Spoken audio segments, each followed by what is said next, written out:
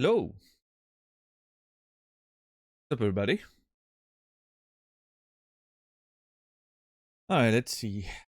Jay, Zulu, Brewer, Rasta, Carsini, $10 Stores, Brendan, Fear the Dawn, Chrisling. Hope you guys are doing well. How are we doing on this? Are we Friday? Yeah, Friday. Almost the end of the year. What's up, Mopo? Dads? You?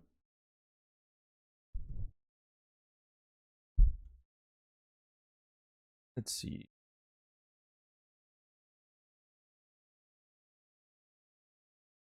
It's going all right. Had a bit of a headache when I woke up earlier, so took a pill and slept another 45 minutes or so. It's better. But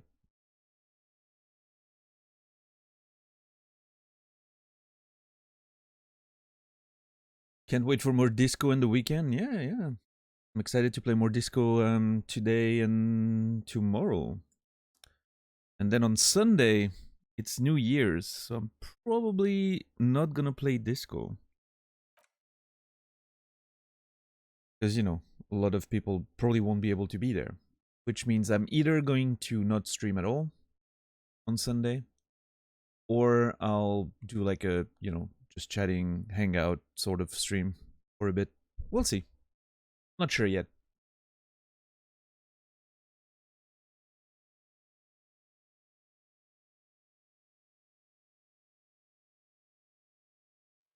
Nice, Brendan. Good to hear.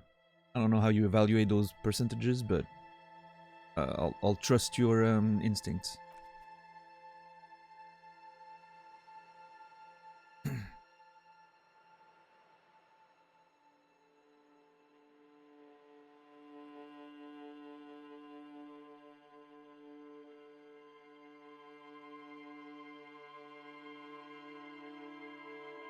Heart rate averages? Okay, well, got that to a whole scientific level, huh?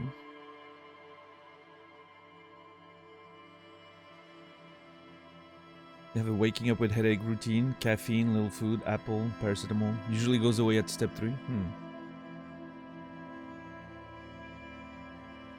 Yeah, my waking up with a headache routine is go back to bed. Only one step. But I get you. What's paracetamol? A painkiller. You probably know it as the brand name Tylenol.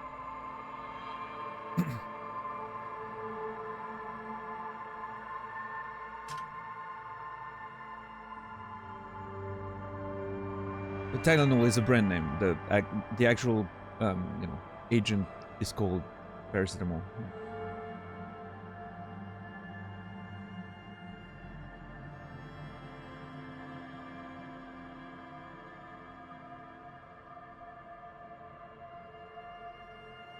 I think acetaminophen is a different one. I don't want to, you know.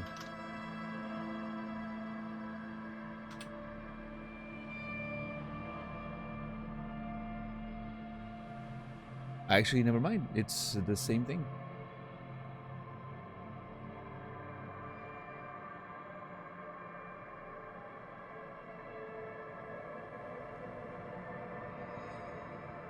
I guess, yeah. I guess we use different name for the substance.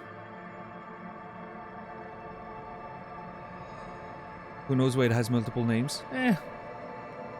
Pharmaceutical companies doing the same shit. Different pharmaceutical companies doing the same shit, I'm assuming. I don't know. Yeah. Miracle drug? Well, I mean, yeah, it's you know.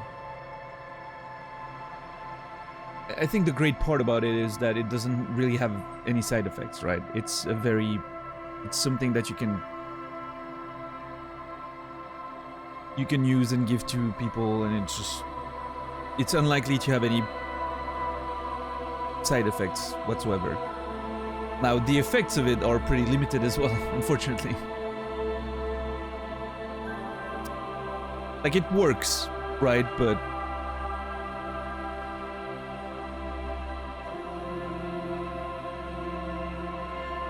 it's also not gonna do anything about inflammations and, you know, as opposed to ibuprofen or something like that. But yeah, I mean, for like for the standard little pains here and there, you know, it's great.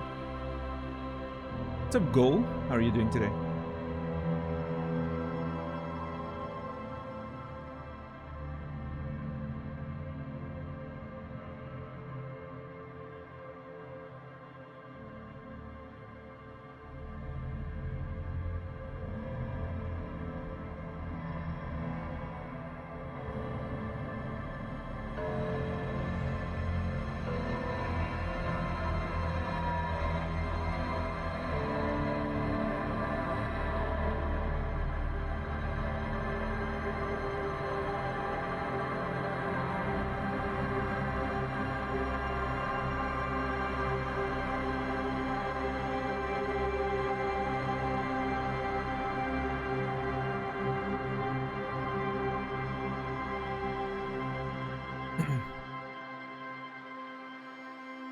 No, I think my eyes were fine. It's just, you know, with the contacts, sometimes they scratch a bit.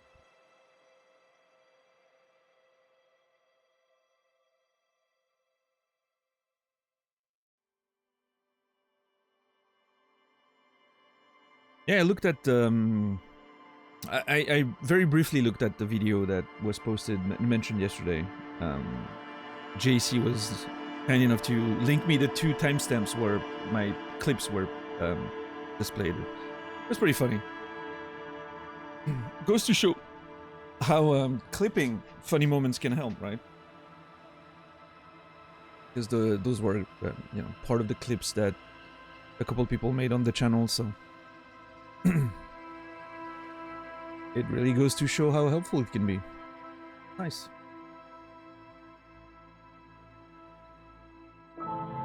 Anyway, I kind of want to go in game, so. What's up, Brian King? How are you doing today? Something in the air is irritating them? Could be simply, you know, the dry winter.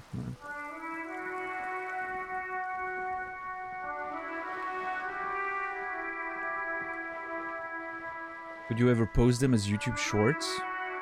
I don't think so.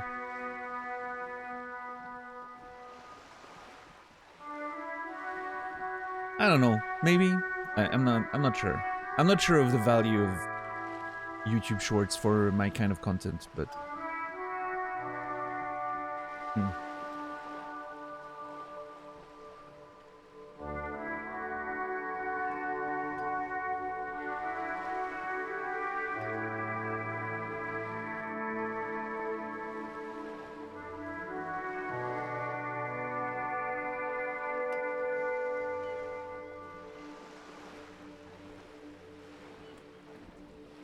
But you know, clips are clips, right?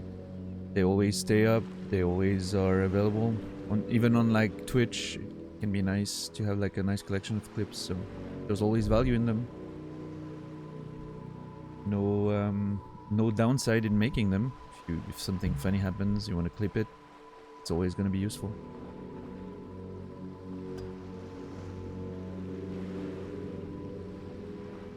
Stayed up late in the morning writing music. Only got 4 hours of sleep and I feel fine.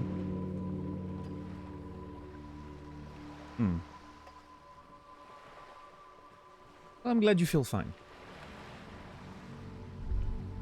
Just try to not think about the fact that your brain is currently being slowly destroyed by the buildup of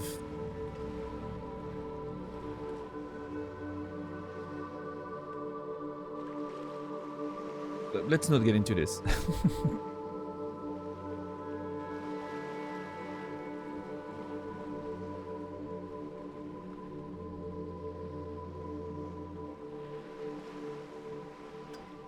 And that's the beauty of it, Rian King.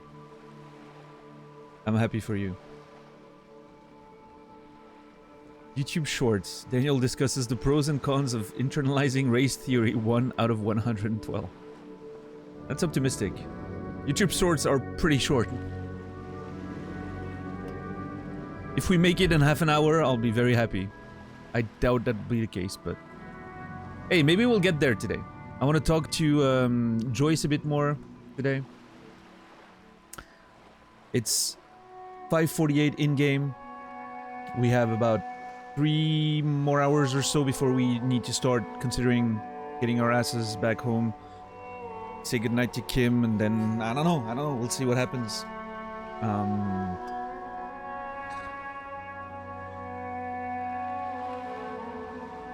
I would like maybe to see the buildings here. There's a lady here that wants to talk to me, apparently. I think that's where Kuno's dad lives, in that area, roughly. I think those are the buildings, right? Those buildings here. I think they're the buildings that we're supposed to... where we're supposed to find him, right? Flat number 12, yeah. Okay, so we'll maybe investigate that. We'll see. Do we have time in the next in-game roughly 3 hours to get back to Measurehead? I don't know. Maybe we'll do that in morning day 3. Maybe we'll do it in the evening day 2. We'll see.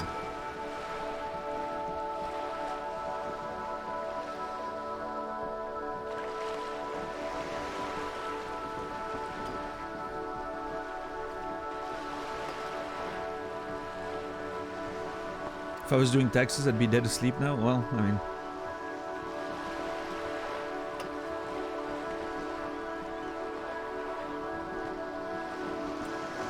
I certainly understand that. The difference between doing something you enjoy or something you don't, but... Still, getting enough sleep, you know... It's pretty damn important. You're back. Good. What can I help you with? Takes a sip from her silvery thermal cup.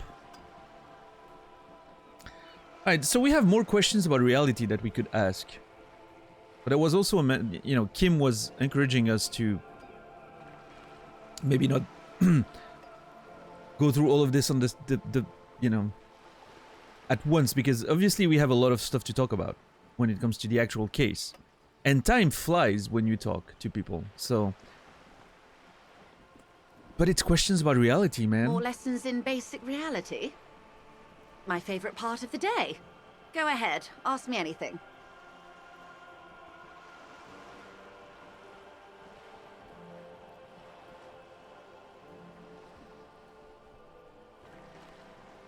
Let me ask you. Yesterday, I think Rhetoric, it was Rhetoric, said, ask her who she is. Don't stop there, or something like that. I'm gonna trust Rhetoric, I think.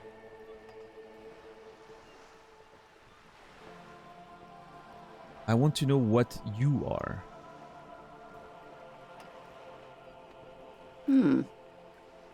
She hums. Okay. Think she's intrigued by the question. She won't maneuver her way out of this one. Thanks, Volition. I can repeat the question, or I can wait.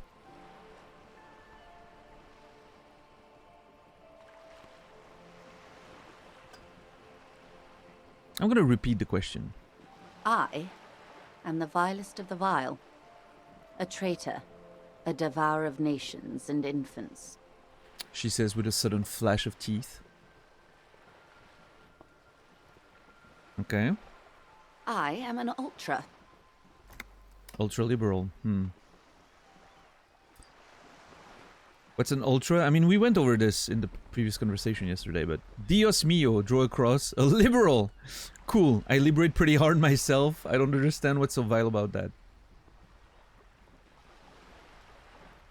Okay. I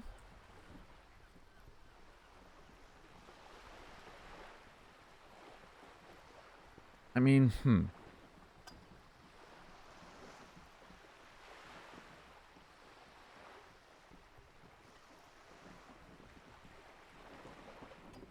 Yeah, I do love the sarcasm of that second answer, but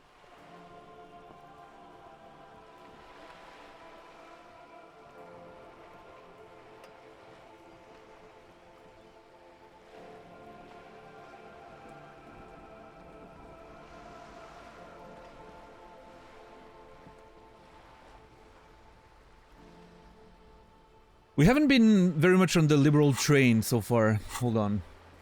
Yeah, 0.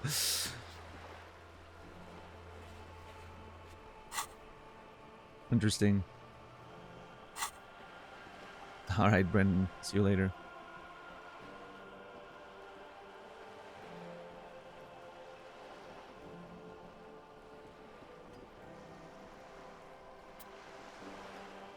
Santa, welcome in.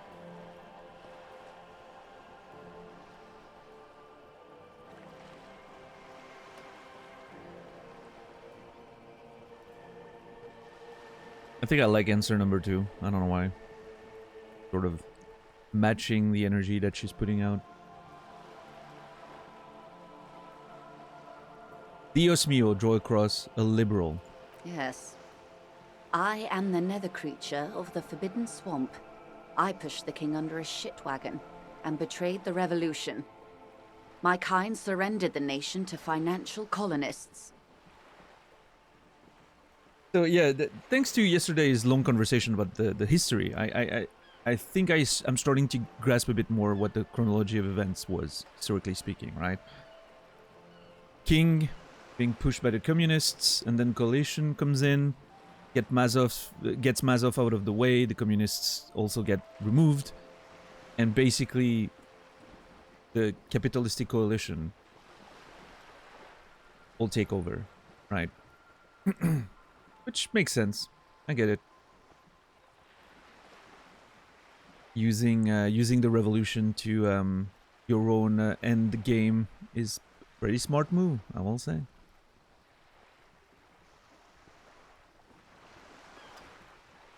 Reducing communism to nothing more than a flash in the pan. Never truly, you know, giving it enough time to see if it would work or not.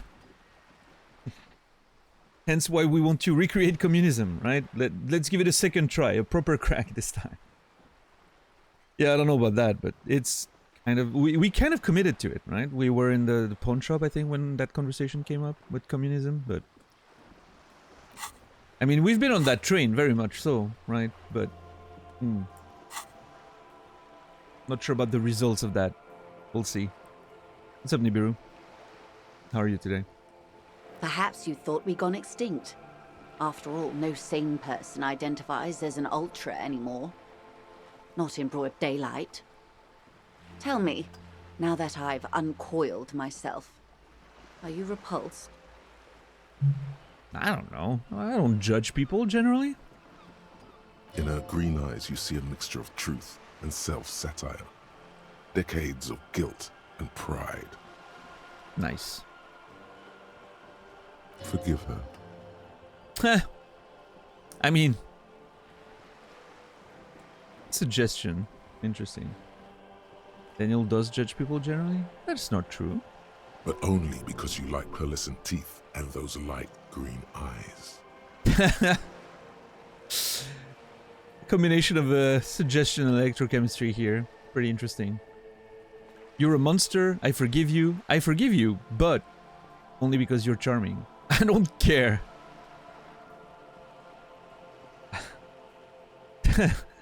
That last answer is nice. I don't care.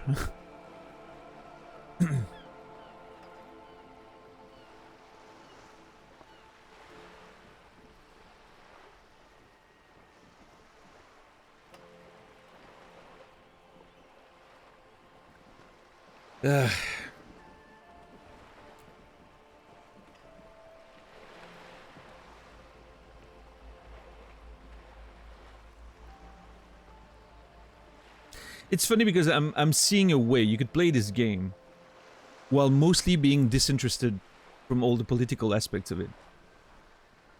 Because there's always an answer that's just like, yeah, whatever, you know, I don't care, or let's move on. You know, like you could play as someone who's literally not interested in all that stuff, which is pretty funny. considering how heavy those themes are.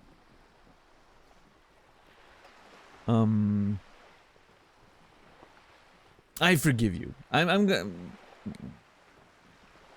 Is it even my place to forgive? I don't think so.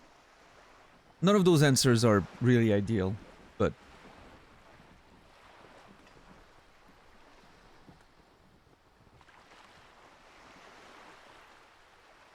I think ultimately I'm gonna go with I forgive you. I think it's fine. I do hope so. I hope we are able to remain collegial despite my monstrousness. The Ultras didn't have anything against the King, or the Commune, you see. It was just business. No, I get that. They were just getting the job done, right?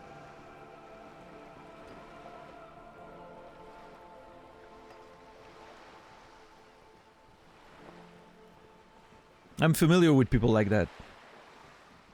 They always think it justifies everything. There's a lot of forgiveness required when you're faced with people like that.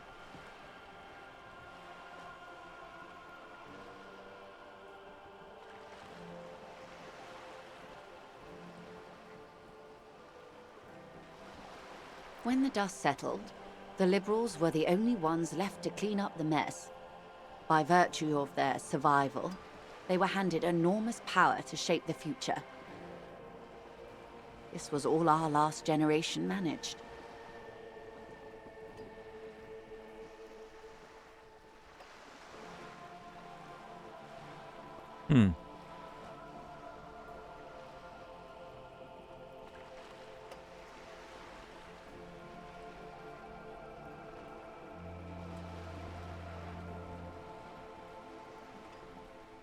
Would you have done something differently? Obviously, I'm gonna go with that, but I'm just thinking about this was all our last generation managed. Doesn't seem very happy with the results, huh? With due respect to our overlords, the eternal caretaker government that keeps Martinez is a monument to the efficacy of its artillery. Yes. While a gentle wind sweeps the streets in the rebuilt east, light drizzle washing it clean, lights go up and motor carriages circulate the tracks. I would not have relinquished sovereignty to the Coalition. Not here in Martinez, and not in the Stella Maris or Delta Beachheads either. If not for my own sake.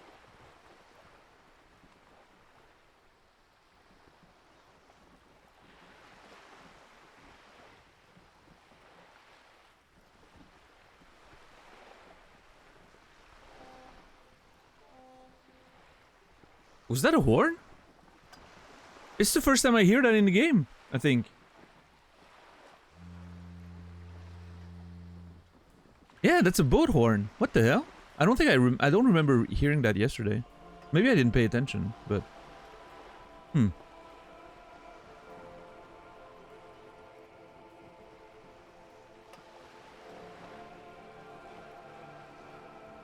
Then for my daughters, we had an obligation to defend our sovereignty. We should have burned the whole Isola down rather than let them have it. Dark orange flames reflect in her green eyes, an oil fire on the ocean. you're a smart woman, you're a patriot, you have daughters.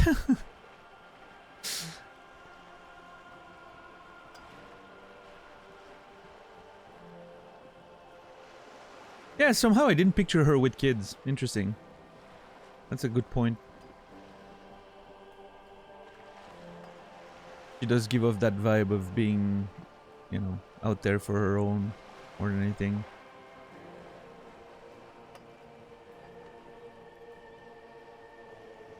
And she is a smart woman. Perhaps. My intellectual vanity will be my undoing. You're no dummy yourself. Thank you, Logic.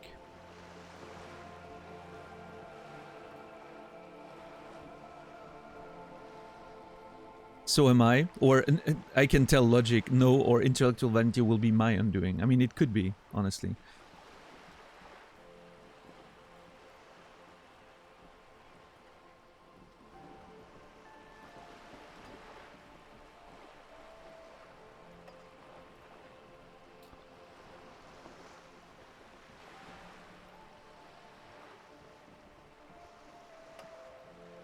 So am I, whatever. A smart boy getting smarter. One basic term of reality at a time. Yes, I suppose I am. But I wouldn't be a patriot anywhere but here. Seditious talk, man. The lieutenant puts down his notes and gives her a look. You have daughters? Yes. Whatever else I am, I'm also a mother. And a wife. Now, Okay. shall we return to reality? Closes her eyes and opens them again. Okay, interesting.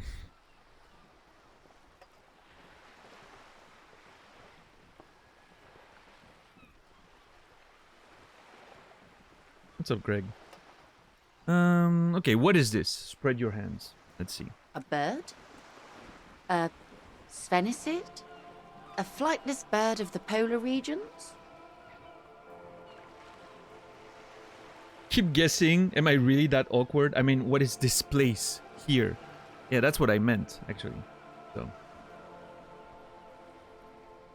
Ah. This is the pier of Rue de Saint-Ghislaine, 33A, where the tenants have been kind enough to rent me a slot. Okay. Or two. looks around. What is Rue de Saint-Ghislaine 33A? A pre-revolutionary tenement. Old buildings are called tenements, you see. And new buildings, bâtiments. After les bâtiments nouveaux. But 33A and 33B are not nouveaux. They're old.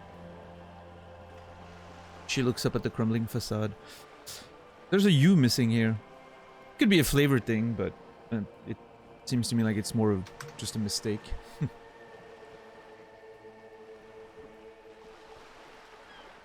But who knows? Who knows?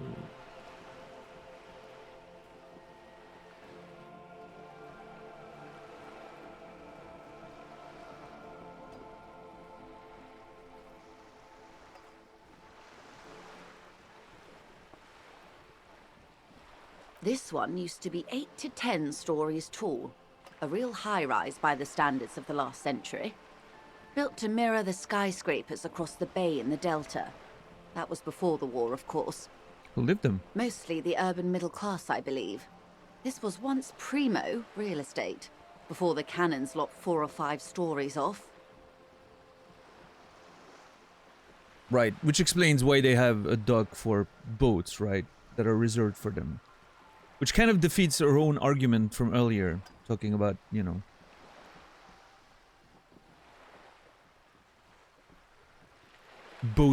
boats being not just for rich people or whatever. Splat, splat. Oh. From a dilapidated balcony, a young girl in odd clothes gives Joyce the evil eye. A red paintbrush held to her throat.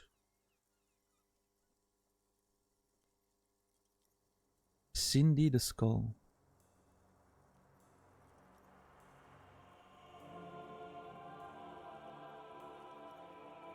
You could be wrong, but from here it appears as if she's running the brush across her throat in a soaring motion. That's an interesting visual. Wonderful.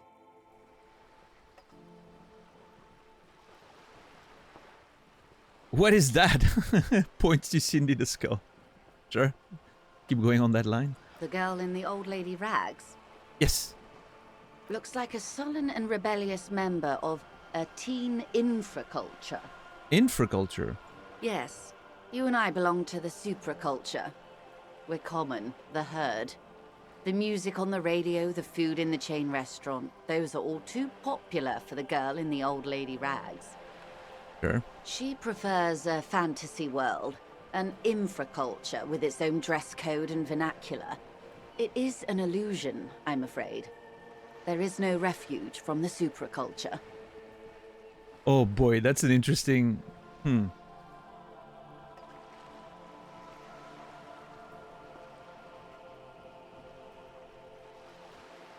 That is a really interesting conversation there. On a better day, I could talk about this for probably 5 hours. The whole stream could be about that.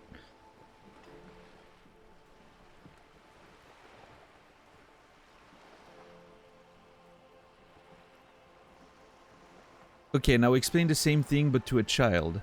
I understand everything, make it more complicated somehow. Love that.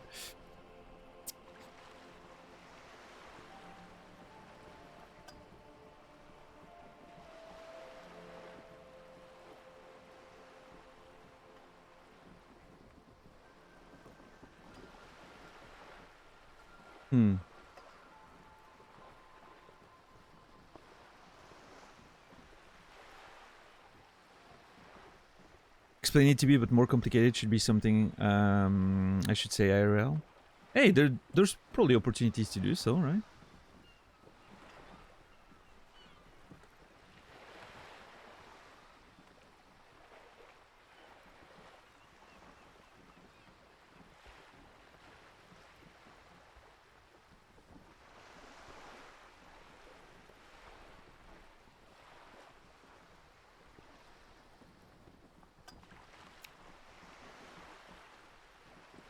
Something you would tell ChatGPT, maybe. Yeah. If I understand this right, there's no hiding from Taylor Swift.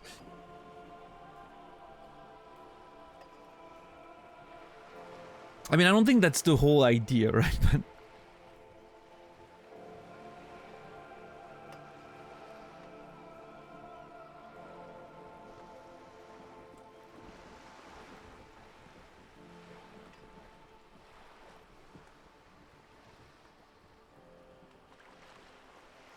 like, the way I sort of understand that is...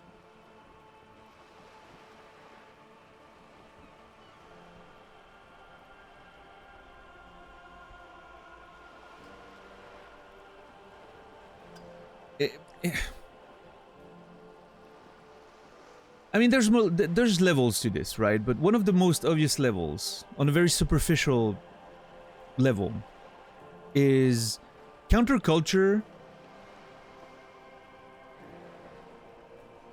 Counterculture is just part of the, you know, general culture right now. It is a business, right? Counterculture and all the people who attach themselves to that are just part of a different business that just looks different, that just feels different, but it's still business. And a lot of the money from, you know, counterculture goes to the same people as the sort of mainstream, right? It all ends up coming up to the same people. It's all part of the same system at this point, right? In the world. Because everything is so, like, hyper controlled and centralized. Versus the same coin. Yeah, kinda. Like, if you, you know, if you kind of look at... and I don't know how to... I don't have, like, perfect examples for this, but music is a great example. Like, if you look at a lot of... semi-independent music labels these days that do, like, sort of, you know, more underground or what they would call in this game, like, infraculture bands and whatnot. If you go up the chain enough, you end up being in the same majors, right? Like, it all goes in the same pockets. It's all, like, sub thing. There's true independent stuff, but then, even then, right? If we talk about independent music, is it not at this point just part of the whole machine, right? They're just companies making money. It all that money all goes somewhere, right? Through taxes, through whatever.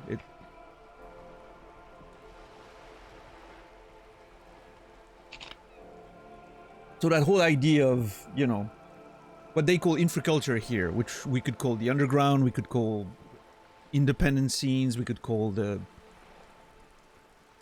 you know, hipsters, whatever you want to call it, right? It's all sort of part of the same system, ultimately. Nothing exists in a vacuum right now, anymore. Not in the, you know, first world, Western civilized world, or whatever you want to call it. Right? There's no escape from all of that. I mean, Twitch is a great example of that. Especially more so if you know, get away from like the bigger channels and whatnot. Like it's another level deeper. Like Twitch is already sort of infraculture in itself. It has its own codes, vernacular. It's outside of the realm of, you know, like the standard 9-to-5 life. Like most people, you would talk to them about Twitch in the streets, they wouldn't know what it is, right? Like a lot of people would never have even heard of it. And on the platform itself, you have those subcultures, right? In the platform itself of like smaller spaces that are like trying to stay away from the big popular stuff. But all of this is part of the same system. We're fucking associated to Amazon, for fuck's sake. There's nothing underground about that, right?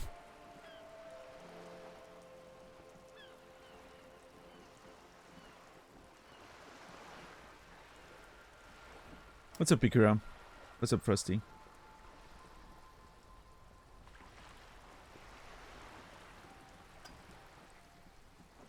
Oh yeah, I like that YouTube series, Santa.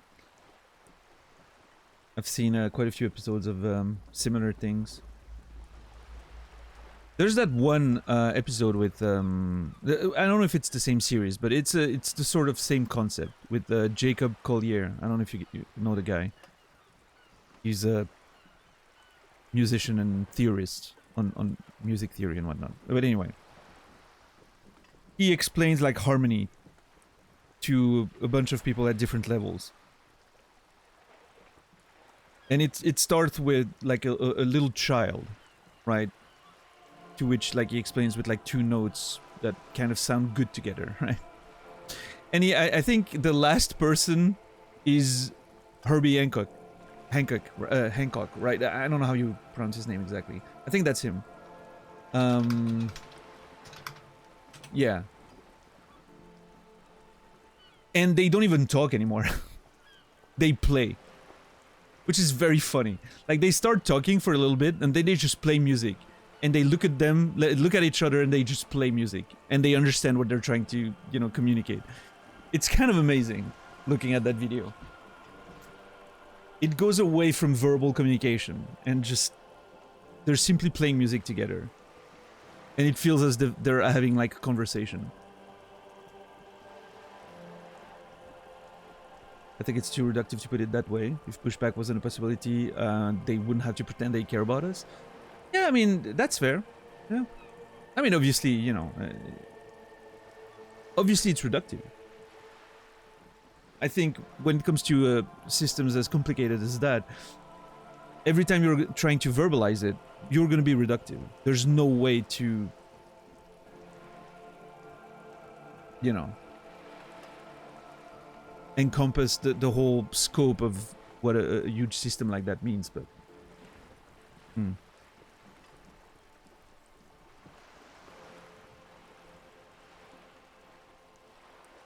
But here's the thing. I think that pushback is by design. I don't think that pushback is as rebellious as a lot of people who are within the pushback think, right?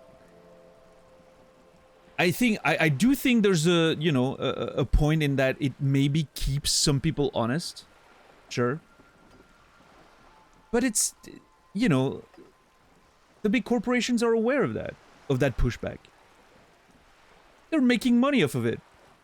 They're probably fine with it. They're you know, it's...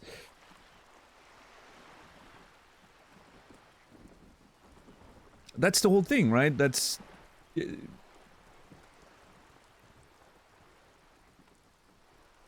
You don't fight you don't actually fight the pushback. You let it exist. You acquire the companies that are behind those pushbacks and the, you know, the associated brands and, you know, products and whatnot, and you make money off of them, right? You make money on both sides. It's perfect.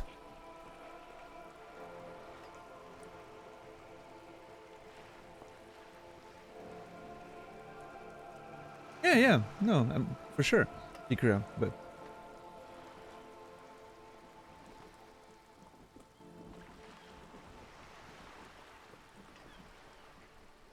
yeah, I get what you mean. I'm rereading your first intervention. I'm getting the nuance you were trying to go for. Sure. If they were completely immune, they wouldn't care. No, that's true. That's true.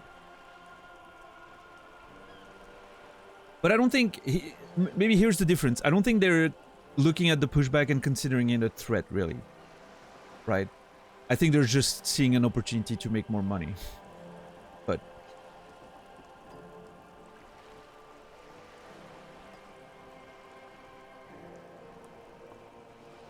that's partially why actors strongly dislike AI representation. It's their likeness without them, but it's also we don't need you anymore. Your image is just recognizable. Yeah.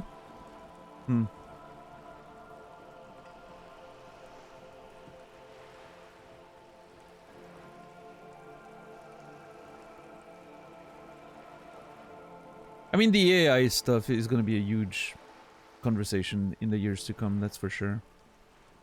It's been a couple years since the sort of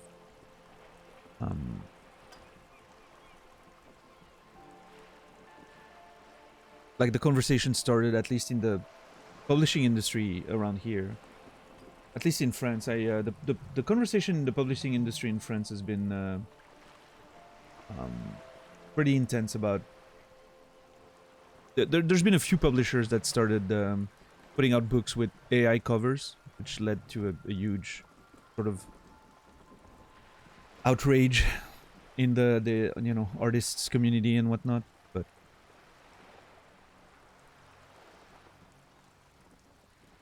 I think that's a bit tangential to the point where like conversation we're having right now. But it's definitely definitely something that will have to be figured out in the rest of the decade. I think next 3 to 5 years is probably going to be a big point of contention in the artistic world for sure.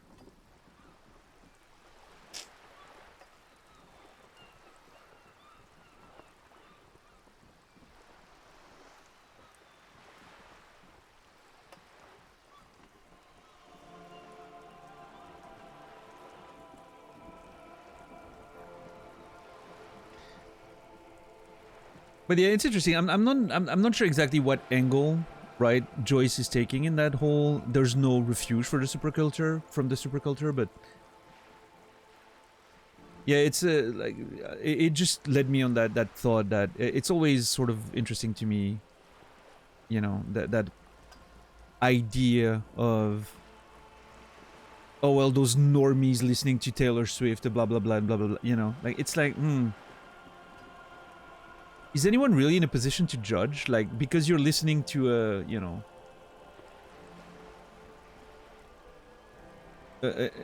because you're listening to indie bands and dressing at a, you know, store that has mostly black clothes, does that make you, you know, more unique, really? There's still millions of people doing the same thing as you do, so... I don't know, at some point it's like... I think we had that conversation once about trying to be so different that you end up all looking the same. Because everyone who tries to look different sort of ends up trying in the same way.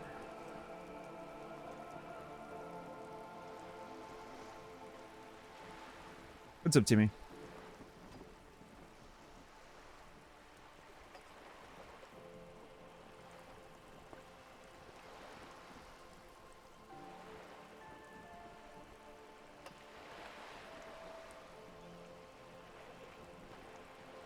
I think I had mentioned that little anecdote, and I don't know how, you know, again, I don't know how true that anecdote was, but I remember reading about the story of... there was an article about hipsters. I don't know if it was a website or whatever, but... And it said, like, it was an article that said basically all, you know, all hipsters, by trying to look different, end up looking the same. And... there was an, you know... one person in particular contacted that publication and told them, yo, you used my image without my consent. You know, that's not very cool, because they used their picture, the picture of a hipster for their article. And he was like, yo, you used my picture, like, what the fuck? You didn't ask for my permission or whatever. Turned out it wasn't them. Just someone that looked like them, like, you know, very similar. So that was just like the illustration of the, you know, the ironic illustration of what the article was saying. So I don't know how true that story is, right? It could be fiction, of course, for the sake of the argument, but if it's true, it's pretty funny. What's up, lady?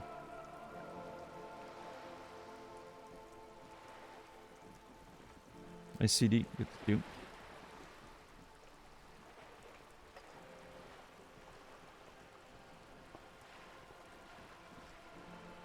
We're just here before the robots performing art convincingly acceptably comes out. That's one thing Overwatch comfortably predicts about the actual future. Well, here's the thing, though, and I mean, that's a conversation we've had several times, Rin King, but I'm not in, like, even if AI could produce content indiscernible from humans, right? They could write a book, and I'm reading the book, and I'm unable to tell if it's a human or an AI that wrote it. Even if it could get to that level. And that's, I think, a pretty big if, but let's assume, right, that we get there at some point. I personally would still not be interested in reading it. And I've mentioned that in the past, but what I'm saying every time is I'm not interested. I'm interested in what humans have to say. I'm interested in what vision of the world a human is sharing through their art, right? I'm not interested in what an AI can, you know, assimilate and regurgitate in a different way, right? I'm not interested in an algorithm just putting out stuff without the actual consciousness of being human and what it means, and, you know, and that vision of the world, right? Because that's what's interesting to me, is how do other humans think about the world and look at the world? That's what's interesting about art at the end of it all. It's just, it's another vision of the world. Yeah, I mean, exactly, Naz. I'd be interested. I'd be interested in looking at it from like just a curiosity perspective. Like, oh, wow, that's impressive, right? Technically impressive. But ultimately, I'm like, I don't care, right? You know, it's... There's nothing I can really take from it. Now, let's imagine much further along on that train of thought. If it could get to a point where AI develops sentience and consciousness in a way, right? Then maybe I would be interested, because, well, at that point it's like, okay, how do, you know, how do artificial intelligence see the world and look at it, right? Now, there's a different conversation. Obviously, to, you know, we're talking about purely speculative science fiction there. Like, AI actually developing, like, consciousness and sentience is something that I'm unlikely to ever see in my lifetime, even if it was technically possible, right? And there's no proof that it is at this point, but just assuming it would be, and it would happen in my lifetime, sure, then I'd probably be interested, right? But that's a very different, like, it's a new form of life at this point. It's a new form of existence. It's a new form of thought. It's a new form of, you know, yeah, consciousness. So at that point, yeah, I'm interested in knowing what they have to say, but yeah, we're obviously not even in the same wheelhouse at this point. What we call AI right now has no intelligence in it. It's just assimilating information and regurgitating it in a different way. There's no, you know. Now, obviously, there's a conversation to be had about, are we that different? as you know, humans? We're also just, you know, assimilating information and putting it out in different ways, right? That's what we do, but I selfishly would like to think that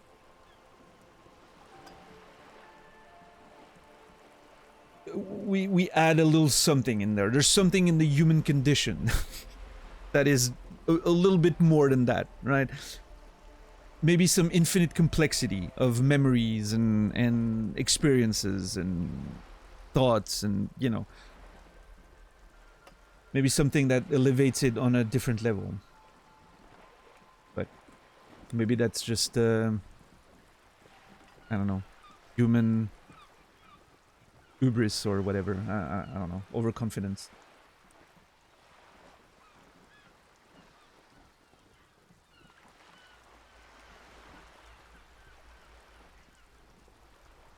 All of subcultures almost equals mainstream. Yeah, I mean, for sure. At this point, I would say Sentai, especially with the internet. I think the internet really helped, right? Bringing everything sort of together.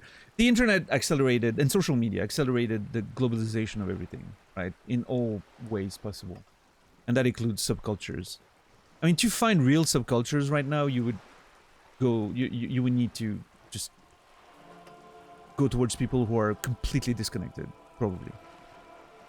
And they exist, right? There are actual, dark underbelly of cities and whatnot where people are completely outside of society for the most part, right?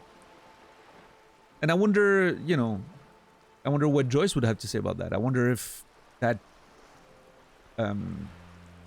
what's the name? Cindy the Skull is maybe, maybe she qualifies for that because she's in a town that seems to be a little out of time. And, well, I mean, I'm saying that, but no, there's a big corporation here, right? Wild Pines and everything, so it's part of a system that we just discussed at great length, like the whole revolution, now part of the coalition and all that, it's still part of the system, but...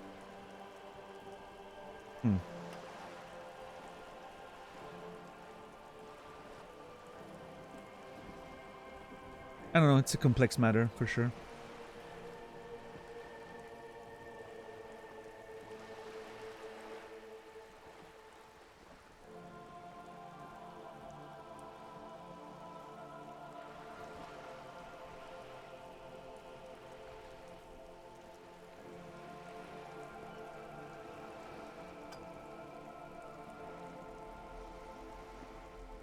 What's up, Noger? Would we need a term beyond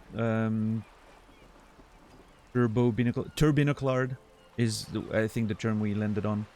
We're contracting them for a sentient AI. I don't know. Yeah, we'll see when we get there. Technically, they're neural networks. AI is just catchier. Sure. Yeah, it's a branding thing. I get that. I bet an AI would have thrown the sandwich to the ground. Probably they don't need to eat, right?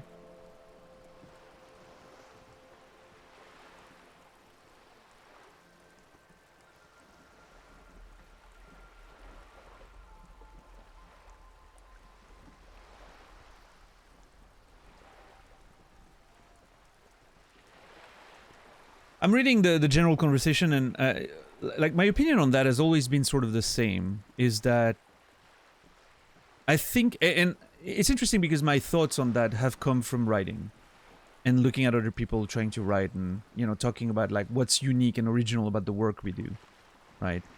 Oh, I feel like my writing is not unique enough or whatever. What I found, and I don't know if that's true or anything, right? It's just how I've experienced it, is the uniqueness is the stuff you don't know is unique. It's the stuff you don't realize you're doing because you're not doing it consciously. That's what's unique about you as a person, and that's what's unique about the art you're gonna make. It's those little things that you don't really have control over. Because I feel like every time you're conscious of something, or you're trying to be conscious of uniqueness, you're gonna attach yourself to something different. Which by default makes it less unique. You're gonna use, stuff you already know, and stuff you understand, or stuff you've seen, or, And I feel like it's sort of the same for...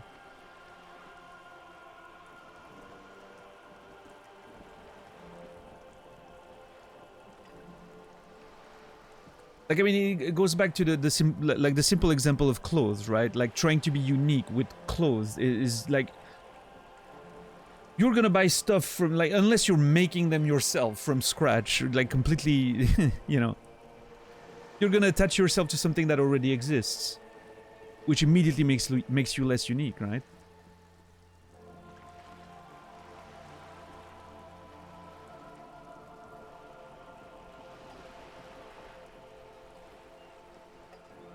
I don't know. I guess my point is just be naked. That's the better way to be.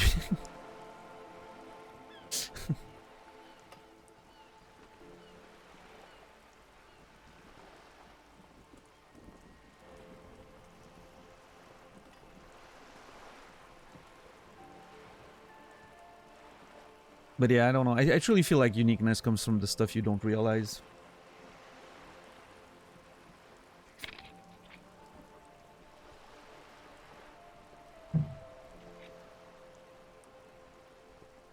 I found that to be very true when it comes to writing, at least.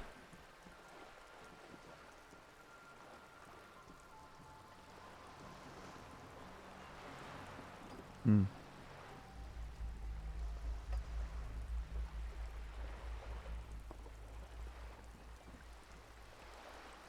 What's up, Cassie?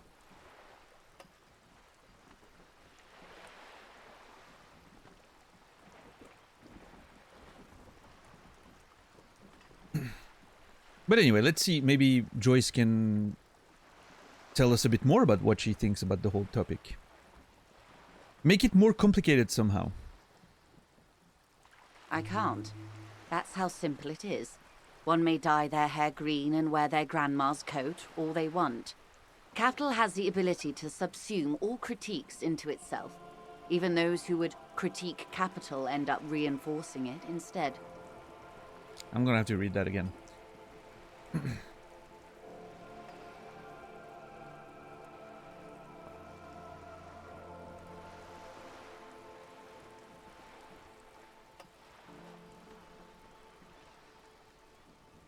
Aiming to be authentic is probably the most annoying and unauthentic. Well, I mean, aiming to be authentic is, what's it called? An oxymoron?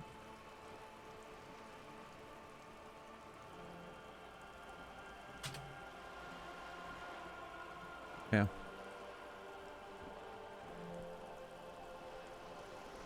You can't aim to be authentic. It's not... Like, by definition, you can't.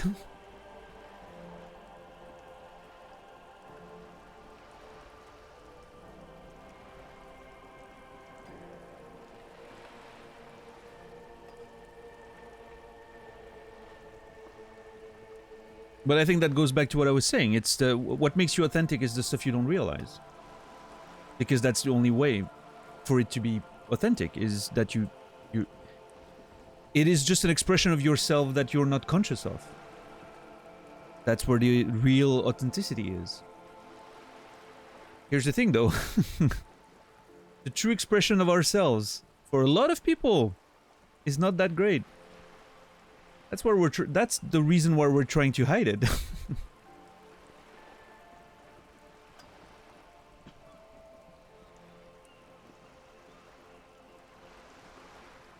Because that's where all the shitty stuff is. You don't want people to be authentic. You think you do. You don't want to. Well, I mean, or you might want to.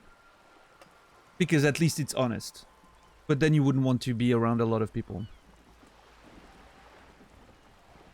There's a lot of people you wouldn't want to be around anymore.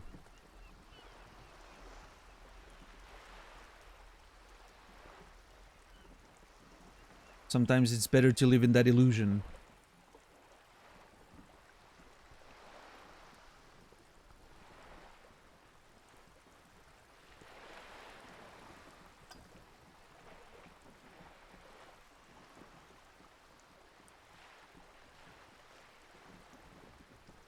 But I'm sure there's good people out there. They're just extremely well hidden.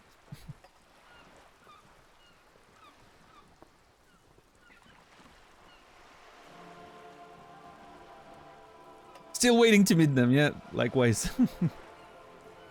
What's up, Glegor?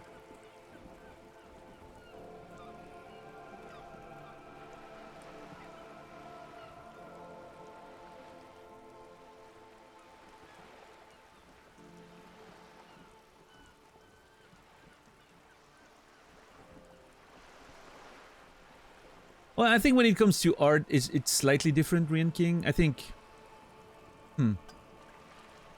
I mean, that's a whole conversation, Rian King, right? It's the conversation about, does art require rules?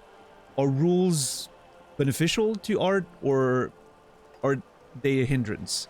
Or maybe it depends, right? Or there's a little in between, but I'm one of the people that leans more towards art needs rules, right? But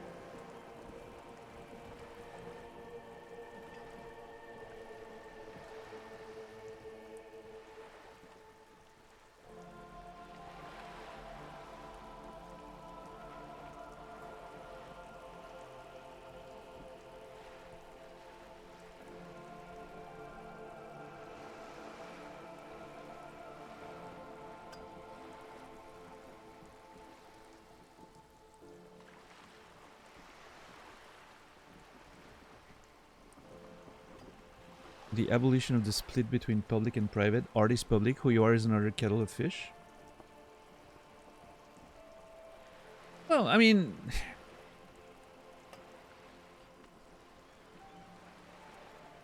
that's the thing though. Art is made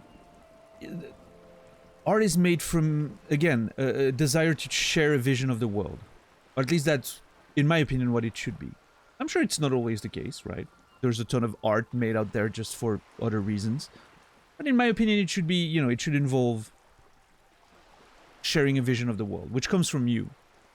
Art is a part of your internal world that you're sort of displaying outside, right? To the outside world. I don't think an art and an individual can be fully separated. I disagree on that point.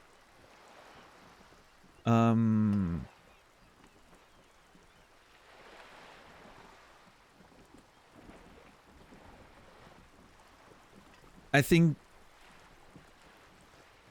who the artist is has a major impact on the art they're making. And it can have a major impact on the understanding of that art. So I think it's hard to separate both, but art needs rules that need to be broken in certain circumstances. Yeah, I mean, but yeah. I think breaking those rules requires a deep understanding of them. Why would art need rules? I mean, again, I think it's a, I don't think it's that simple, right? I'm leaning personally towards the idea that rules are good for art, but I don't think it's that simple as saying, yeah, it needs rules. We've seen what in French we call that art brut, right? Which I don't know what the translation would be, but in English, I think we have that conversation before, and someone told me what it would be called in English, but I don't remember. But basically, art brut is mostly made by people who had like mental illnesses and they weren't aware they were making art. It's still art, right? It's a way for them to share their vision of the world. But they didn't have any rules because they didn't know they were making art. They just were expressing some inner, desires and inner voices and put them on paper or whatnot, right?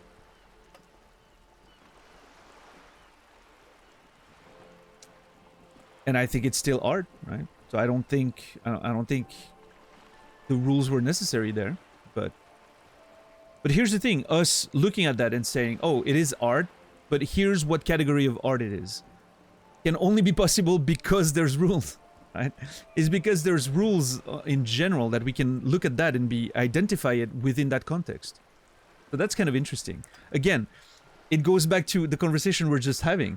It's an infraculture. Art brut is an infraculture, but it can't escape the superculture, because the superculture is going to look at that and be like, "Oh, that's what it is," right? It's going to define it in relation to itself, which is why you can't escape it. There's no doing that in a vacuum, right? It's just not going to happen.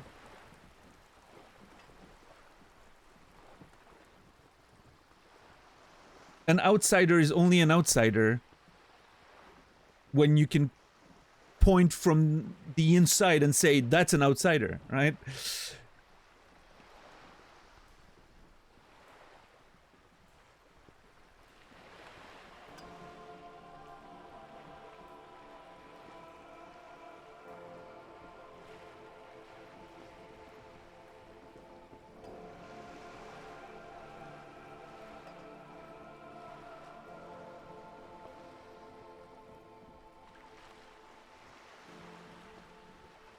Breaking rules in one way in which intentional uniqueness arises in writing. I disagree with that.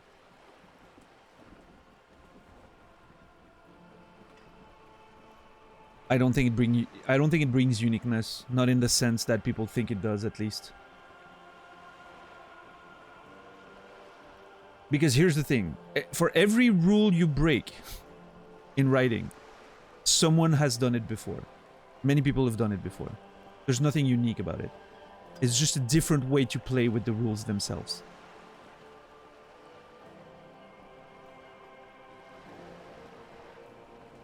It goes back to that conversation. It's trying to do something that's infraculture, but you're just working around the superculture. You're working around the established rules because you're doing it consciously.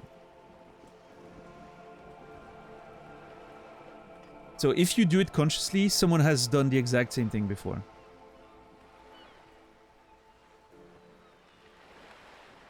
And again, there's some semantics involved there, right? We could argue what the definition of unique is. Sure. So I'm not saying you don't have a little bit of a point there. I'm just saying that to me, that doesn't fit the definition, which is why I go with the usual, my usual endpoint is always ends up being the same. It's like the uniqueness comes from the stuff you're not aware of. Those are the things that, combined together are going to be just completely personal, like completely unique to you as a person. No one else has done them in that same way because you're doing them unconsciously with who you are, and only you can do them, right?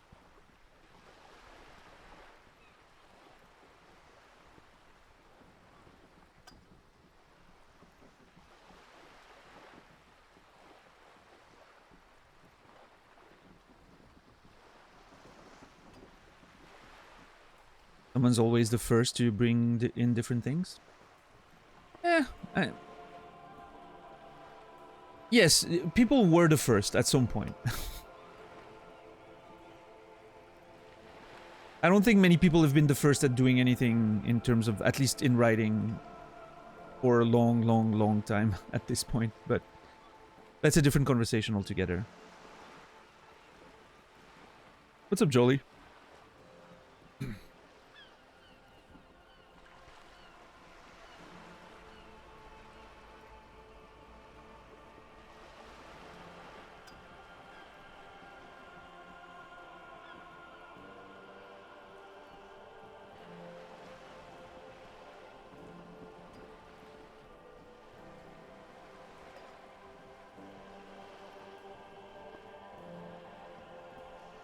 I don't know. I have my vision of uniqueness in writing has always been a little. I wouldn't say cynical, but it's always been a bit.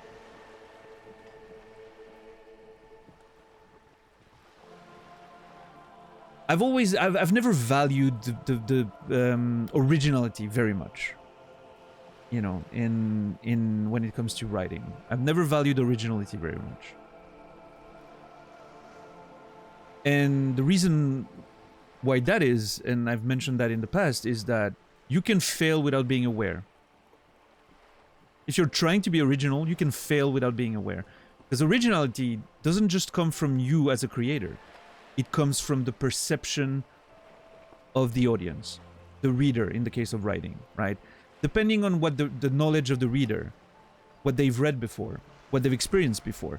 Something can look super original, or something can look completely, rehashed and, something they've seen dozens of times before. So trying to be original, could be a failing venture even though you don't realize it, which is why I don't value it very much. So maybe that colors my thought that the true uniqueness comes from the stuff you're not aware of. You're not even trying, and here it is, right? But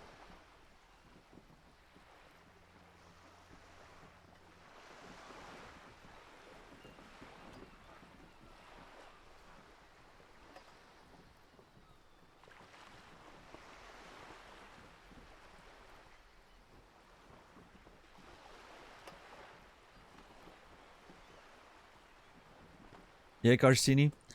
I mean, yeah, I'm with I'm with Quasi here. I think there's a difference between, is it poorly written or is it just that the character has ideas that aren't really that novel or interesting, right?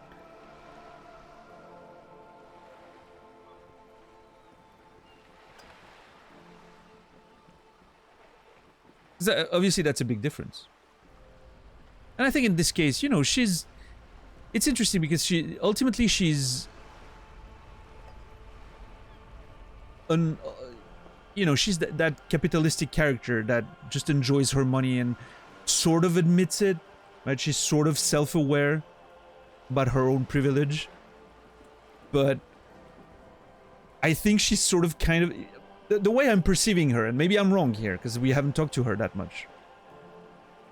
I feel like she's using that idea of self-awareness that she displays as a shield to protect herself from critiques about the way she lives, right?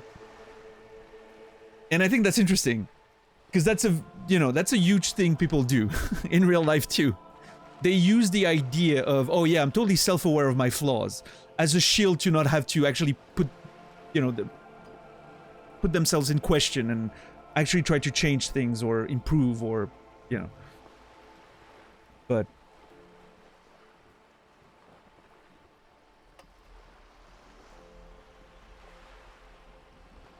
that's a whole other can of worms, obviously. So I don't know. I'm not too surprised that Joyce has some takes that are a bit like, yeah. I feel like that can be a defense mechanism, right? Like, oh, why even try to go against the power? You know, there's nothing we can do about it. It's the power, right? That's a point of view that makes sense from her. She benefits greatly from people thinking that, right? She can keep getting away with everything. So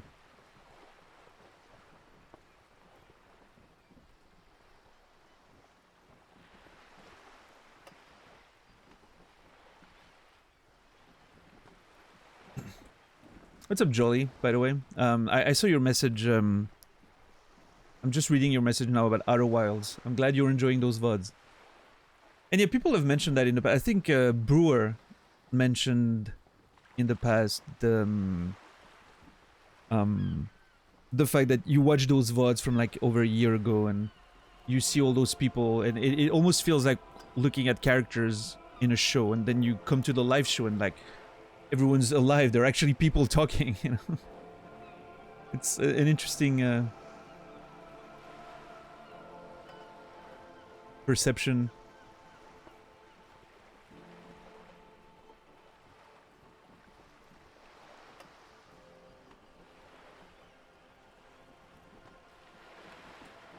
Right, Garcini. Yeah, I mean, I don't know. It's hard to, you know, obviously I don't have the knowledge other people probably have about the game or the creators or whatever, but that's certainly not how I perceived it. I didn't, you know, it didn't seem to me like this was the creators talking to me directly and their vision belonging to them, right? But that maybe that's because, you know, I'm a very, like I said, I'm a very immersion first type player. So to me, it's always the characters. I'm not often seeing behind the curtain, if that makes sense, right?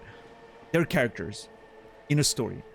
I'm never really thinking about what's the writer behind the curtain trying to tell me or what are they sharing right now, right? That's something that generally comes in a second, at a second stage later, either when I'm done or when I'm like now having like those sort of meta conversations about the topics, right? But I'm generally just like, they're characters and they're talking to me and that's who they are, right? I'm not really thinking about the people and the ideologies behind them. It's I don't know. I really get hard into the immersion of things, and I'm trying not to break that, you know, too much. But considering what happened to the game studio, this line hits different. Yeah, I've heard some things. I don't know, obviously, all the details, but I've heard that the like main writer of the game sort of got his work taken away from him, which isn't great. But That's the ruthless world of publishing. What can I say? And I'm not, you know, again, I'm not defending anyone, right? But I'm just saying, like, it sucks. It is full of shit like that all the time. Yeah. And you know, that's something that hits me every so often, right? That's something that hits me every so often. The thought that my novels technically don't belong to me anymore. I don't own the right to my own novels anymore, technically speaking. I'm just getting paid royalties on them, right? But you know, I technically sold my rights to my novels by getting them published. They don't belong to me. I am not, you know, that's the conversation we've had sometimes when people are like, oh, you could translate your novels yourself. Your English is fine. And I'm like, sure, I could, technically, but I couldn't sell them because I don't own the rights to them anymore. It's a weird thought, you know, when you think about it. I'm still the author, right? But it's just...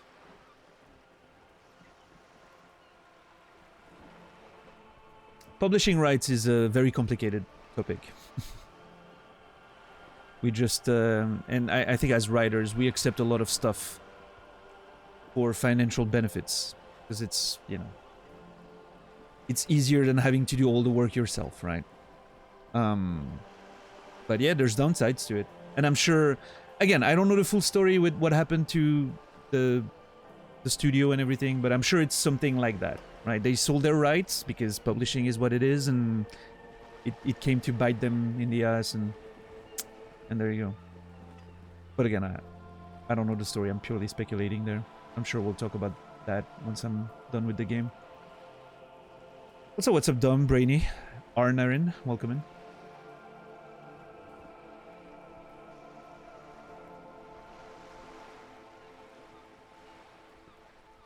How fun to be the creator of something and not own it anymore. It's just what it is. It's not, you know, it's not like we don't benefit from it as writers. I wouldn't be able to print my own books and do the marketing myself and put them in libraries myself. I need those, you know, intermediaries. That's... I need the middlemen. That's what it is. So...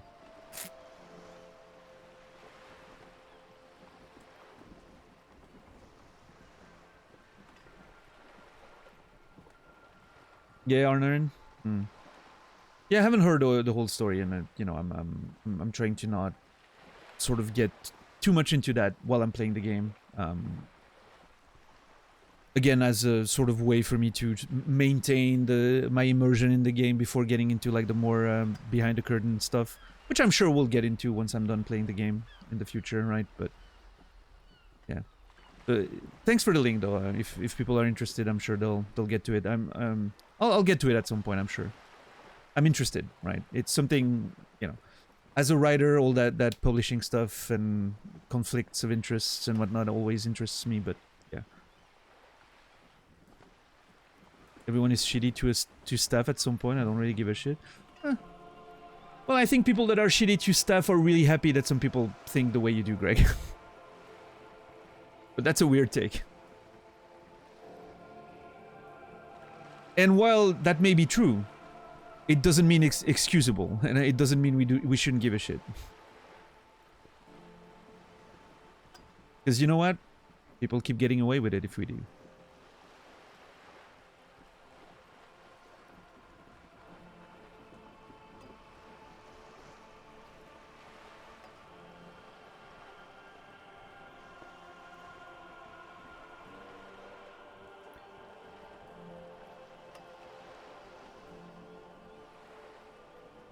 I'll pay you 6 figures ahead, but you owe me 4 books over 6 years and all the rights over them. That's a good end of the stick. Well, I mean, I would personally never sign a exclusivity contract, and I never did, and I never will. So, if you sort of fall into that hole yourself and you sign away your rights with exclusivity and certain expectations, it's kind of something you should avoid, right? I mean, I know a lot of people get preyed upon because they don't sort of know how to avoid those things, but yeah. I think it technically doesn't even own the world itself anymore. Yeah, those are the, you know, unfortunate side effects of signing away your rights sometimes.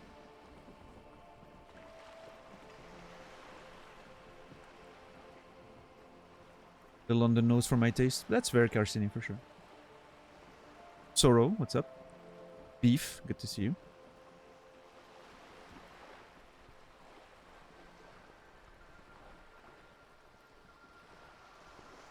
Public versus private won't affect how I see the work. Yeah, and again, I'm sure all the pieces of shit making art out there are very happy that a lot of people see that the way you do, Greg.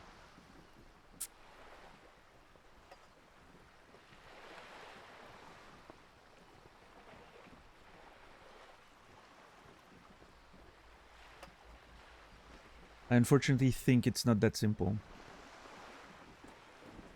And here's the thing. Someone being a piece of shit doesn't really affect the quality of the work. There's some absolute assholes out there who've made great work, right?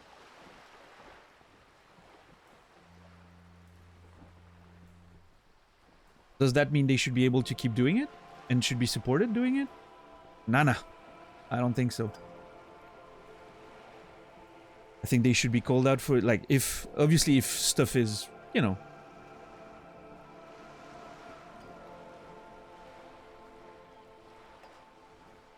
if the shitty people they are is being revealed, it is paramount that these people face the consequences of their action.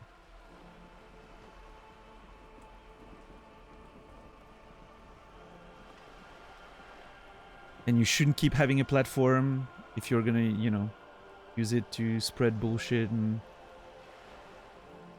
basically let your shitty self infect your fan base.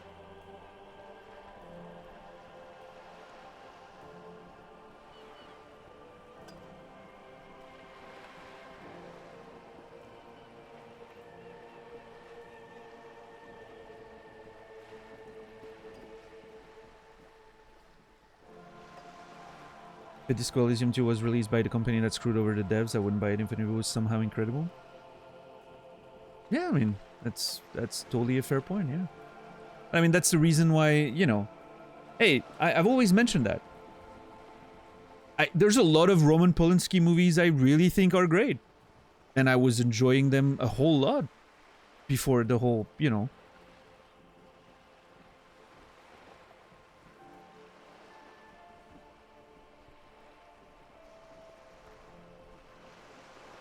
revelations about his, you know...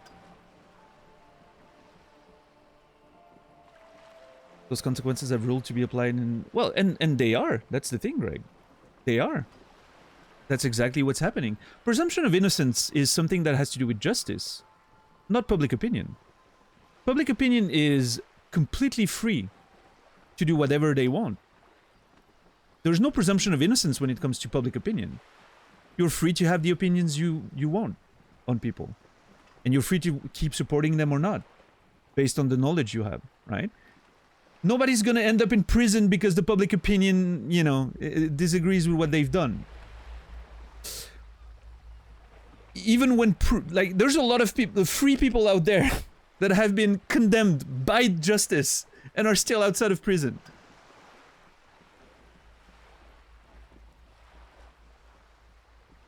Those are some weird takes, Greg. I'm not too surprised, but those are some weird takes. Roman Polanski has been found guilty of his crimes, and he's still free out there. He's not in prison right now. He's still making movies. There's a lot of people in the same situation. There's a lot of people in the same situation. It doesn't matter what the public opinion thinks about that. Separate the art from the artist? Disagreed. Hard disagreed. I only agree on one term. That separating the art from the artist works. It only works when you're evaluating the piece of art itself. I still think The Ninth Gate is a great movie. It's a fantastic movie that will never change, regardless of who Roman Polanski is. Do I want to support that movie? If that movie is put again in the cinema, will I want to go watch it and pay money for it? Will I buy a Blu-ray version of it? Nah. No way. I'm not supporting the person anymore. And every time I watch The Ninth Gate, in a little corner of my mind, I think about how much of a piece of shit the person who created it is. You can't separate that.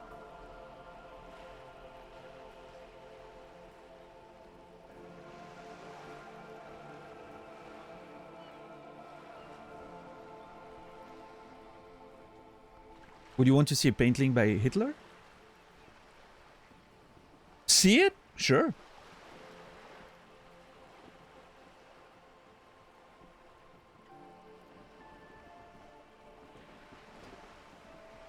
What does that... I'm still going to be aware that Hitler painted it.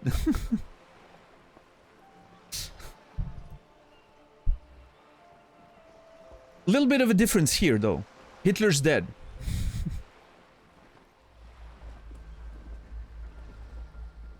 Now, if Vladimir Putin was like, hey, I have a painting, would you like to buy it? Obviously not, right?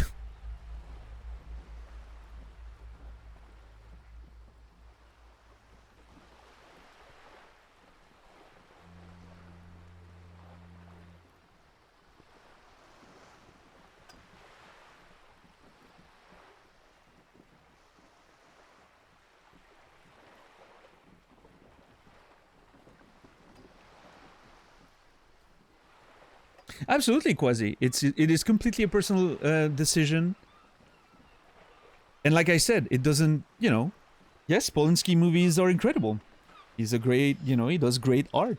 And he's a terrible person. And I think he should never be supported. I don't think he should be allowed to make movies anymore. I think he should be in prison right now, paying for his crimes.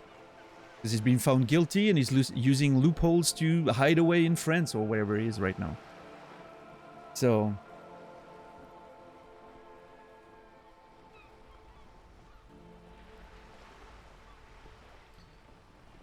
But, you know, and that's the thing, right? It's...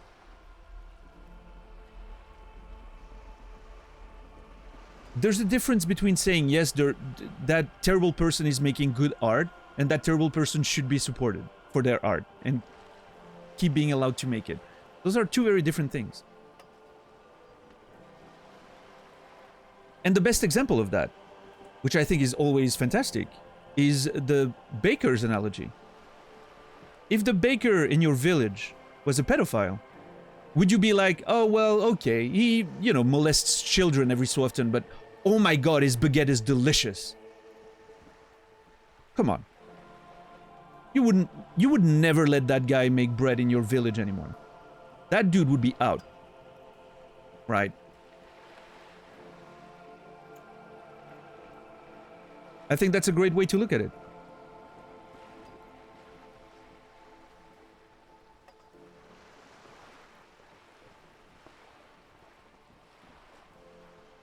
Well, that's on purpose, Greg.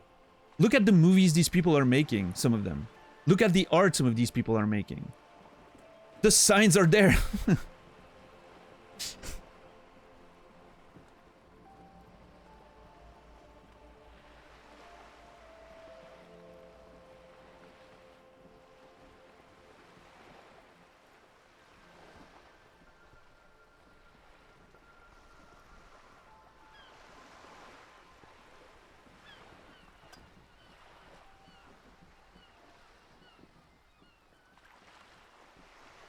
Well, you're completely confusing two things here, Arnerin.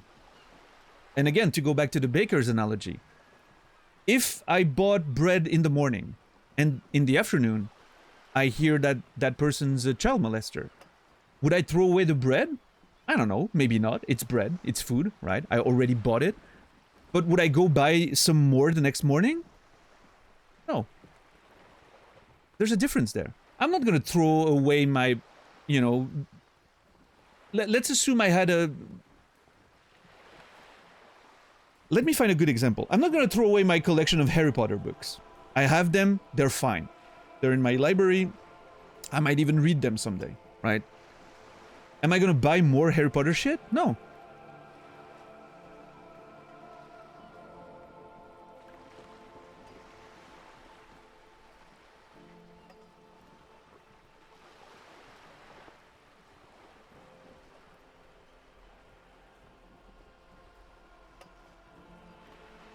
Yeah, exactly, Quasi.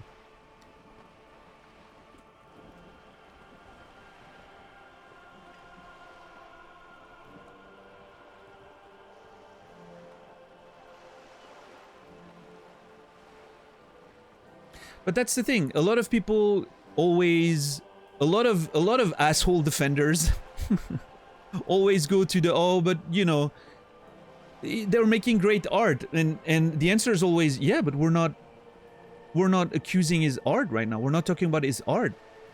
We're talking about the stuff they've done as a human being that has nothing to do with art. Right?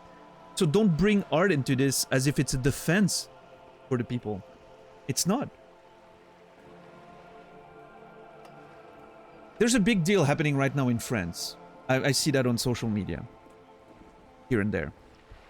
With Gérard Depardieu, if you know that actor, who's being accused by 14 women of sexual assault. And there's legitimately people who've gone live on TV to say, oh, well, it's an assault on art and, you know, the greater history of cinema. And it's like, well, nobody's arguing about cinema right now, right?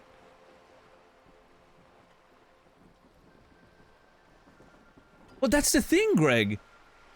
Why would a criminal be allowed to continue doing their art instead of being in prison paying for their crimes? And we're talking about people who have like gigantic public platforms. That's the problem.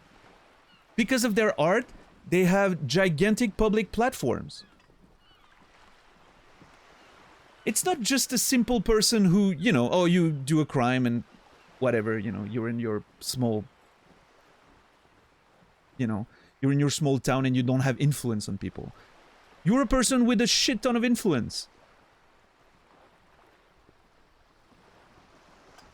There's some danger associated with that.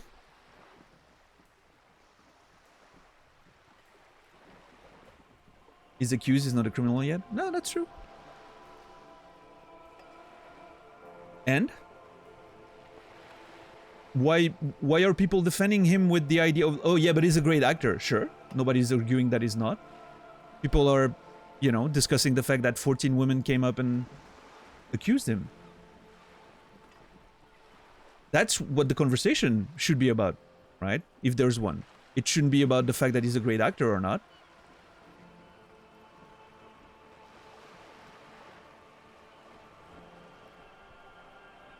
Yeah, that's the thing, Quasi, right? Nobody's gonna come and defend random you know, people are coming to the defense of Depardieu. Nobody's gonna come to the defense of random Marcel that's building wall during the day, right? Oh, but he made such a great wall in my house, right? No, nobody's gonna come to the defense of that person. That person's gonna pay. You know, they're gonna be, you know, gonna go face the justice, and everyone's gonna, you know, and those people are not escaping public opinion, by the way. There's this whole discourse of, oh yeah, but the you know, public opinion, social media, blah, blah, blah. That's because it's on a different scale. Depardieu is an, you know, an immense celebrity. Obviously, people are going to talk about him. But little Marcel, you know, building the wall builder, everyone's going to talk about what he did in his sphere, in his town, right? Everyone's going to talk about it. The public opinion's also going to happen there. It's just that when we're talking about like actors that are known internationally, the conversation is going to be just a lot louder. But that happens to everyone. If you've ever done something that other people didn't agree with, right, in your community or whatever, at whatever scale it is, you know that the conversations happen at every level. It's not just the thing that celebrities have to go through. It's just the conversation gets louder the more popular you are, because you have more influence, because you have more of a platform. And I think it should be that way, because that influence that you have, right, you can use it for your bullshit. So I think the pushback should be totally proportionate, right? You can't just get the good of your platform. You take the bad as well. That is what it is.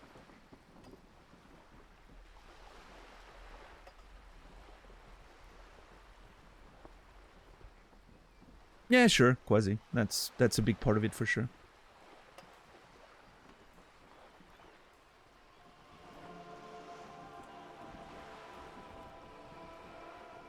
I mean, when it comes to, you know, when it comes to Depardieu and you know, obviously those accusations, I think it goes a little deeper than that.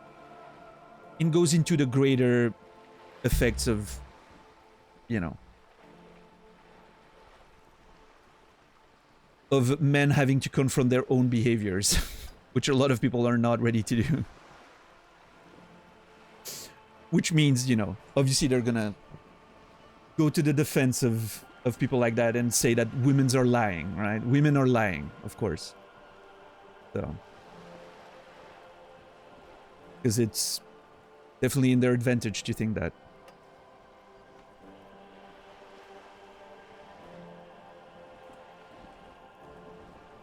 Yeah, quasi, for sure they are.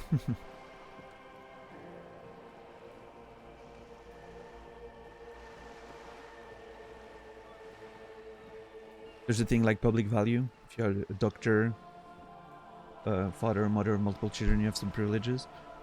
Yeah.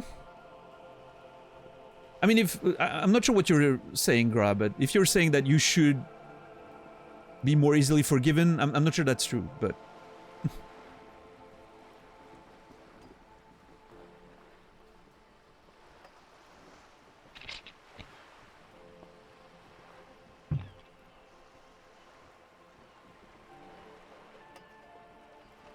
Actor is more valuable than Marcel Bricklayer.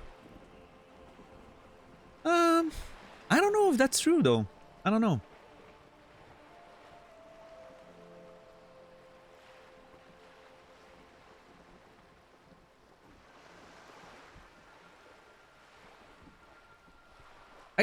Listen, I see what you're saying. There are definitely roles in society, places in society, like, you know, functions in society that maybe are arguably more valuable than others.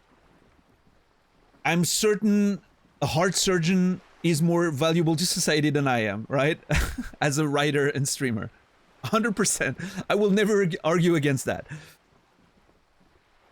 Now, should a heart surgeon be given more leeway when it comes to legal stuff than I do because their role is more valuable in society? I don't think so. I don't think so. Because I think that, you know, that's a very slippery slope. That very easily ends with, oh well, CEO of big corporations should have all the leeway because they're creating all the jobs, you know? The economy relies on them, and without the economy we all die and whatnot, right? I think it's very easy to just sort of slide down that route, right? So, And by the way, that's the way the world functions right now. Just saying.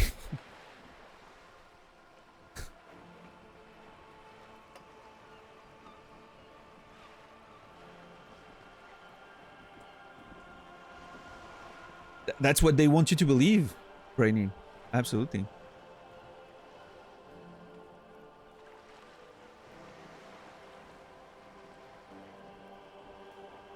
Cult of personality peeking through. Oh, for sure, SCD. Yes, yes. That's also a big thing, for sure.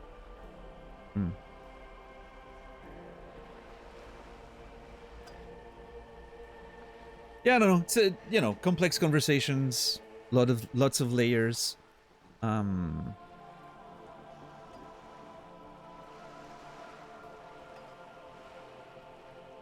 But yeah, I think separating the art from the artist, to go back to the like origin of that conversation, is it's weird. It never ever comes up for positive things.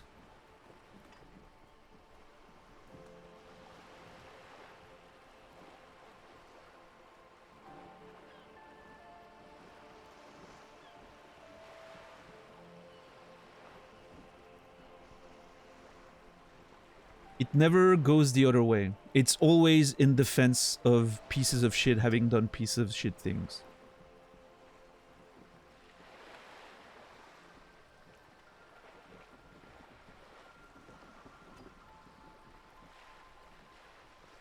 That says a little something to me, right?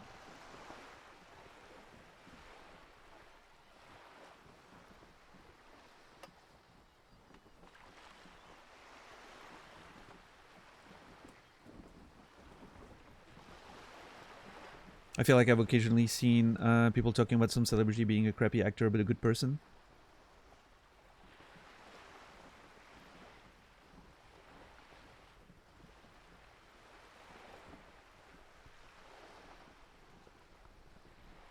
True. True.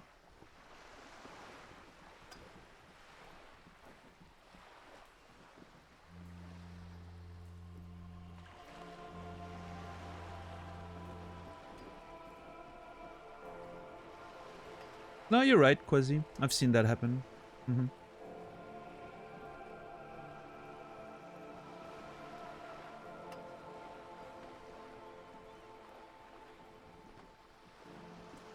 The reverse would be appreciating bad piece of art because the artist is a good person. Basically, parents every time they look at their children's drawings. Wow, shooting all those children's.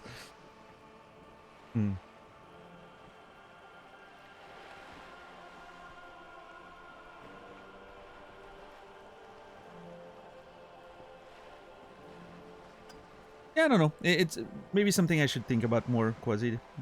You're right, though.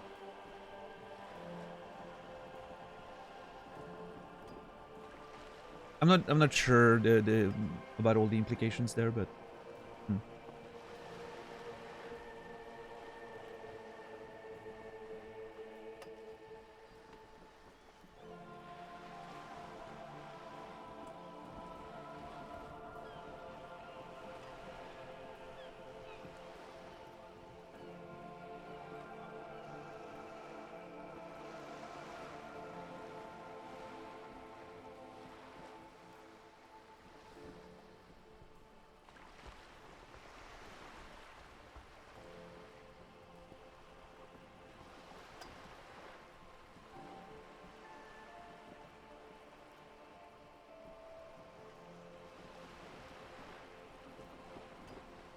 the music is great. Yeah, I love the music in that area. Really cool. My mother once told me she didn't like my drawing and I never drew again. If that's actually true, that's very sad.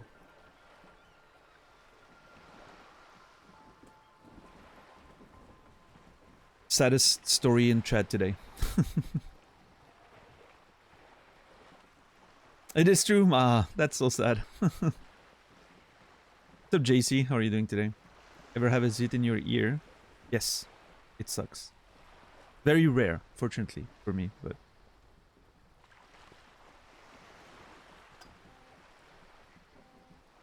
Yeah, Quasi, for sure. Yeah, because, you know... And that's... I think that's sort of part of the point, right, Quasi?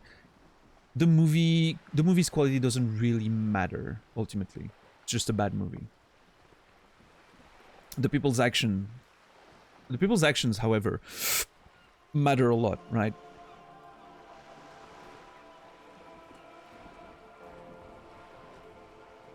Because, you know, we want to see good people. That's just a natural part of life, I guess.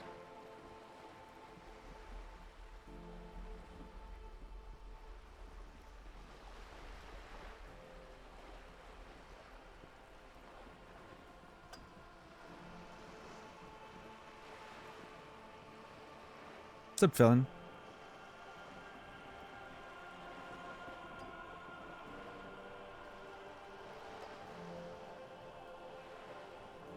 But yeah, I don't know how we like we had a whole...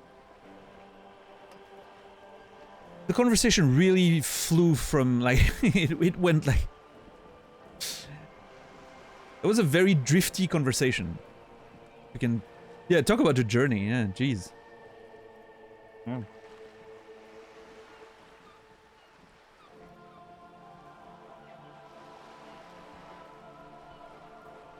But it's interesting.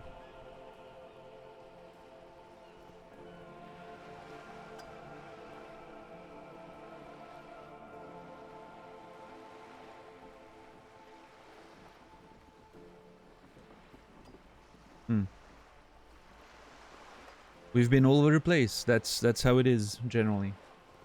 I like that, though. I like all over the place conversations. They can be fun. And then you're all those conversations where at some point you're like, how did we even get here? And you literally can't remember. Those are the best. I like that.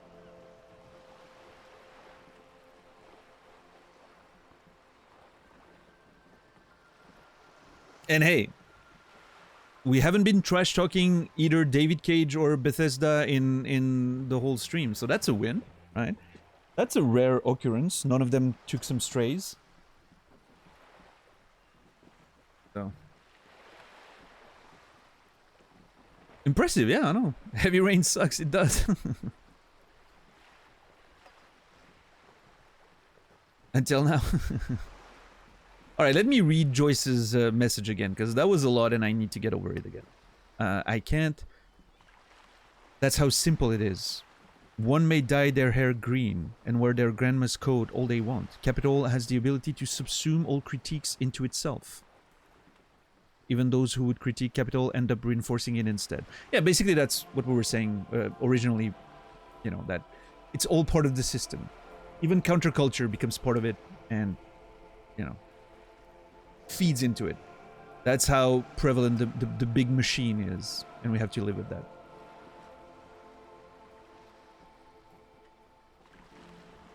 David Cage isn't relevant to separating the art from the artist because he's a shitty person and a shitty artist. True. That is true, Quasi. He's the perfect example. He's the perfect example. I read an article where Starfield was in the top 10 best RPGs of 2023. Well, I mean, the only thing I can take from that is that there were less than 10 or less RPGs released in 2023. That's what I'm understanding there. Or at least the writer of this article has only played 10. Yeah, nice, exactly.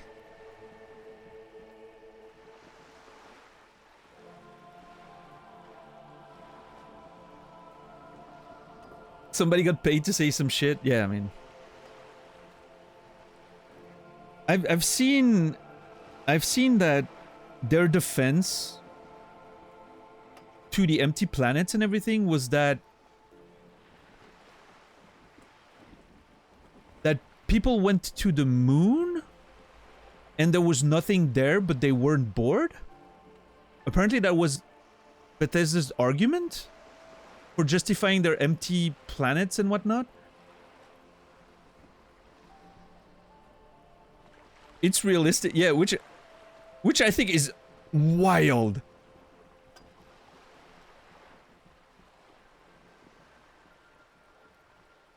It's a wild take. Yeah, no, the astronauts probably weren't bored. They were at, you know, in constant danger in the vastness of space all the time. Their lives were at risk for science. I'm sure they weren't bored. They were literally sacrificing their lives. Maybe. For the sake of scientific discovery. I'm sure they were not bored. They were probably too terrified to be bored.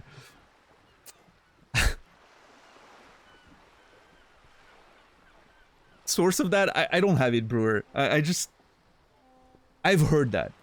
I don't know if that... I'm assuming it... Okay, listen. I hope it's not true. But I wouldn't be surprised if it is. That sounds like something Todd would say. But...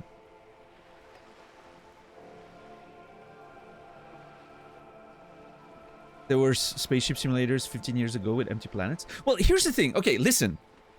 I think I have the perfect example for that. Kerbal Space Program. I was gonna go there, Quasi. Here's the thing. Kerbal Space Program has empty planets. An empty moon. Other empty planets. But here's the thing. Think about what it takes to get there in Kerbal Space Program.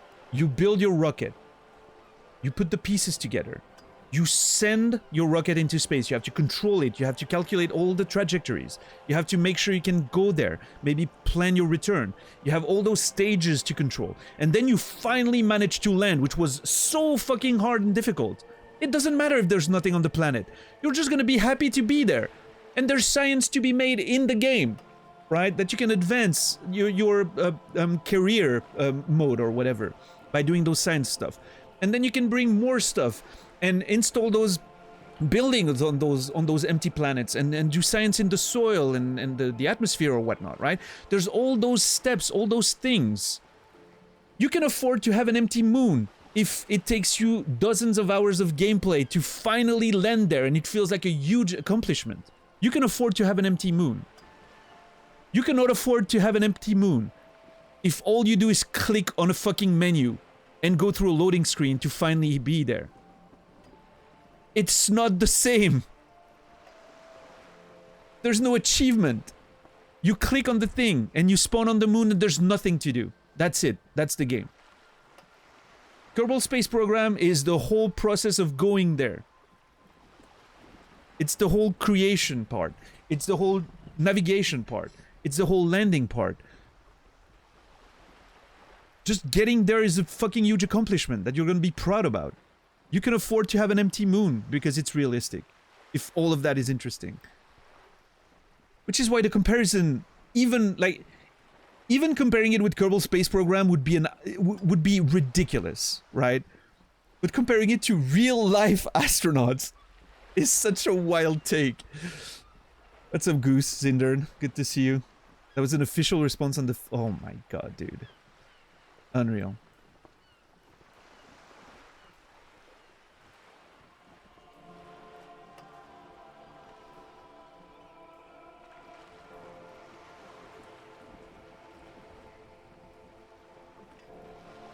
It's a real thing. I cannot believe it's a real fucking thing.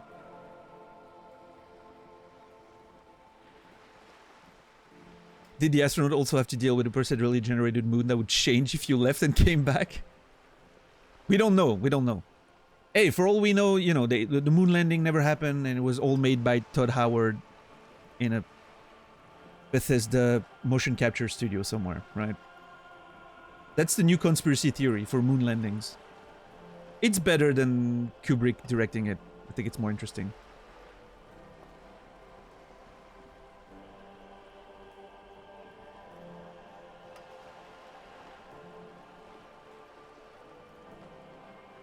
But Starfield is marketed as an RPG about interstellar sci-fi world, not a simulation of space engineering. Yeah, true. No, that's true too, Quasi. Sure.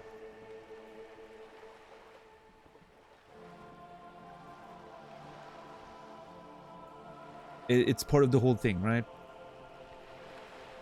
Yeah, I don't know. No, I get that, Quasi. I put that back in context in my brain. Sure. You could have that argument of empty planets being real and whatnot for a game that is supposed to be a simulator, right? Yeah.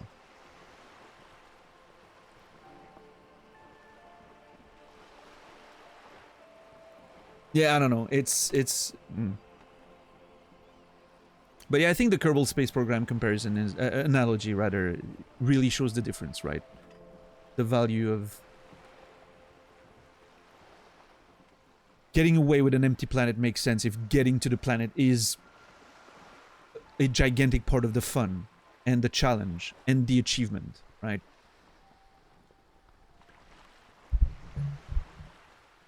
But if all you have to do is clicking a button on a fucking menu, I mean, come on. What's the game then? Lady, yeah, sure. Nice way to bring it all together. And on this note, I'm gonna click continue. All right. What next? She pauses to take a long, leisurely sip of tea. Well, that was a long sip, let me tell you. I paused before she even thought to pause. You think that was a pause, lady? You don't even know what a pause is. The tea must be cold by now. Also, I like that she's drifting further back during the conversation. We had that yesterday also. Okay, who's gonna chime in? Let's see. Rhetoric, maybe? Suddenly, you're not so sure you're part of the supraculture. I think I may be part of an infraculture. And what would that be? Cup, disco, I don't know, I just feel it.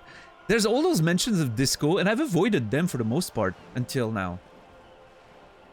I don't know why. I'm not feeling very disco. I don't know, it's a thing. Maybe I'll get there, but I'm not there yet, I don't think. I don't know, I just feel it. Ah, yes. That is what counts, I suppose. For my part, I was more of a new girl.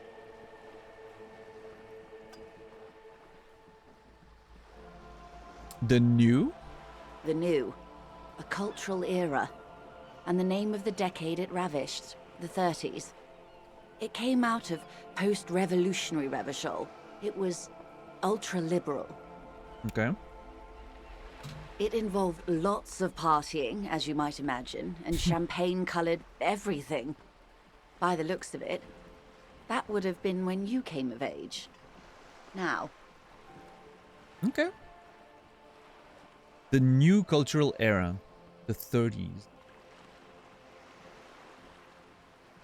Post-revolutionary Revachol.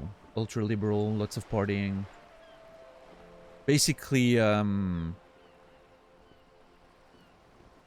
what's it called? Like that period of history?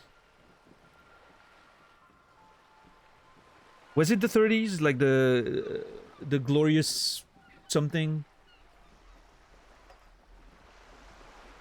The Roaring 20s? Yeah. Maybe that's the one I'm thinking about. Yeah.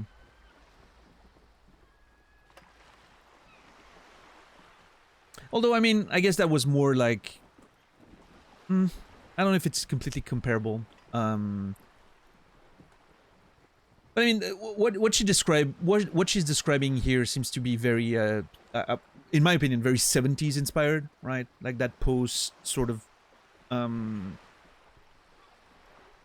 height of the Cold War sort of situation, and you know, out of the the recovery from the World War II was pretty much done at this point.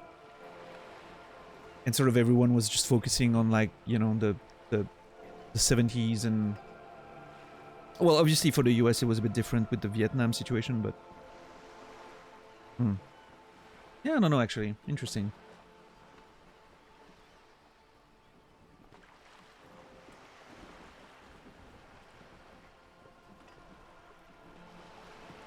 But yeah, this is giving me, like, I don't know, the way she's describing that is giving me a bit of a, what's the name of that?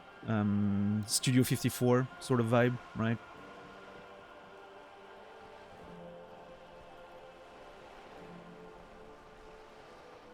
That whole culture.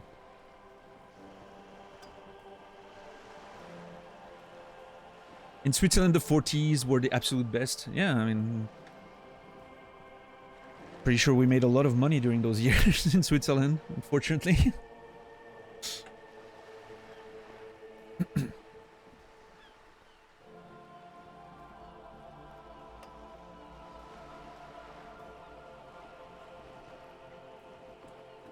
Yeah. Well, let's look at it this way. So far, the 20s have sucked pretty big in this in our current century, right? I don't think the 20s will be remembered as a very good decade. I mean, there's still time. We're only almost in 2024. There's still time, right, for it to be good. I'm pretty pessimistic, though. I will say, I'm a little pessimistic. There's time to make it worse. Yeah, we can turn it around. Sure. Copium. Any day now. Yeah. It's gonna start trickling down, Laz. Don't worry. Yeah. It's a lot in 4 years, yeah. Beginning of the 20s were intense, to say the least. And a lot of that is not over, right? I mean, the COVID situation, I think, in terms of, like, deaths and you know, how terrible the disease was, I think we're through the most of it, right? There's still a lot of infections. Most of them are just, you know, pretty minimal at this point. It's like a bad, you know, a bad flu or whatnot, but it feels like the sickness is a bit less violent now. But a lot of people are catching it again. Like, I've never seen, like, this past couple days, so many people have mentioned that they were sick with COVID again. Like, an incredible amount of people have mentioned that in the past few days. Obviously, Christmas plays a role and all that, but, you know. I feel like a lot of people are getting sick. You know, there's probably a big wave happening right now, but... yeah. Basically, well, I mean, it didn't replace. It's like, it's in conjunction with it, right? It's another one of those endemic illnesses that we'll have to deal with every year now. So, yeah. But fortunately, you know, when it gets to that stage, it's usually less virulent versions. So it's generally, you know, stuff you recover from, and you know, obviously outside of the risk population, like older people and whatnot. But yeah. And I mean, the flu was always pretty bad, right? We were used to it, but the flu killed 500,000 people every year, so... yeah. I actually almost replaced it. Oh yeah, Sorrow? Interesting. Huh.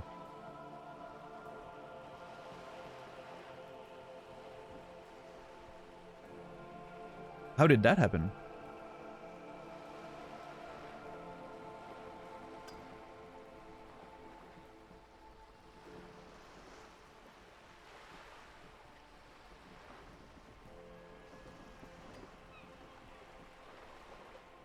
But yeah, so, you know, like COVID, of course, still sort of happening, but in a more mild way, I guess.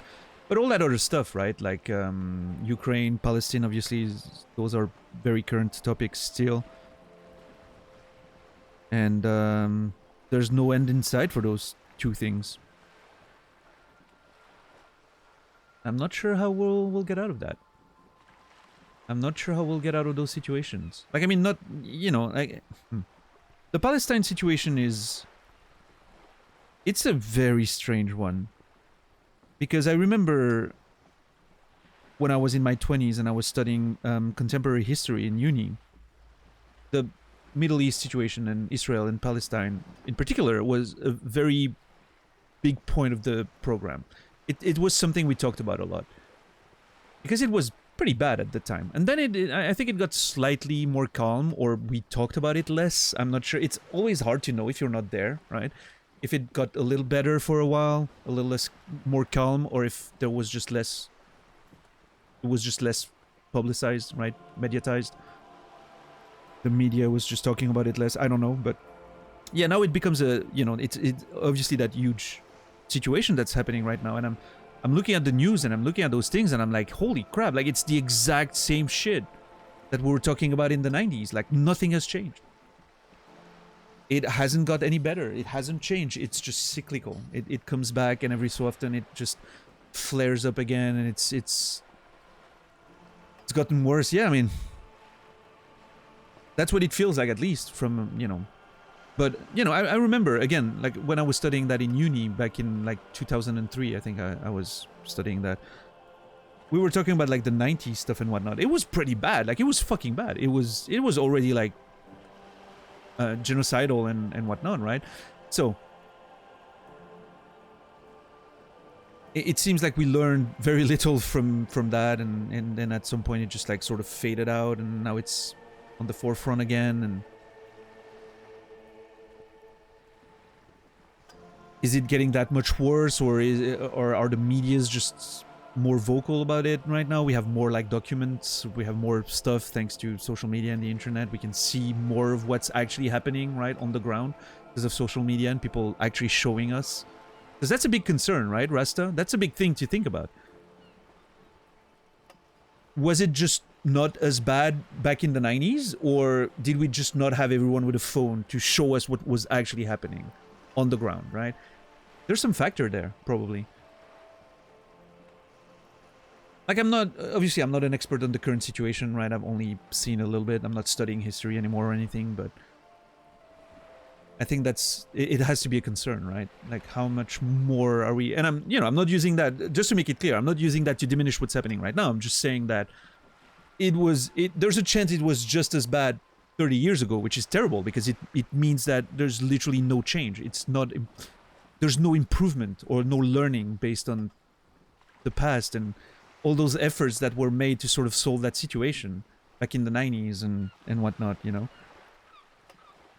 Like, I know Clinton had a huge plan to try and sort of bring peace to that area. Like, none of that ever worked, right? It didn't really lead to anything significant, unfortunately.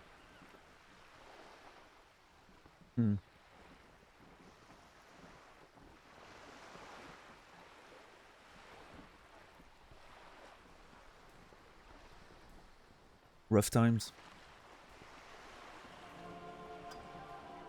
The downside of a globalized world is that we get to learn all the shitty things in real time. Yeah. Which, you know... I understand what you mean, Zinder. And obviously, I know you know, you mean that in the whole satirical and ironic way, but it is a very privileged position to be like, I wish we didn't have to learn about all those shitty things in real time, right?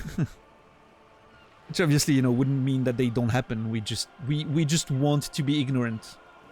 There's a part of us that wants to ignore all that shit. And I get it. That's one of the reasons why I don't go on social media too much anymore. I don't want to think about all those things anymore all day. It just makes me miserable. It just... to put it bluntly, I'm depressed enough without having to think about that all the time, right? It's... Jeez. I have to believe that there's hope somewhere for the future.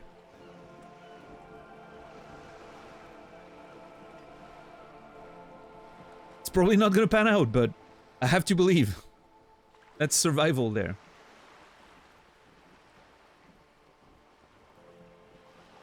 Development of vaccines will make it future pandemic easier to deal with. Best hopium. Yep. Vaccinating against cancer. I've heard all those COVID vaccines, mRNA, also are apparently helping develop vaccines for AIDS. Or HIV, rather, right? Which is a big deal if that happens. That's great.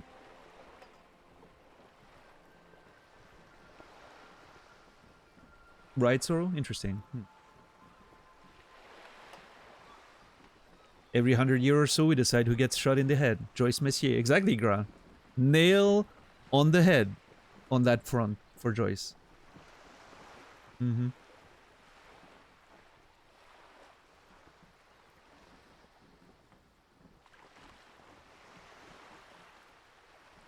Yeah, Brainy. For sure. I mean, that's the origin of the conflict, right? Is...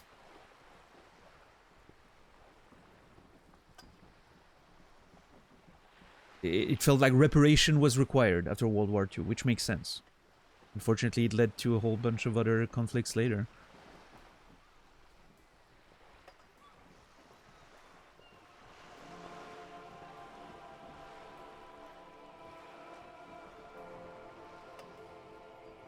A lot of people miss out on the generational learning. Being introspective and teaching others is hard. Yep.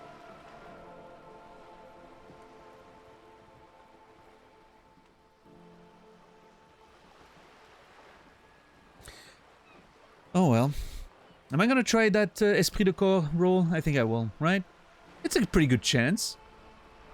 What is... Think of something close to you. From Esprit de Corps. Interesting. Are we gonna talk about the RCM or something, maybe? Let's see, 58%. Let's give it a try. Let's do some gameplay. 6 kilometers southwest, in the Valley of Dogs, Junior Officer Chad Tilbrook takes aim at a rabid black dog licking its wounds in the grass. 6 kilometers southwest, in the Valley of Dogs, Junior Officer Chad Tilbrook takes aim at a rabid black dog licking its wounds in the grass. Aww. Feels like a sad little story there. We've heard of Chad Tilbrook quite a bit, right? I wonder which one he was. I don't remember all the faces of the precinct when we first called them because I was getting overwhelmed with a bunch of new characters. I'll need to talk to them again at some point. To his left, his partner, Emil Mullins, whispers, "You heard what happened to Tequila Sunset in Martinez?" What do you mean, Emil Mullins? Émile Molin. Please. There's an accent on the E. It's clearly a French name.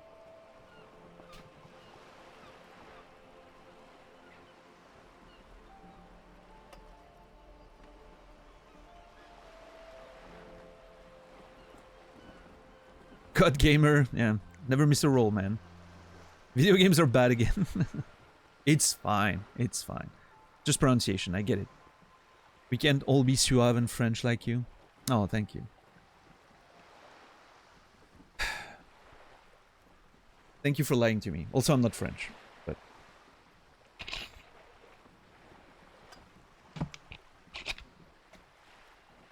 Not French.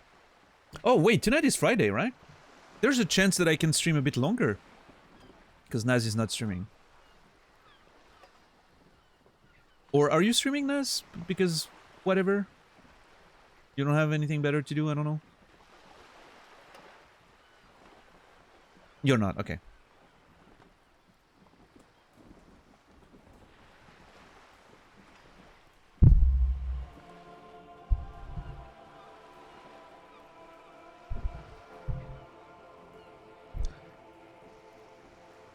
You heard about what happened to Tequila Sunset in Martinez? Yes, he lost his mind, Tilbrook answers, fingers on the trigger.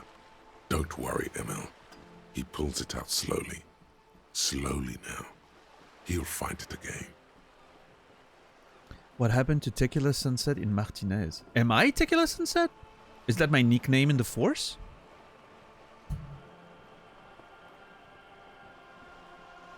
We always do. What am I? You? You're an officer of the RCM. She says energetically. The Revachol Citizens Militia.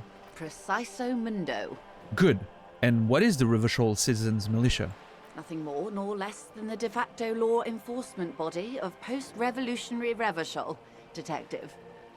Very matter-of-fact-ish, I like that. Yes, we are the Revachol Citizens Militia. Kim chiming in for the first time in what has probably been like an hour of in-game time. He's being sarcastic. Oh, he is now. Are we? We are. You said de facto. Yes, that means not de jure. The Sure. RCM Yeah, there's no acts law, in what is right, yeah. poetically called the twilight of international law, both at the behest of the coalition government and to its chagrin.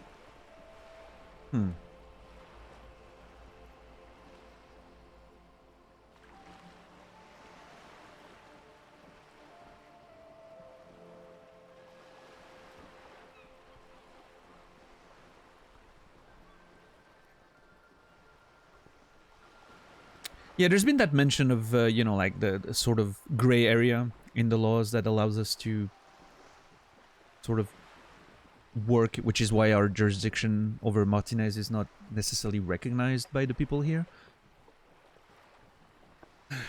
Because they believe in the union's power more than anything.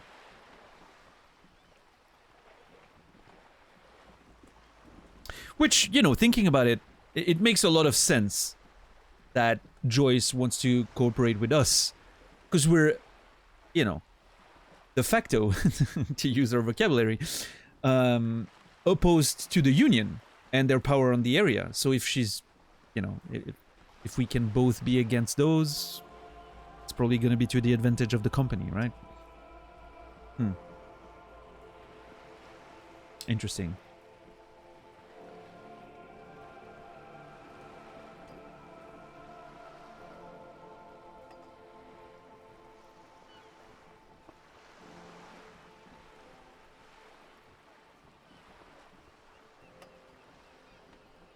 Well, what do you mean? I'm gonna ask her for more precisions.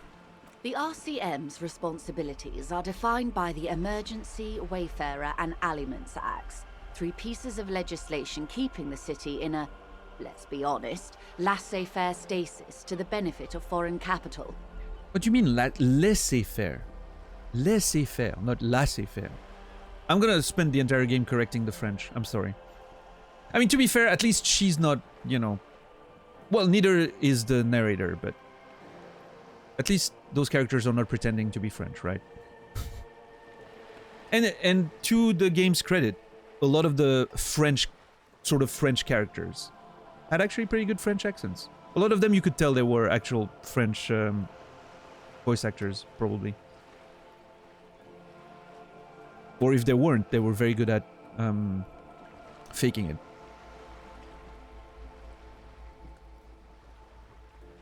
French is hard. It is. If French wasn't my native language, I would never have learned it. That's for sure.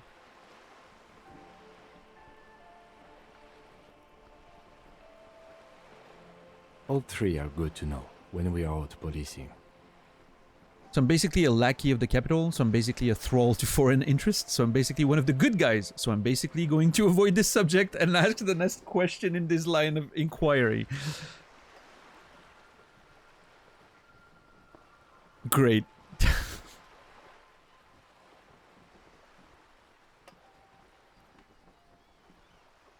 Love it.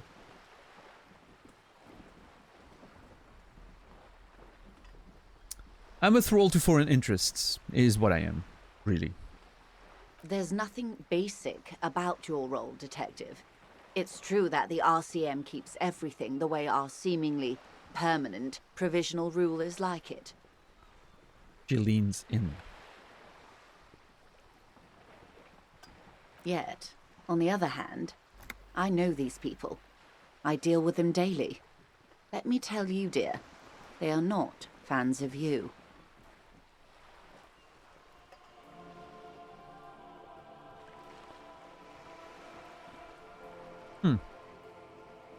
That's interesting.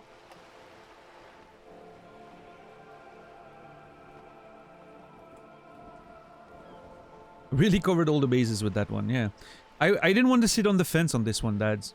I don't know. I'm a bit fired up after the conversation earlier, so you know, I got off the fence today. I'm letting my opinions fly for once. For once.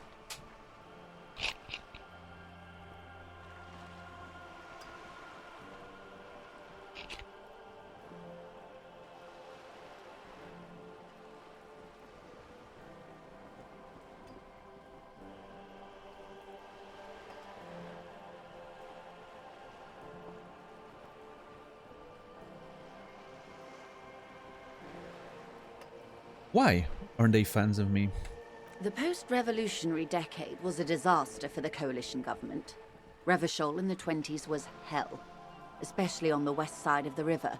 Gang warfare, a botched privatization scheme, a nuclear pile meltdown. Yeah, we've heard of that one at least.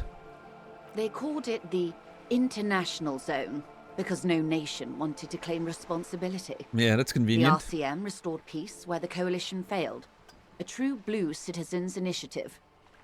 They will never forgive you.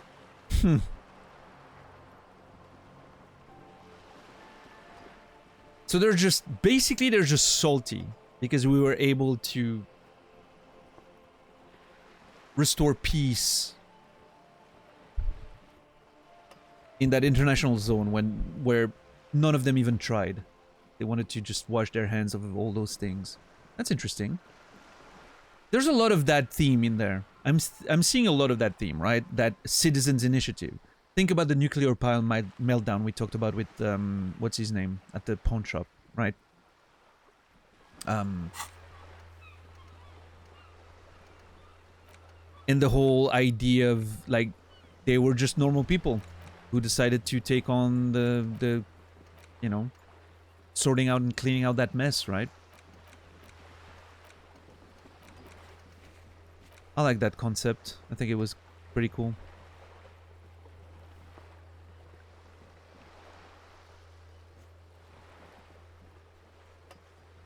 I don't think I have I don't remember his name.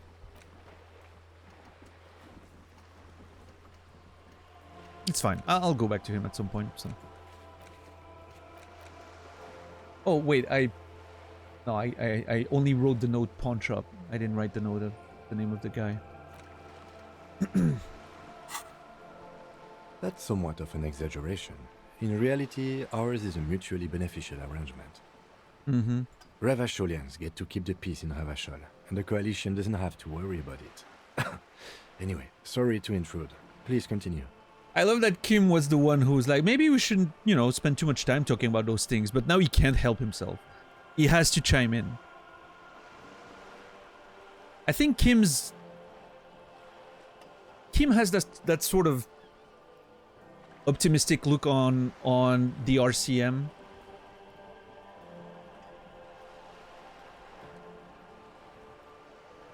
That's pretty interesting. I don't know if it's a defense mechanism for him to have that optimism about things. I'm not sure yet about his character. Because he does sometimes reveal those little cracks in his sort of like straight persona. And I think that's one of those cracks, right? The way he's just...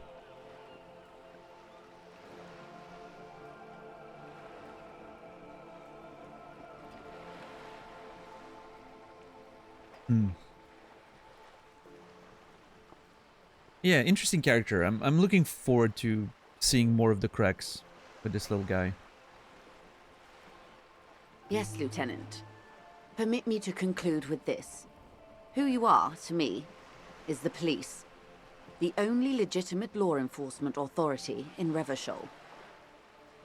Alright, well, I mean, at least she's on board with us. Again, I think because it serves her own interests, because we're opposed to the Union by virtue of, you know, competing over who gets to rule Martinez, but, you know.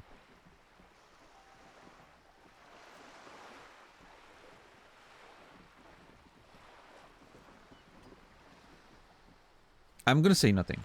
And if the law officials of our nation need help with the basic terms of reality, well, then I'm here to help. Why is that highlighted? What was the RCM again? Nothing more nor less than the de facto law. Yes, we are the He's being Well- sarcastic.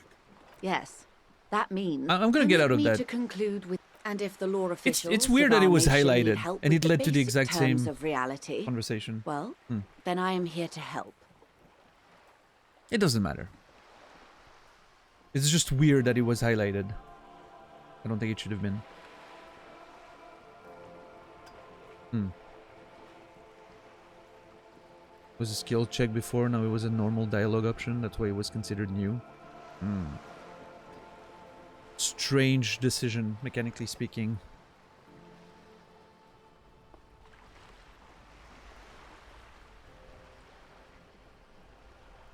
Okay, so conceptualization, I basically need a double 6. But it's a white check, so there's no downside of trying.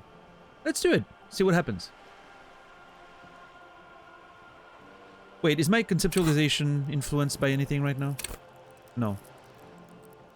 Do I have anything to influence my conceptualization? Glad to have been of assistance. Give me a second. I'm gonna have to reload again. I have the same bug that I had yesterday. She's drifting away from me because I'm taking too long.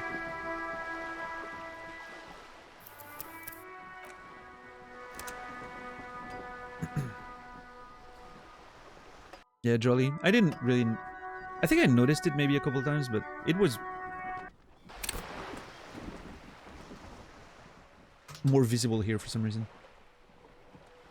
Yeah, I think I may have something maybe to help with conceptualization. Yep, the shirt.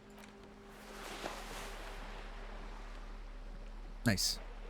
I don't think it's going to change anything. I think it's still double 6 or You're nothing. back. Good. What can I help you with? More lessons in basic reality? Yeah. My favorite part of the day.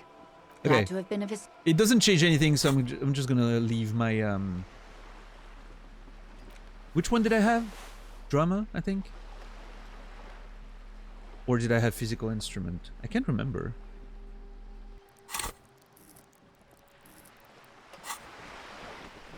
I think I had drama.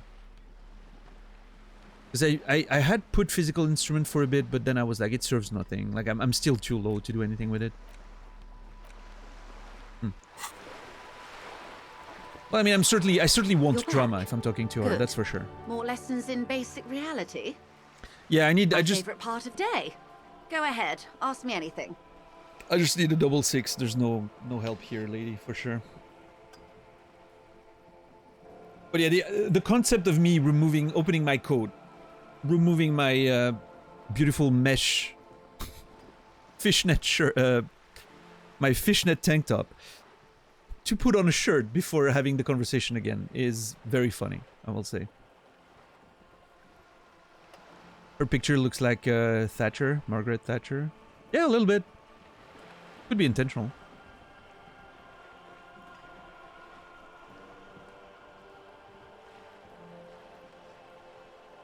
Alright, let's see. Let's go for a double 6. Fingers crossed. Oh, I thought I clicked. A strange coldness comes over you as you look at the world. The waves sway the sloop slowly. That's all. Oh, man. We almost had it. God damn it. So close. Wasted a perfectly good 11 for nothing, yeah. God damn it. Oh, that would have been great. Oh well. A strange coldness comes over you as you look at the world. The waves sway the sloop slowly. That's all. The doubt is fully formed in your head. The alien feeling persists. You just can't word the question yet. You have to complete the jamais vu thought first. Hey, good. We're already on our way. 30% in. 13, sorry. We'll get there and ask again. It's gonna be perfect. Glad to have been of assistance. The little that I know. All right, Anything else I can do? Sure, we can finally talk about what we initially came here for, which was talk about the case we're on. And Wild Pines and whatnot. Let's have less metaphysical conversations, shall we? Like more, you know, concrete conversations about what's happening. Tell me about Wild Pines. What do you do? What we do? I'm afraid I don't speak for Wild Pines as a whole. It's a giant undertaking. Okay. There was a touch of discomfort there. She wants to merely represent. Okay. So what do they do? The Pines' core competency is logistics. Container shipping, freight, that sort of thing. See those airships there, blinking? Those are the shipping side of things. Sure. And that is the terminal. Another subdivision deals with energy, oil and gas exploration, offshore platforms. Sure. The Wild Pines Group is one of the original Revacholian Indo-tribes. Companies awarded royal monopolies by the king, the suzerain himself, centuries ago. The king is long gone, but several of the Indo-tribes remain.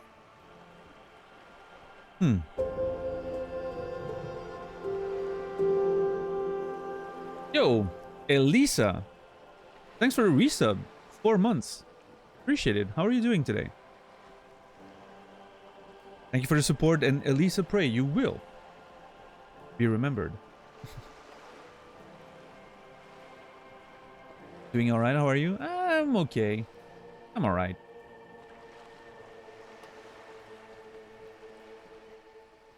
Surviving.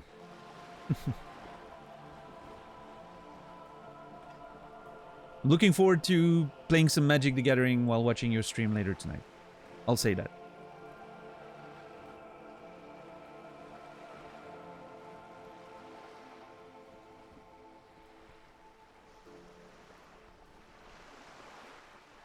Hope you have the good RNG. Yeah, I don't know. We'll see. I wasn't too lucky yesterday. So maybe today will be better. I still made some good progress, but... yeah.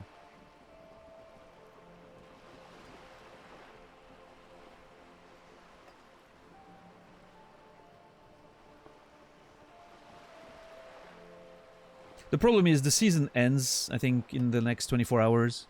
So ranked right now is like literally almost just mono red. Because they're trying to get their rank up just before the end of the season, which makes sense. They would play the fastest deck possible, right? It's not very fun to play. I have a decent win rate against it, but because my deck's pretty okay with it against it, but yeah. It's just not the most interesting matches.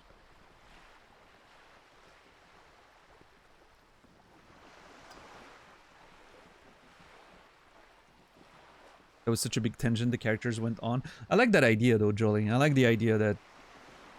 I love the pacing of this game. I love that this game's not afraid to just take its time, right? To just go on those big, interesting conversations and tangents. It sort of makes me think of how I do my stream, right? I'm not afraid to just take a step back from the actual goal and just talk about random stuff for a while. Yeah, exactly. This game is sort of it's sort of like my stream personified. I like that. There's like a goal, but we don't really think about it.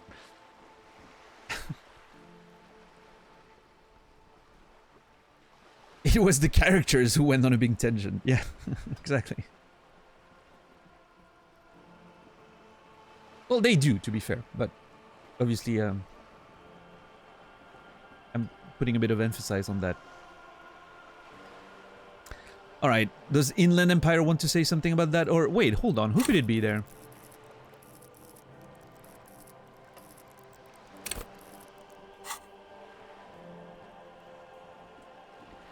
The king is long gone, but several of the Indo tribes remain. I'm thinking it's Inland Empire because why wouldn't it? But it could be authority, I guess. She enjoys talking about the company. Suggestion. It would not hurt to inquire more. Suggestion's been very vocal during that conversation with her. I've noticed. There's a... It makes sense, right? Diplomat, that's what she is. There's a bit of a...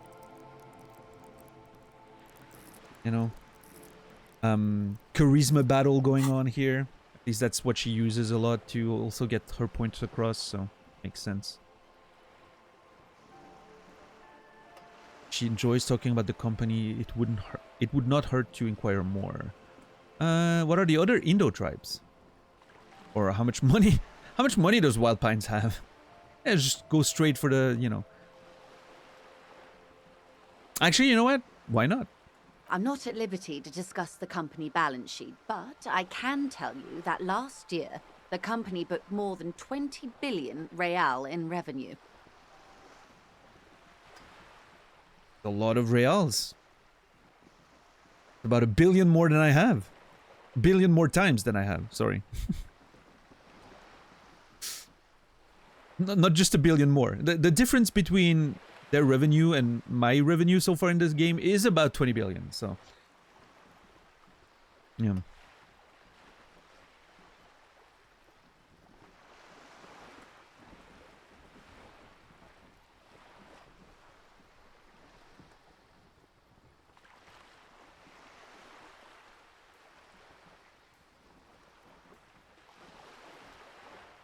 That's it. I thought Wild Pines was supposed to be big time. Numbers like that mean nothing to me. I mean, do they mean anything to anyone, really? Like, those numbers are so astronomical. It's...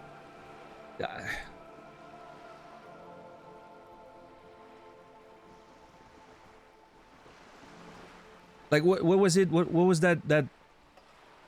There's that sentence, that saying, right? The difference between a millionaire and a billionaire, in terms of their net worth, is about 1 billion, right? The difference of the amount of money a millionaire or a billionaire have is about 1 billion. It pretty much literally means nothing.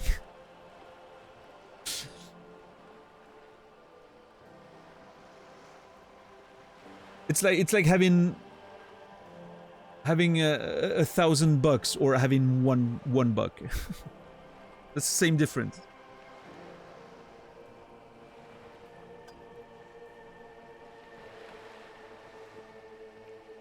How many Bezos is that? Yeah, I don't know. What is the rate of reals to USD? I wonder. I mean, we can sort of deduce that, right? Nosefed, which is I'm assuming like a nose spray, is about 90 reals, 0.90 reals, 90 cents. I've seen books being, I don't know, like 10, 12 reals. I've seen a boombox at 700 reals. Actually, you know what? It makes no sense. It's all over the place. Because if the room rent that we have is 20 reals, you would think that it's pretty much either sort of the same rate as USD or slightly lower, right? A motel, you know, at 20 bucks a night doesn't seem that unrealistic. A motel like this one seems pretty, I don't know, it seems pretty good, right? It doesn't seem like the worst motel I've ever seen. I could imagine it being a bit more than 20 bucks, right? USD.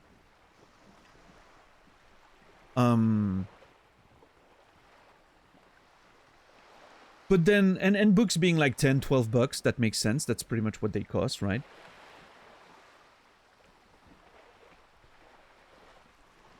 But then a boombox at 700? Not sure about that.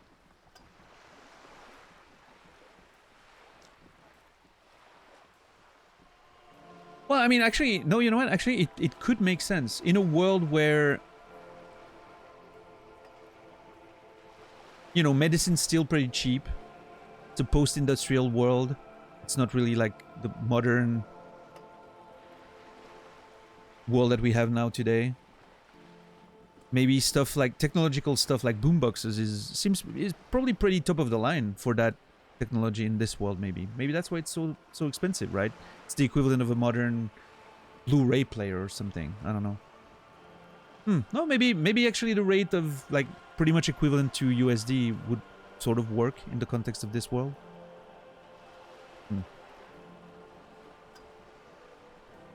Yeah, I'm trying to think of other values that maybe make or don't make sense.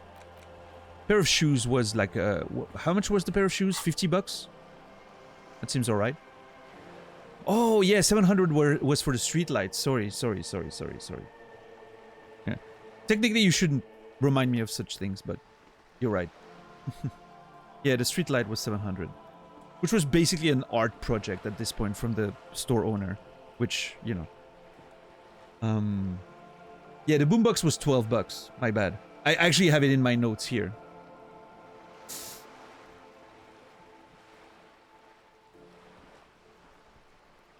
Yeah, so I don't know. It feels a bit all over the place. Yeah, no big deal, goal. It's just...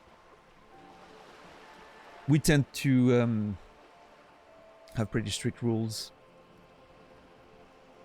In this case, it's not a big deal, right? Because it's just a number that I've seen already, but by making sure the rules are strict, we avoid all skirting the lines and whatnot, so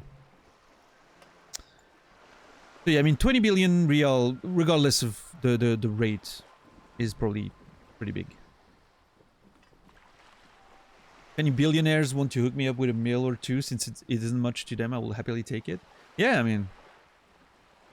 And it literally isn't, right, Naz? It's the equivalent of if you have $1,000, you give $2 to someone.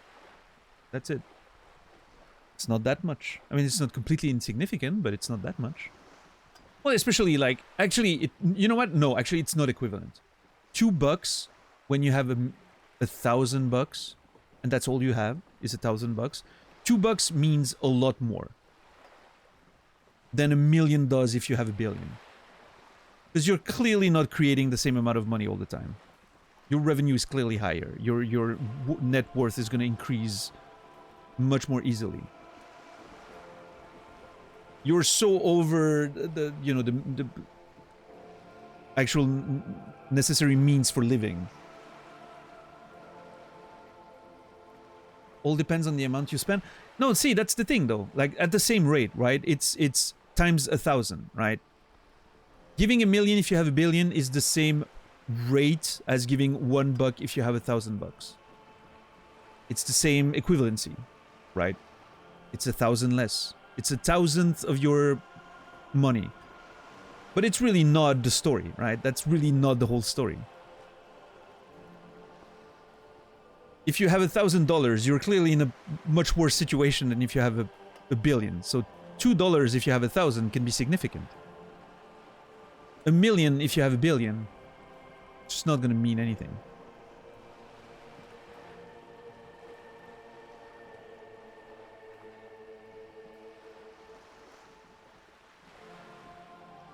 Again, we're assuming liquidity here, which is unfair to billionaires.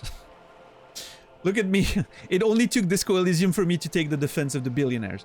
It's unfair to the billionaires to put those numbers into, like, assumed liquidity, because that's not the case, right?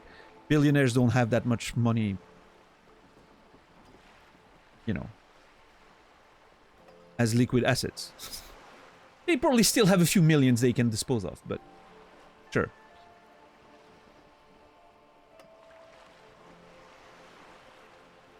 If my way of living demands 0.5 million a month, and if 1 million...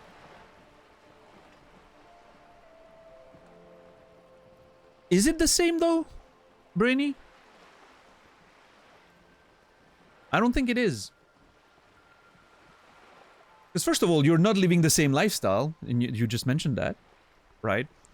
And second of all, if you're having that lifestyle, you're making a lot more money every time, right? Every month. Which means you can absorb blows and, you know... the price of bread is still going to be the same, if that makes sense. Right?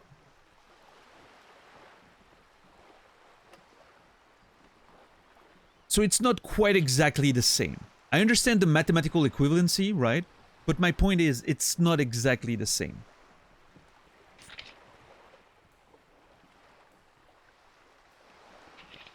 I really like Rekful's video on it. Is that the one where he writes like 1,000,000 times in a notepad, and then he removes 1,000,000 and then he scrolls and you cannot even see it? Yeah. Which, I mean, again, it's a great display of what those numbers mean.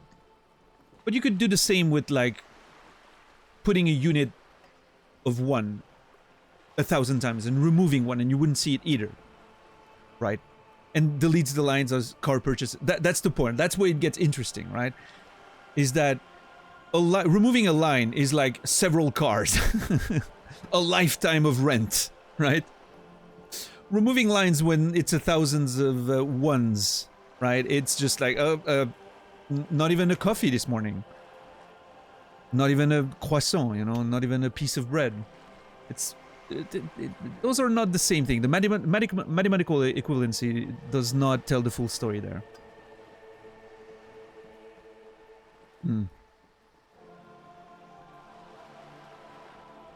No, I get that, Brainy, but then you're basically defending billionaires' lifestyle as being something they need, which is very different. We're talking about needs here, right? That's where the story diverges, is, are your needs covered? And how much more do you have in excess? That's the whole point of the problem with billionaires, is the excess, right? It's literally the point.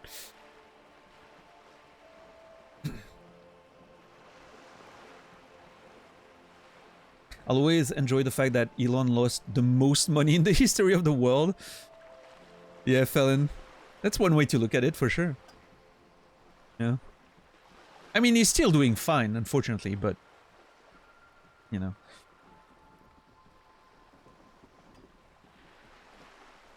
Is it easy to change your lifestyle once you're used to it? I don't think that matters too much, Brainy.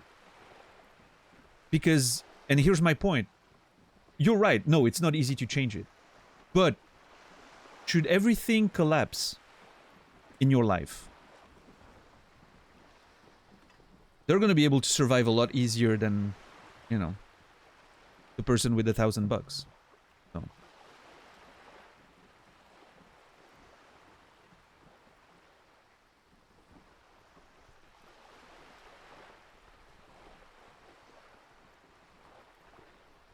The person with $1,000 loses their job. They're gonna be, you know, they're obviously gonna be in crazy deep shit. It's gonna be awful. The person with $1 billion loses their job. They're gonna be fine. In fact, that amount of money alone is probably gonna keep making them enough money for them to keep living their lifestyle.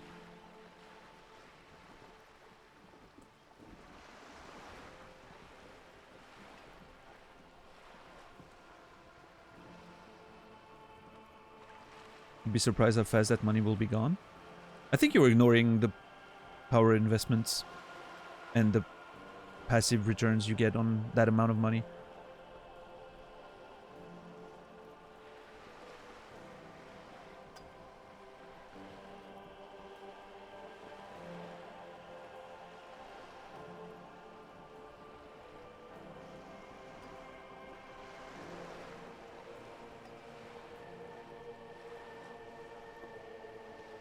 And even then, let's assume that you're correct. Let's assume, that's a big assumption. Then it's on them for not adjusting their lifestyle. They're morons.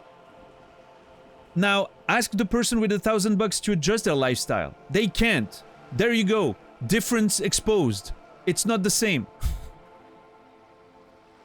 Do you have another line of defense for the billionaires, or are we agreeing now?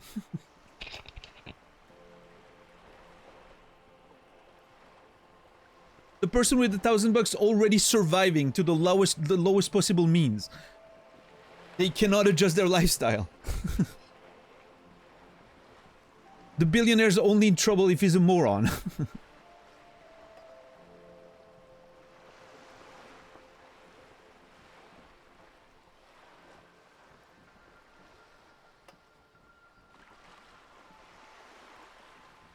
But yeah, Mopo, I remember Wreckful's video on that. It's great. Wreckful was great.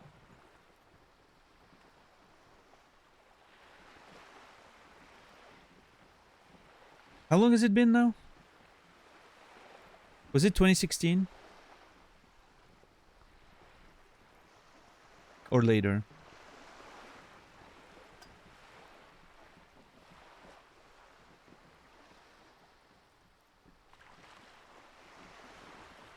Must have been later, right? It can be July 2020. My bad. Okay. Yeah, I was gonna say it feels like it's not been that long. I mean, it's still 3 years and a half. Holy shit.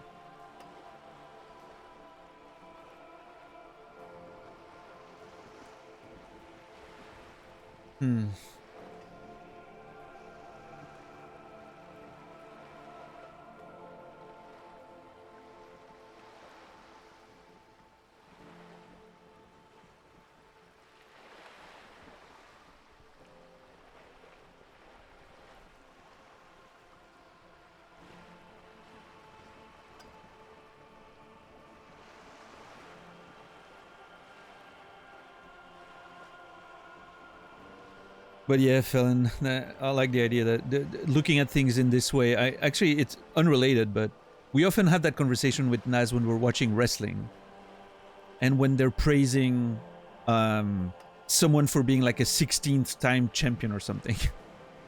Actually, we had a conversation around the Charlotte Flair, because her career hasn't been that long, and they're always like claiming, oh, she's a 16-time world champion or something. And every time, my first thought is, that means she lost the belt 16 times. She's not a champion now, right?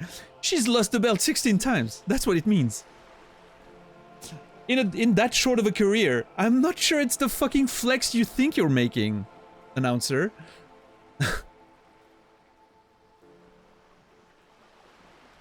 No, but I mean, well, sure, Brainy, but you have to think in, in terms of kayfabe, right? You because obviously otherwise championships don't mean as much as they do, right?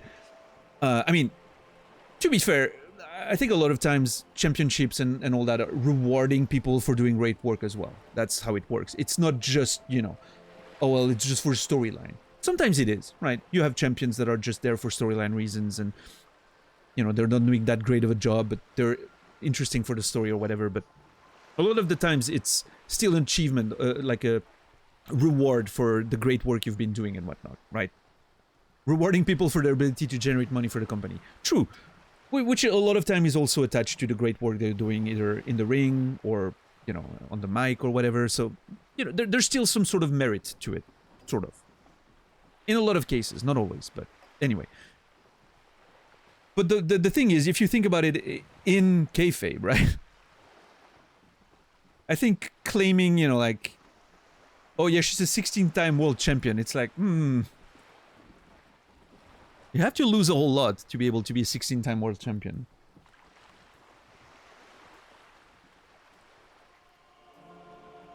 But yeah.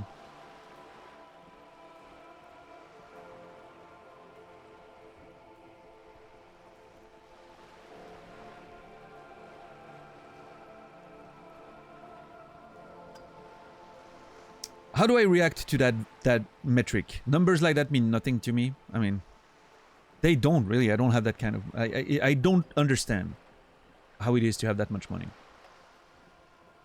I don't think number 2 is correct. I mean, again, I have no I have no context of how big that really is in the context of the world, but I'm thinking it's still pretty big.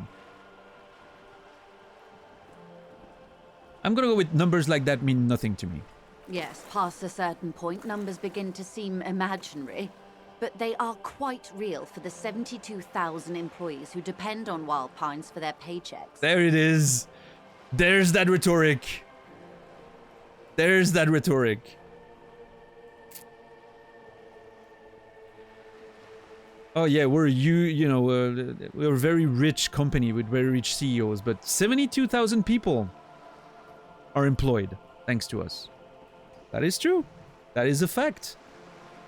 Can't deny that. If you're a 16-time UFC champ, you fought a ton too. Well, if you're... Nobody's a 16-time UFC champ, I don't think. Because if you're losing that much, you're either not getting close to a title fight again, or you probably should retire because you're, probably in bad shape. But yeah. I don't know who the person is with the most different title reigns is. Has to be an old school guy.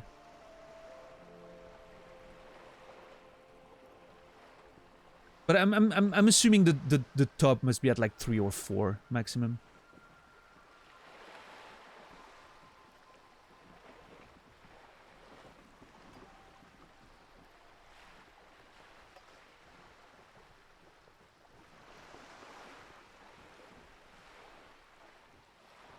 $72,000 people make a generous 3 real an hour. A conglomerate the size of Wild Pines is like a shark. If it stops moving and growing, it will die. Then what becomes of those 72,000 families? It is a tremendous responsibility. It's interesting because I didn't even really challenge her on that, right? I was just asking. But she's already in defensive mode. That's very interesting. Where does Wild Pine get all of these billions? They started as an exploration and cargo fleet conducting trade between the Samaran and Insulindian Isolas 250 years ago, when Pine ships explored the South Seminese and charted Lormantang on behalf of the suzerain.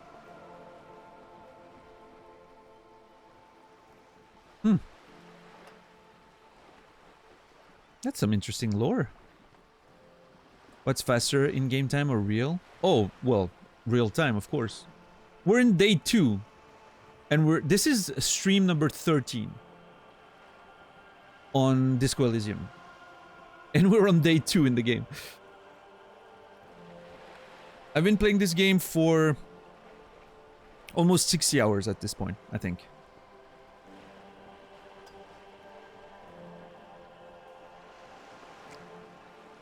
We're pretty much 30 hours real time in the game, I think.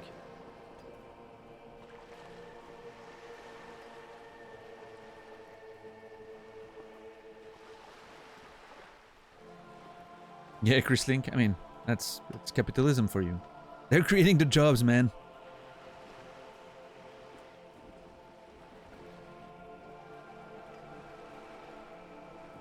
Well, that's part of the game, J-Bomb. It's just my character...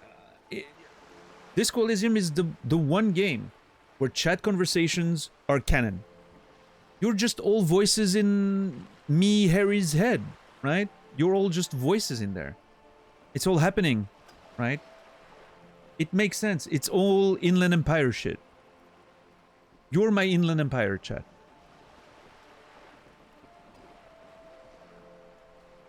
So it's all part of the game. It's the one game where it works. It actually works. Centuries of care, deliberation, and madness have gone into this endeavor. Vessels pass through the great unrest to re-emerge with apricots in tow. The logic of the system is totalizing. It's taken everything from its employees to build it.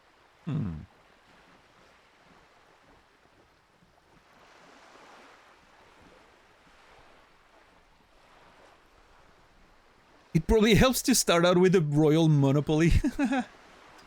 Nice. What does such a huge system want with a place like this? Look around. That's all I needed to know about something else. I'm probably going to be able to talk about all of that. I'm going to be snarky. Why not? You know more than you let on. Mm-hmm. Certainly it helped, but most of the original Indo tribes have failed or been absorbed. To survive, wild pines had to grow and adapt. No suzerain did that. Sure. That's a convenient way to look at it. Can we talk about why the original Indo tribes failed and been absorbed? Can we talk about the details of that happening? I don't know. I have a feeling it's not as clear-cut as you want it to be, but what do I know? I don't know the history of this world, so. A small loan of $1 million, yeah.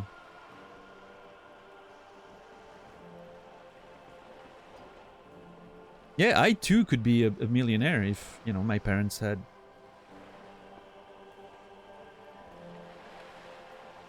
hundreds of millions.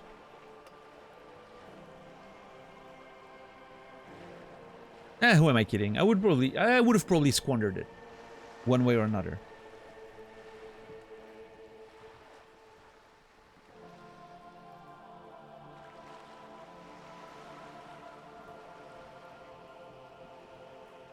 What does such a huge system want with a place like this? Look around. You mean aside from being the terminal's legal owners, who are responsible for moving 8% of the world's cargo? Why are you so defensive, Joyce? What the hell? 8% of all cargo in the world, that's quite the endeavor. You don't keep it moving, the workers do, the company is nothing without them. That's all I needed to know about something else. Ooh.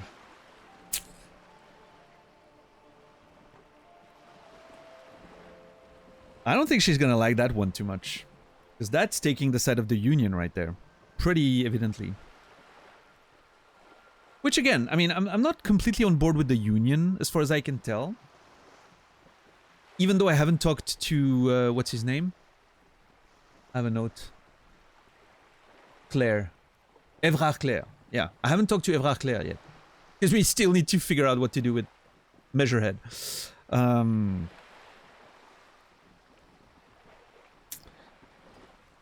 Because clearly reasoning with him is not gonna work, so... I haven't found another solution yet. But I'm still looking. I'm still looking.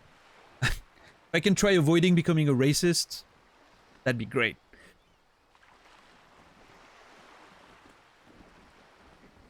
But I mean, that's... I'm a little annoyed because obviously I see the flaw in that response, right? It's semantics. Yes, the workers are doing the actual moving. But the workers wouldn't be organized in any way without the company, right? I'm still gonna say it. Whatever. You don't keep it moving, the workers do. The company is nothing without them. We built this district. She says calmly. Okay, rhetoric. Tell me what's going on here. Or drama, maybe. There it is. She owns up to it. All the best parts of it. Rue de Saint-Ghislain, with its bastions. The plazas Meteor and Mosaic. Even some of the old street lamps have been put back thanks to the investments from the WP. She points behind you where the seawall rises. Okay. Before Martinez was swallowed by the industrial harbour, even before it was part of Revachol, long before Terminal B was erected here, the Pines built it as a resort for its Revacholian employees.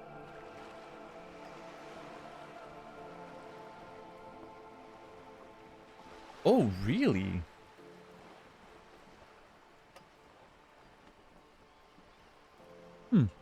A company getaway, for a weekend or a summer holiday. Then came the revolution. But that's another matter. I'm here to make sure the Pines can fulfill their responsibilities to the place they built. Oh, they now, huh? With your help, hopefully.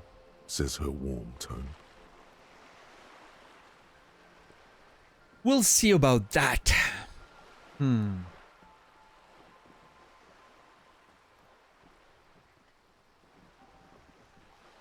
gonna be sitting on the fence for as long as I can.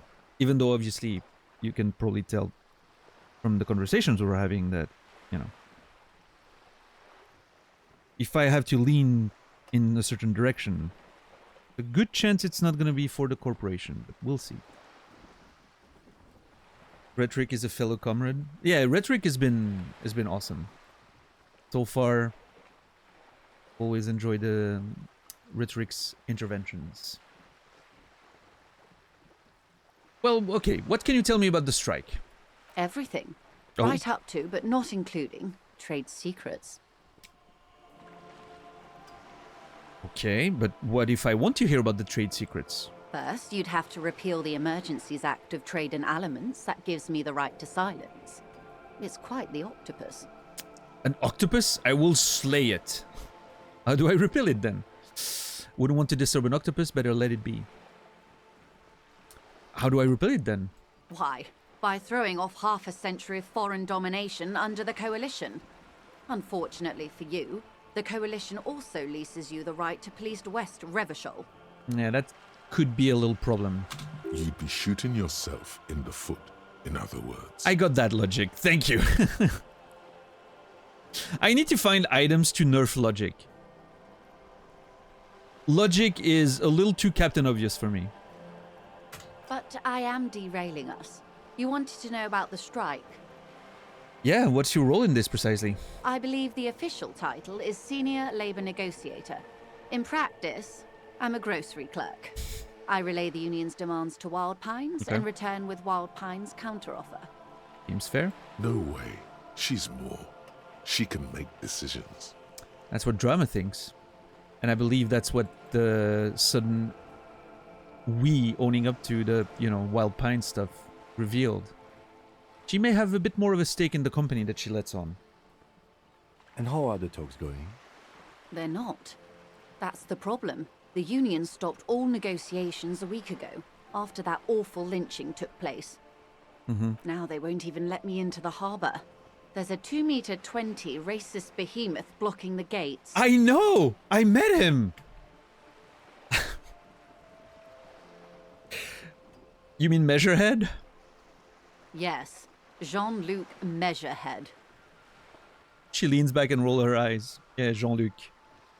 Good old Jean-Luc. Jean-Luc doesn't sound quite as intimidating as Measurehead, I will say. Measurehead's a, you know, in the grand scheme of things, Measurehead's a good nickname. It definitely makes him feel a bit more threatening. Jean-Luc is my old teacher from 6th grade. That wasn't very threatening. He was so old that even my dad had him as a teacher when he was in school.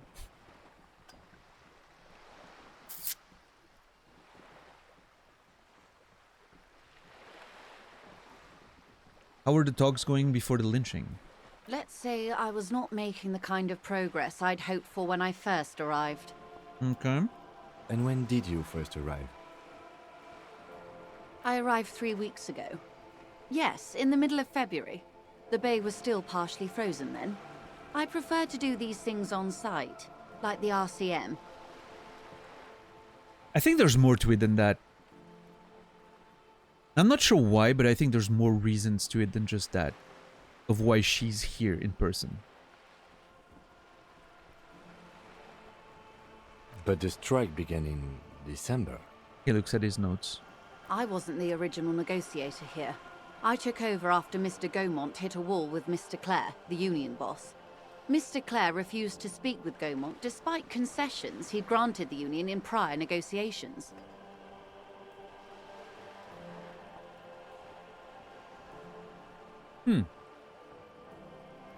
This isn't the first time the union has gone on strike. Heavens no. There have been 2 prior strikes. Both times the union won significant concessions, including overtime pay and a medical plan. This time their demands are more, I guess you could say, aggressive.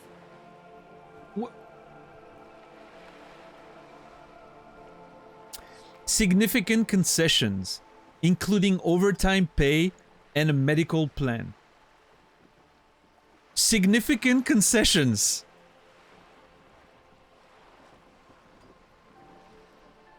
Significant concessions. Wow. Yeah, no, they should work for free, and if there's an accident, get fucked, right? Like, that's what it should be. Also known as the bare minimum, yeah.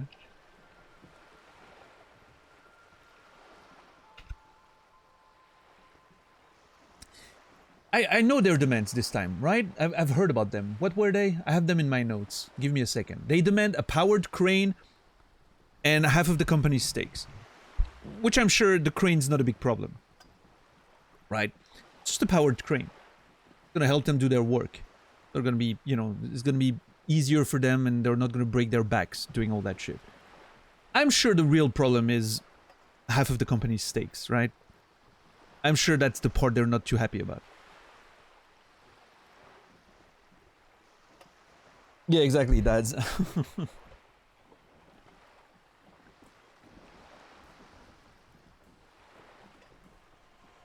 Well, yeah, Rasta, sure. Would you really call them concessions, though? Concessions, conceding, you know, there's something in the root of that word means, you know, it sort of indicates like a sacrifice of some kind, right?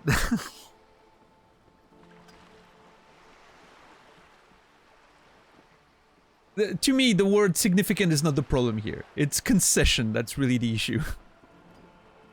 Although I understand it's just semantics and rhetoric and all that. I get it. Coming from her, I'm not saying it's surprising or anything. But I think the words mean a lot there, right? It's not just a word. It's a very carefully chosen word.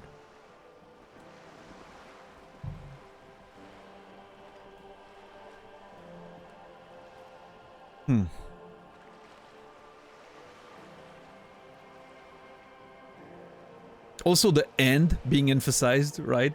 Overtime pay and medical plan. The goal of these people. The goal of these people. Asking for overtime pay and medical plans. Can you imagine? Ludicrous even. It's meant. Mm-hmm.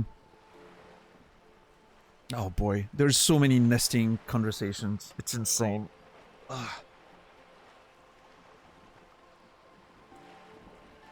The nesting conversations in this game are so overwhelming that sometimes I'm like, I'm done with a line of conversation, and I'm like, oh, we're done. And then you go back a level, and you're like, oh, I forgot I was in a nested conversation, and there's this whole other stuff to do. Like, there's so many levels. It's just insane.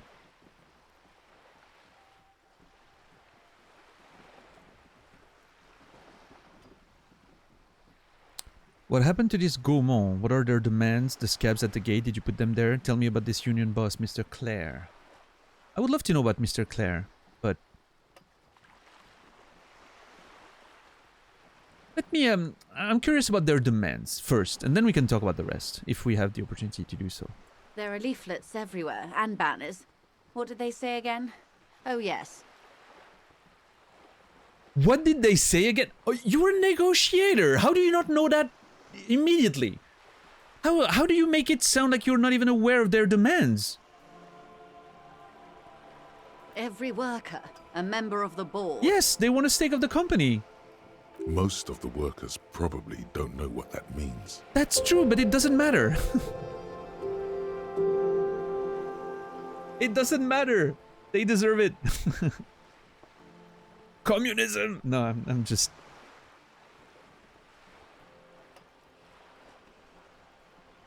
A.G. Milky. A.G. Milky, thank you for paying forward the gift you got from Warren. I don't think I'm familiar with you, A.G. Milky. I don't think you've been speaking in chat. So thank you very much for paying forward the gift you got from Warren. and gifting us up to the community. I appreciate that a lot. Error disk full.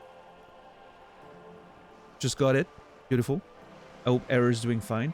Error disk full, you will be remembered. But yeah, AG Milky, thank you so very much. I don't know if you're one of the people watching the VODs or something, maybe, but I'm hoping you enjoyed the playthrough. That's all I can say. Thank you for the support. Haven't been in live chat, been addicted to the VODs. Hey, there you go. Well, thank you, man. Appreciate it. Means a lot. I'm glad you're enjoying it. I think a lot of people are watching through the VODs for sure. Which makes sense. It's such a crazy experience. I'm sure a lot of people enjoy being able to go at their pace and skip those long conversations that have nothing to do or very little to do with the game. But it's yeah, it's been a journey, and I'm looking forward to the rest of it. It's a long, long journey, it seems, and we're not going very fast, but that's the way I like playing games. So making Krasmazov proud. Yeah, apparently, Jolly. Apparently. I still have to study, well, I mean, internalize the Mazovian socioeconomics. I wonder if I'll get to that. I don't like the idea of losing 2 visual calculus, though, but yeah, I'll have to bite the bullet at some point, I guess.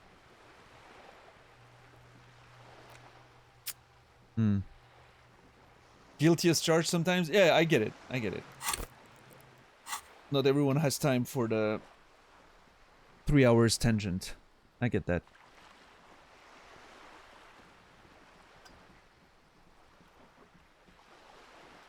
Especially, I would say, especially when you can't really participate, right? Maybe some of those conversations would be fine if you're live and you can participate, but you're just watching, can't intervene. It can be frustrating. Even if you're interested in the topics, right?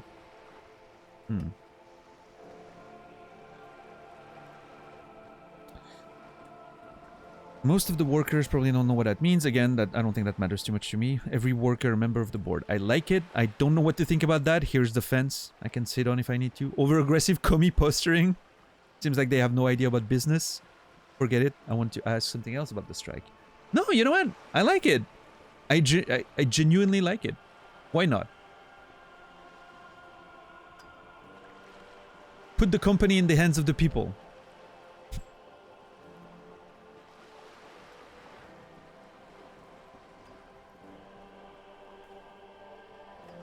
I mean, okay, let's be reasonable for a second.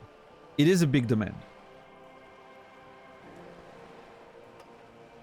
It is a big demand that is likely to lead to a whole lot of shenanigans and issues, and, you know, it's a slippery slope, unfortunately.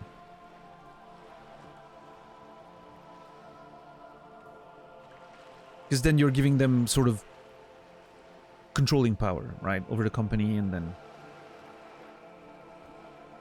it's a lot harder for decisions to be made, for stuff to, you know, like, in a financial sense, I get that it doesn't really make sense. Need a bigger conference room? Yeah. Yeah, I'm gonna go with, I have a little fence here that I can sit on if I want to, which is nice.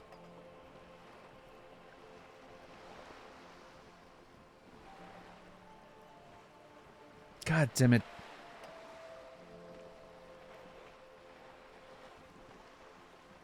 You know what?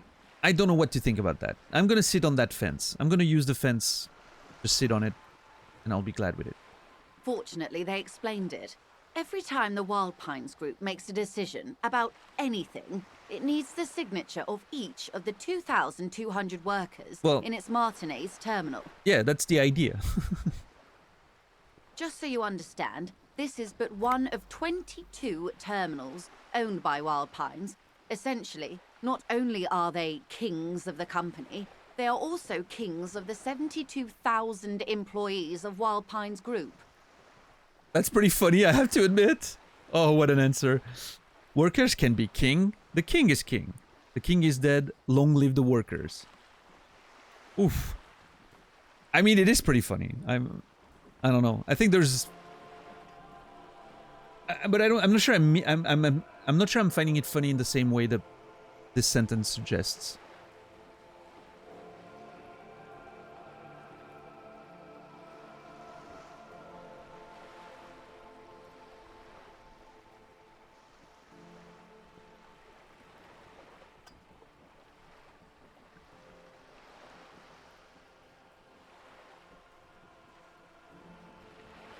You know what? What are you going to do? I don't have to engage with any of this. I'm not sure. Naturally, I assume that was just their opening position. A hard-nosed tactic with a side of mockery. But there's been no follow-up, just the same nonsensical slogan repeated over and over again. Yeah, Naz. Yeah, I know. Everyone wants me to go back to Measurehead. I get it. We'll get back to him. Don't worry. We'll be facing Measurehead again soon enough.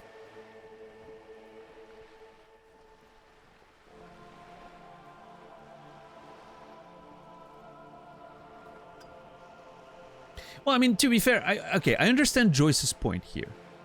It seems very excessive to ask for half of the company. Which means it could be just, you know, like I said earlier, posturing in order to maybe acquire something less major. There was mention of a powered crane. That seems like a, you know, that seems fair. It's helpful for their work, right? But... And now, people are getting lynched, I hear. Behind the whirling in rags. A disastrous situation if there ever was one. It makes me feel like there's more to it than just what we're knowing yet. I feel like there's more underlying stuff happening there. I'm not ready to call conspiracy theories yet, but I feel like there's more than what either side is showing at play here. Excuse me, from whom did you hear about this lynching? I first heard it from the bowyer at the gates. The one whose very name advertises his aversion to work. I think he said it was, "Call me Manana." Whose very name advertises his aversion to work. Wow. A little bit of a judgmental angle there, Mrs. Joyce. Okay. What happened to Gaumont? Mr. Clare told him to... How did he put it? She pauses to compose herself. Fuck off, midget.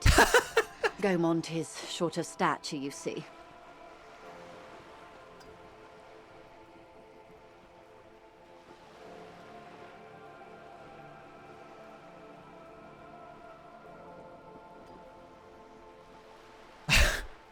Okay, I did not expect that one.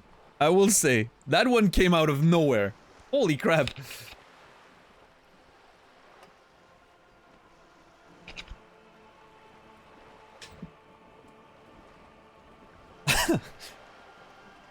Oh, that one really came out of nowhere. Holy crap. Not cool. Not cool, Mr. Clare. Not cool. Keep in mind, this is a negotiator Mr. Clare has worked with before, and who was more than fair with him and the union. Oh, dude. That was funny.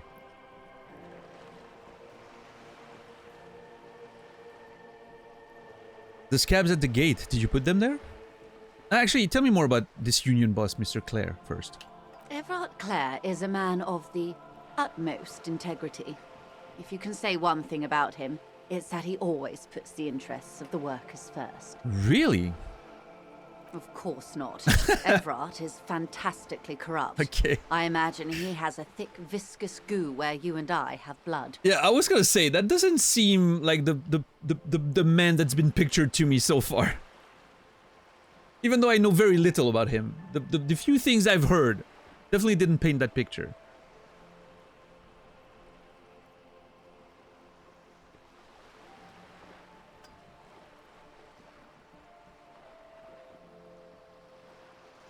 I'm gonna say nothing.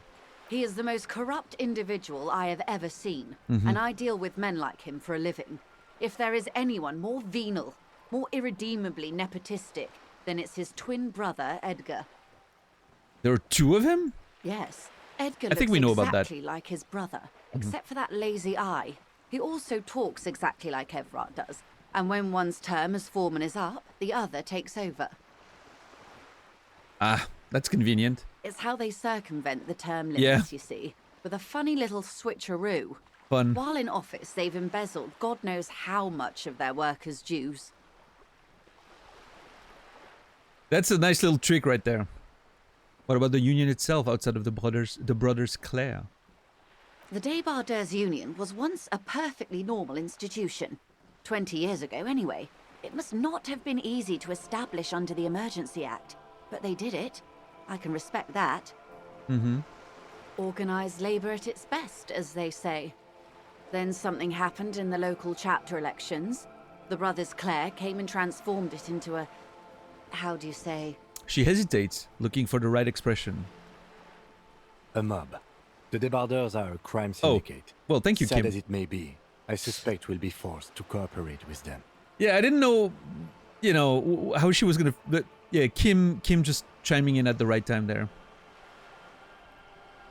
Refreshingly honest, officer.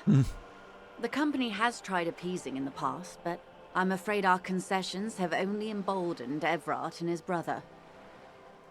Turns to you. And your opinion, detective? If I may ask. Oh, brother. I'm a curious and talkative person, you see. Would you say the Débardeurs Union is...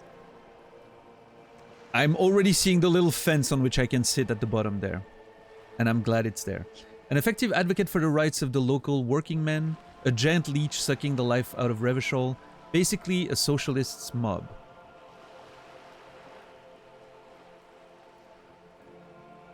God... I am not used to video games not having more caricatural factions. Most video games have very, you know, clear-cut factions and characters. This one's really throwing a, you know, a little wrench in my usual approach there. I don't know. It makes me want to sit on the fence all the time. I hate that feeling.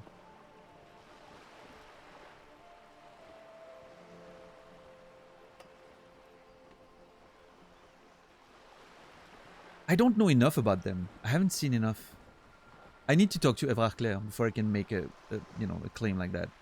Because, you know, I'm only getting one side of the story there. And obviously I'm getting, you know, I'm getting the story from the opposing side. So obviously her opinion's going to be biased. Now, everything she says seems very logical. It seems to fit in with the vision I've had of everything so far, right? With what people have been saying and whatnot. It doesn't feel like she's lying or portraying them in a worse light than they deserve, but...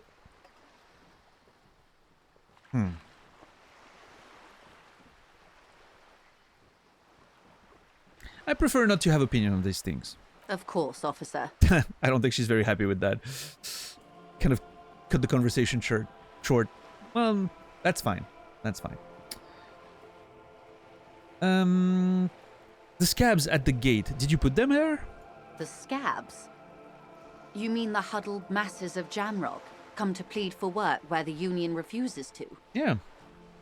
If they were organized by Wild Pines or its affiliates, then it would be a company secret. Of course it would. I could not share it with you. Not right now, at least. Of course. It's implied she's open to discussing this matter with you at a later occasion. Which implies that she knows, you know, that the Wild Pines is implicated somehow. Which, here's my deduction from all of this. The big dude that's in front of the gates, who didn't really seem to know what he was talking about when we questioned it a little bit, I think this guy's working for Wild Pine. I think he's a plant, I think. I'm not sure, obviously, but that's my... I already mentioned that when we were talking to him, right? So this seems to sort of... It does corroborate my hypothesis a little bit, so we'll see. We'll see if I'm correct on that one. One more thing, you said something about... you said something happened in the elections. I'm glad you asked. There was a woman, the previous forewoman of the Union. Mm-hmm. She disappeared. Oh. Did the brothers Claire dispose of that woman? Disappeared? Yes. On the last day of the local chapter elections, her daughter phoned in and said she wasn't running anymore. Or coming to work. Ever. End of story. Eerie, it happens. Some kind of extortion, probably. There, that's my instinct. Indeed. Mm-hmm. The company suspects foul play, but there's nothing they could do. It was a Union matter. course. The point of the presentation is, these kinds of things happen around the Clares. Watch out when you're dealing with him. I will. Thank you for your concern, ma'am. We'll be just fine. Alright, that's all I need here. Of course. How else can I help? See, see what I mean? About nesting conversations? Jesus. What can you tell me about the lynching? Quite a few things, I'm afraid.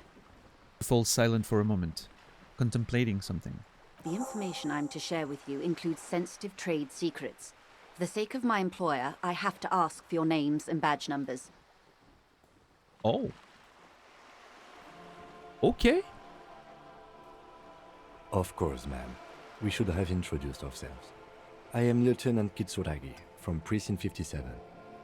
And this is my colleague from Precinct 41. I'm afraid he doesn't have his badge at the moment. I hope mine will suffice. I forgot about that. I forgot I didn't have my badge still. This makes us look great, Kim. Very professional. How curious. Why is that, Detective? She returns the lieutenant's badge and turns to you. Why is that, detective? I don't know. God damn it. Awkwardness washes over the conversation. The woman doesn't like this turn of events. Rhetoric, please help. 'Twas stolen by some artist, Oh. surely. Drama. Best to pin the blame on them. Everyone knows you can't trust artists. Yeah, we talked about that earlier in the show, right? Artists. All of them. Scumbags. Why should I blame it on an artist? Yeah, that's a good question to drama. Some artists type sold my badge. It was a mistake to trust them. Remember when my partner told you I'd recently suffered from an unusual medical episode? My lost badge is related to it. That's a very nice answer to get out of this, I think. Why should I blame it on an artist, though? Everyone knows you can't trust artists. They're nearly as bad as clowns. What the hell? What does drama have against clowns? I mean, I'm not a fan of clowns, but why are they catching strays right now? What the hell?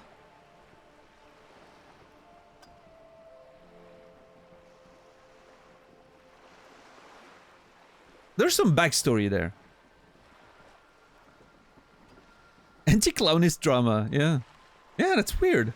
That's coming out of nowhere. There has to be some background story there.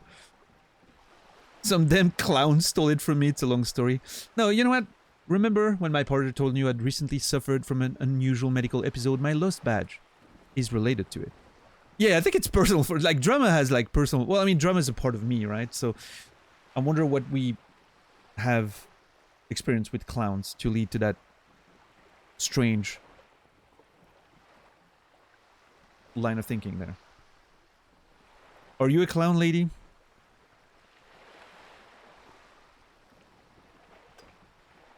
One of my ex-girlfriends from way back in the day, like 2000 and late 2000s, was a clown. She wasn't so much a clown anymore when we were while we were dating, because, you know, with the studying and all that, she didn't really have time. But she actually, like, trained as a clown. Her sister was still, like, very much a clown and doing it. I dated a clown, yeah. That's a true story.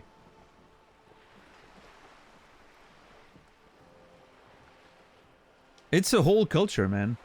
It's a whole thing.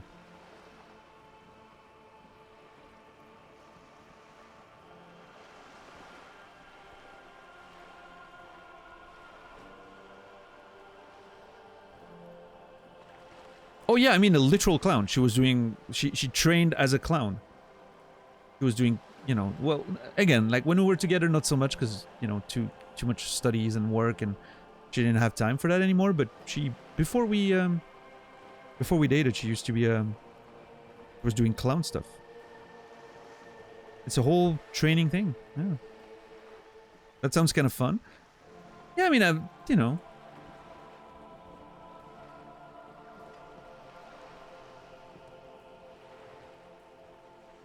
It's a whole process of, like, finding your persona as a clown and, you know, and then playing with it, and yeah. She was doing a lot of acting. You know, she was part of like acting like stuff for like theater and whatnot. And it was a whole thing in her family.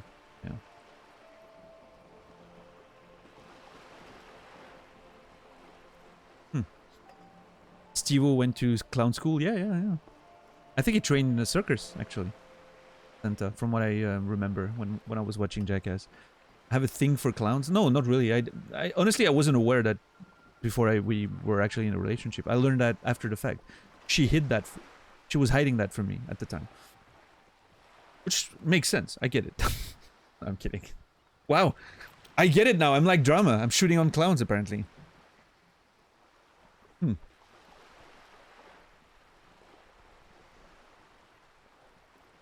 You met Steve-O once. He was very nice. Ah.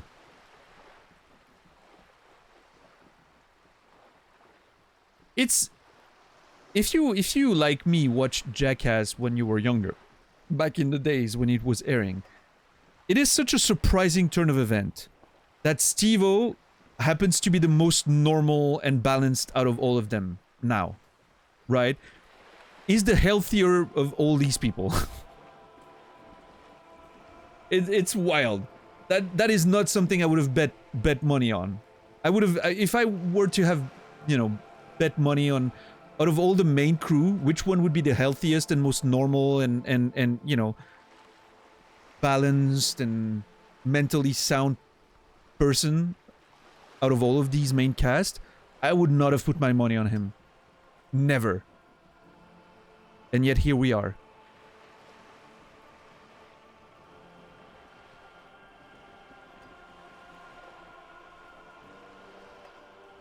Yeah, dude's just turned it around, right? Turned everything. Well, I mean, I don't know now, but last I checked, which was a couple of years ago, I think, he had turned everything around. You know, his addiction issues, and was just living a healthy life right now. Was just happy with it. Yeah, it's good to see, right? Message of hope, I guess.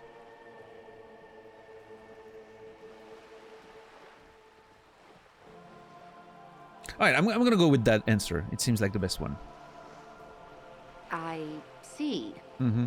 Oh. So, are you saying you lost your badge during the course of this episode? She seems to be increasingly worried.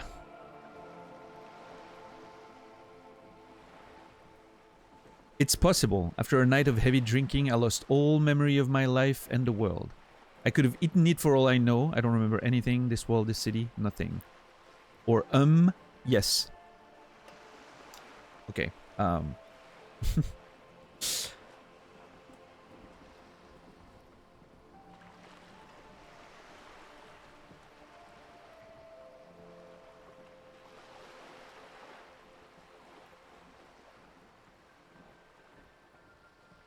you know what? I'm gonna avoid mentioning the drinking, I think. I'm gonna go with I could eaten it for all I know. I don't remember anything. This world, this city, nothing.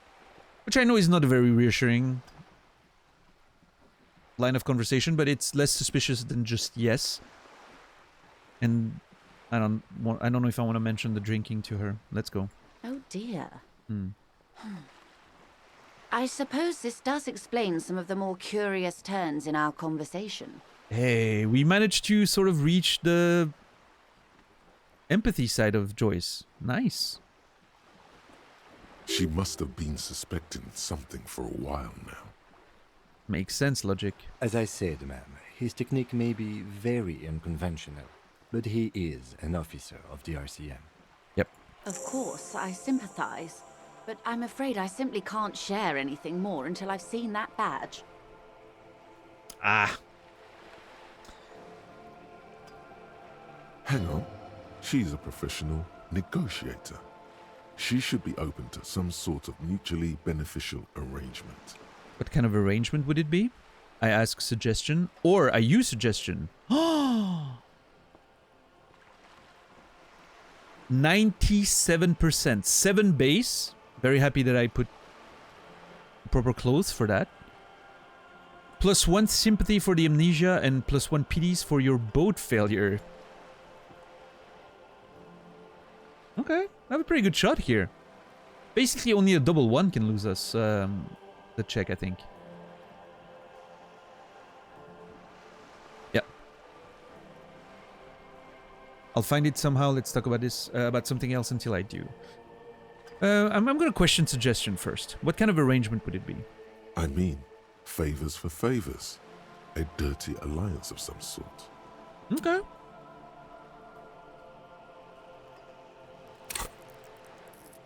Who's going to have an opinion on that? Drama? Or conceptualization? Consider this. Oh, logic. Perhaps she has been planning it all along. Yeah.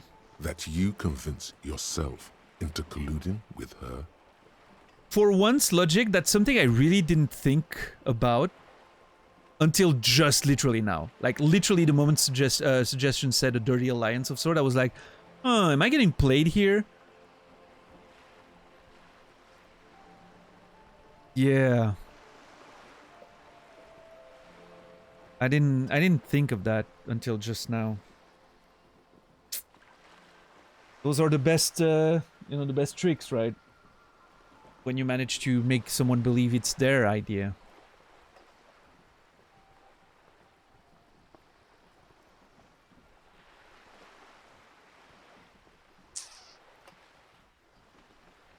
You know what? Let's go with it. I'm getting another +1 from a dirty alliance. Nice. I mean, outside of a double one, we're good. So let's do it. Easy. Oh. Just offer her a favor. Like I said, nice and dirty. There's always a little worry, right? That we might hit that double one, but surely there is some way, other way to demonstrate our law enforcement credentials. I will be frank with you. If I'm going to break protocol, I need to be able to justify it to my superiors. They're going to want to see something very tangible. All right. Go ahead. You're in, but expect her to drive a hard bargain.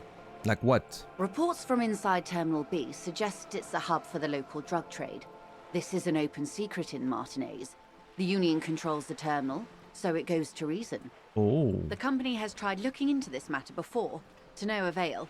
Perhaps someone with your authority and resources might turn over the right stones. And suddenly talking to Kuno's dad, who apparently can acquire drugs very easily, could be an interesting lead there.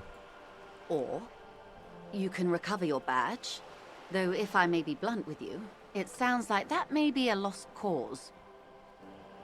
What are the chances that I end up finding my badge in her boat or something? Like she's the one who's got it. She got my badge because she knew exactly that this is where it would lead. I wonder. Because obviously the Union can't do anything about the drug stuff if they're involved, right? So getting the RCM to work for her, 2 birds, 1 stone. That would be clever. Is Joyce Messier a clever girl like that? Probably, right? She seems to be. Detective, a word in private before we continue. I think Kim has the same thoughts right now. Excuse us for a moment, madame.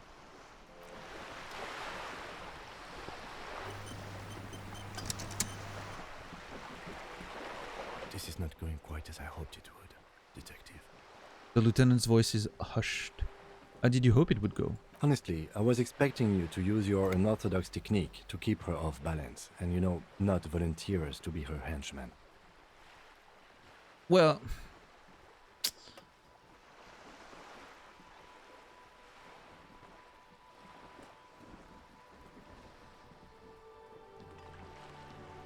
I mean, I didn't think it was going particularly well, but... So we're henchmen now? This woman is running circles around us. She might have known about your misplaced badge all along. Yeah, she might even have it. Simply an adept improviser. I know. Either way, we've played straight into her hands. Yeah, I know, Kim. He doesn't let it show, but there is a limit to how much the consequences of your unprofessional behavior can cost the investigation. Maybe this is all her plan. She might have heard about you.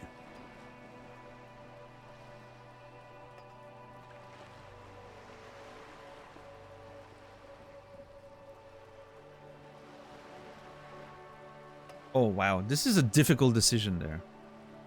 I'm sorry for putting us in this situation. I'll handle it. The company must have more ears on the ground. She could have known about my condition. Her proposal was very likely part of her design. This all is. What do you propose? That we don't investigate the drug trafficking? We could just, find my badge. I mean,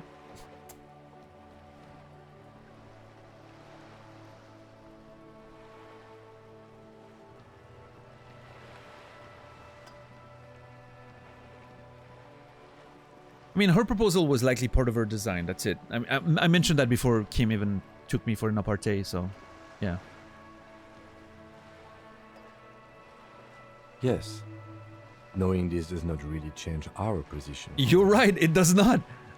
But what do you propose? That we don't investigate the drug trafficking? No. If there is reasonable suspicion, Right. we must investigate. So Otherwise, she could claim we are siding with the Union. exactly. Or that we are on their take. Yep. We'd never hear the end of it. So there's a way for us to benefit from that. We're letting ourselves get manipulated, sure. We're sort of working, you know, the interests of the company, sure. But it's also our job, and we're getting an interesting lead there. What I propose is, we ask her, then we investigate, briefly. But do not share the outcome of this investigation with her. We tell her it's done, and demand for her information on the lynching. Oh shit! Kim wants us to double-cross her. I like that side of Kim. Okay. I did not expect Kim was gonna go for the, you know, for the little betrayal angle. I like that. I like that. I wasn't gonna, you know, suggest that because I felt like Kim would have been like, oh, this is not very, you know. See, I like when Kim sort of forgets to do things by the book and is like, you know what? Let us find a little angle there. I like that side of Kim. What's up, Laura? How are you doing?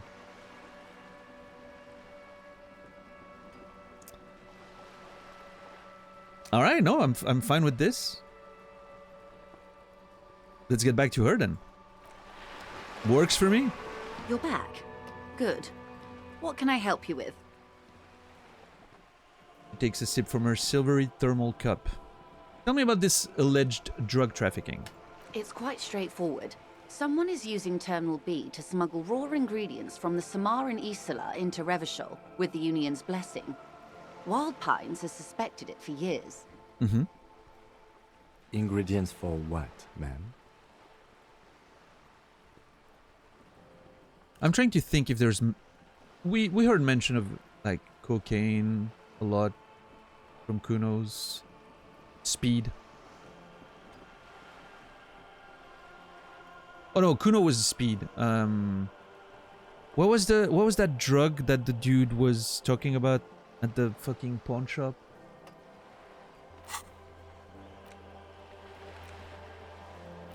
I love that I still have a task to drink booze, which I have resisted so far.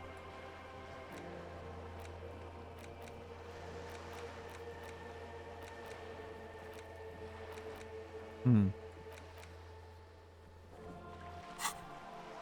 Meth and dextroamphetamine, GBL, and various synthetic psychedelics. Honestly, it might be quicker to say what you can't make from the stuff. Okay. Let me get this straight. The materials come from Samara to Revachol through the terminal. Yes.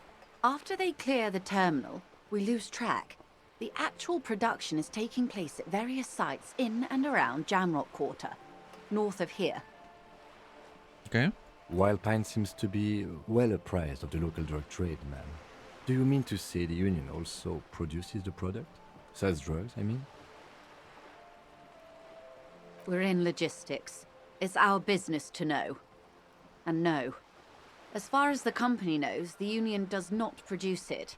They transport the ingredients for a cut.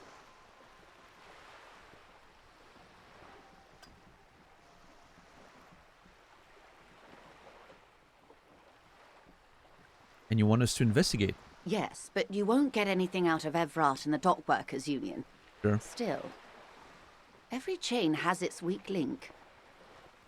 The handoff. The motor lorries at the roundabout. The lorries. Precisely. Someone needs to move the ingredients from the harbour into the city. Once they reach Jamrock, they're distributed to a network of local manufacturers well beyond our grasp. But in transit, they are vulnerable. Remember the racist lorry driver who didn't want to talk about what he was carrying around, right? Apples. That would be the obvious candidate. Here's my thought, though. That would be too obvious. I'm starting to be worried that Tommy is involved. That would suck. I like Tommy. I'm worried that Tommy's clothes deliveries are not that, you know, clean, unfortunately. I don't know. I'm not gonna obviously draw conclusions or anything, but I think it seems a bit too obvious to suspect the racist lorry driver. Is an easy candidate, right? I'm almost feeling like there's a chance it's a little worse than that. We'll see. Hey, welcome in, Raiders. What's up? What's up? Dorozia. I don't think I'm familiar with you. What's up, Taifu? Are you responsible for this? Did you guide the raid around these parts? Yeah, what's up, everyone? Klimza, Black Pennies, Booty Cheek Gentleman, that's a name. Ivan on my own, beautiful. Martin Gales, Skeleton. Ojov, welcome, welcome. He did? Well, I appreciate it, Taifu. Thank you so very much. So, hold on. Dorozia. I don't think I'm familiar with Dorozia's content. What were you playing over there, everyone? Let me,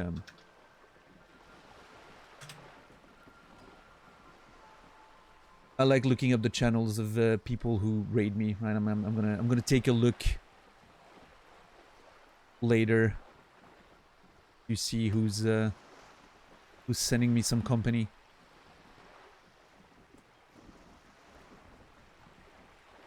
There you go. Hey, welcome in, Dorozia. Thank you for the raid. Thank you for bringing your community here. She streams art. Oh, played some CS2 and TF2 today. Nice, nice.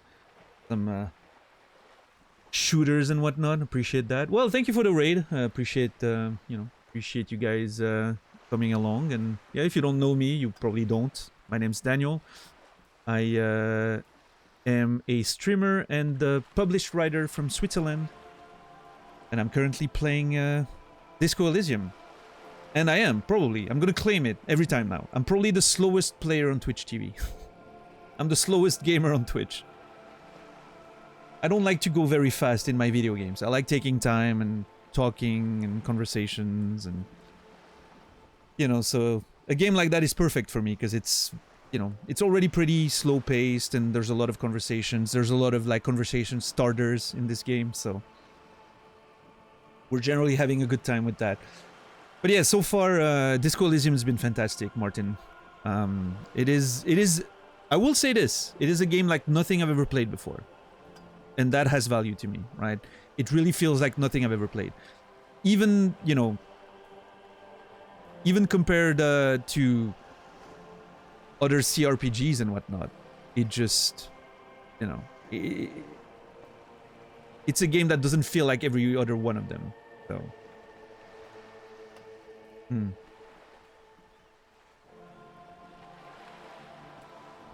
Top tier stash, thank you. Appreciate that. Yeah. But yeah, Dorzea, thank you. Appreciate that. Means a lot. And yeah, I'll check out your channel and see what you're doing around here.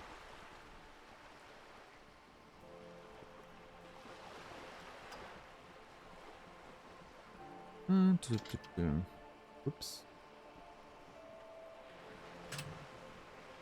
The art style is amazing, yeah. How did Red Dead go? Not too great, unfortunately.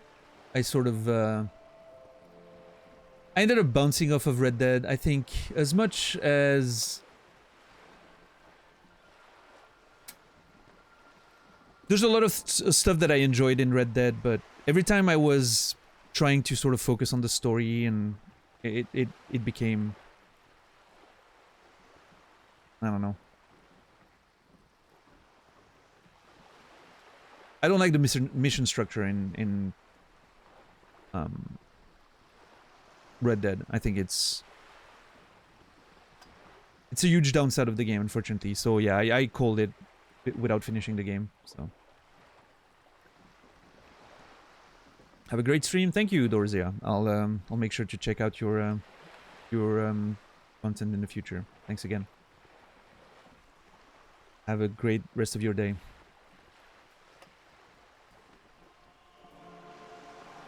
But yeah, anyway, we're currently having a conversation in the video game about drug trafficking, because we're investigating on a weird murder tied to a union strike, and apparently it may be it seems that the union is also involved in drug trafficking. So we're about to investigate that. How far into the game is this? That's very hard to say. I would say very early, but it's hard to say because the game's not linear, right? You can pretty much approach things in the way you want, but let's put it this way. The game is organized in days, and I'm only in the second day in game. I'm towards the end of the second day. Right down there, you can see. And I've been playing for about 60 hours at this point, I think. So I would say pretty early. But yeah, obviously I don't have any clue of how long it can be, so. But let's just put it this way. We haven't made a lot of progress. Those are all the tasks I have already activated. And those are the ones that I've accomplished. This is a much shorter list than this one. So. Yeah, stream number 13, $10. That is accurate. Okay, so we're gonna have to investigate the lorries. How convenient that they're stranded like beached whales at that roundabout. It is convenient. I agree. Perhaps you've noticed that a number of lorries are tangled in a traffic jam at the roundabout just now. Interview the drivers who are still hanging about. One of them might be waiting for a crucial shipment. Gives you a knowing look. Her irises are light green, like the river Esperance in bright daylight, upstream where it's clearer. Sure.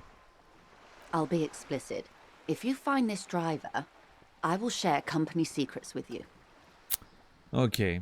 I am now convinced that it's gonna be it's gonna be Tommy. And I'm gonna have a choice of giving his name or not. And obviously it's gonna be rough because Tommy is a cool dude.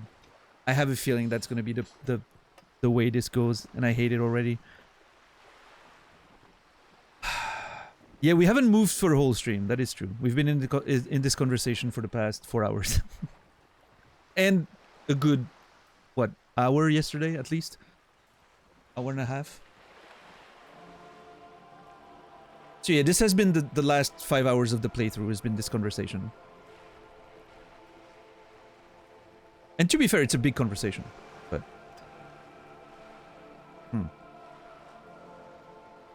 God damn it. Uncovering Union secrets could also give you an upper hand when dealing with them. That is true. Okay, why didn't you come to the RCM earlier? It's no coincidence the lorries are stranded. What proof do you have that the Union is involved? We already have some suspicions that one of the drivers was present at the lynching. I've made up my mind about the smuggling investigation. Let's discuss something else.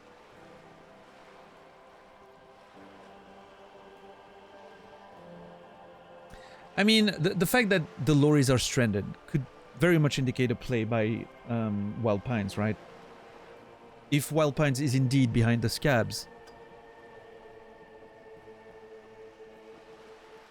you know. Although, I don't know. Are the scabs really the reason why the... I'm not sure about that. That's a Brico.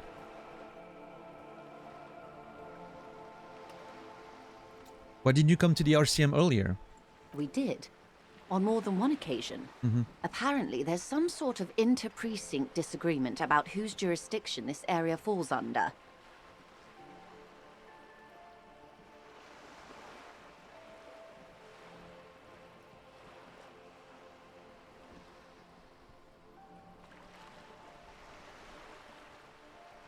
Okay. We know the company has launched its own probe into the union's alleged involvement. We also know it's come up empty. It's not just the RCM. No one's been able to find any hard evidence.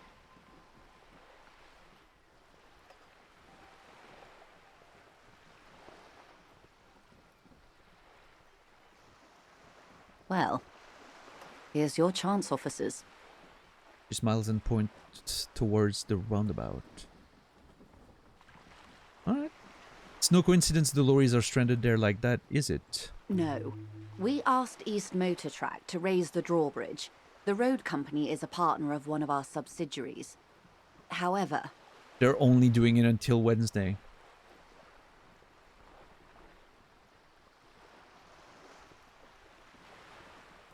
We know about that.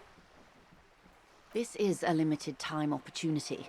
Once the complaint has been processed by the trade committee, they'll have no choice but to lower the drawbridge. Shit. And the operation will continue. That is literally tomorrow in game time. Whoops. I'm a little worried we were gonna run out of time for this. I checked, I started an hour later, Rico. Yeah, I'm sorry about that.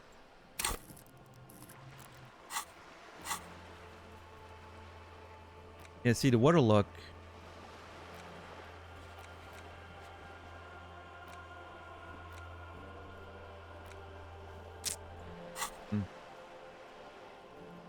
Thousands of litres of raw ingredients will pour onto the streets of Revachol. Not the east across the river, but the west. The vulnerable, the weary. Shivers time? A cold breath Nice. rushes in from the bay, making its way down the alleyways and potholed streets. From Martinez to Jamrock, in the traffic you hear the clinking of glass vials, concealed beneath tarpaulin. Or is it just your teeth chattering in the cold? Love it. Shiver. Fucking misery. A lot of it. It comes in from large Samaran factories in South Safre, Sigai, and Sinyao. The literage they must get from this terminal alone must be oceanic. That's a good adjective here. Oceanic. Well, at least this solves one mystery. Yeah. What is that, Lieutenant? Why I had to call East Motor Track and beg them to open the drawbridge for me. I'd wondered since I first drove in, on my motor carriage. Okay, that's an interesting point. I never thought about how weird it was that Kim was able to get here, even though the bridge was lifted. Huh. That explains that. Hey, how am I supposed to pronounce that? The translation says Gabriel Coyle. I guess Coyle, maybe, would be a good way to call you. But yeah, good to see you, man. Thank you. I'm glad you're enjoying the VODs. It's a long journey. We've been at it for 13 days now, and we haven't made a lot of progress. So if you are gonna watch all the VODs, be prepared for the very long journey that you're about to embark on. It's gonna take a while. Yeah. But yeah, thank you. I'm glad you were able to catch us live. Good to see you.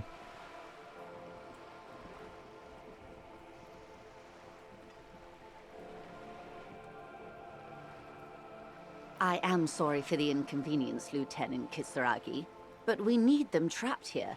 This is a unique opportunity. I'm sure you understand. Mm-hmm. What proof do you have that the Union is involved? How do you think they're financing this strike? There are thousands of unpaid dock workers going strong for the 4th month straight. There was a shakedown of local businesses preceding the strike. Many were squeezed to bankruptcy to fund it. Ooh.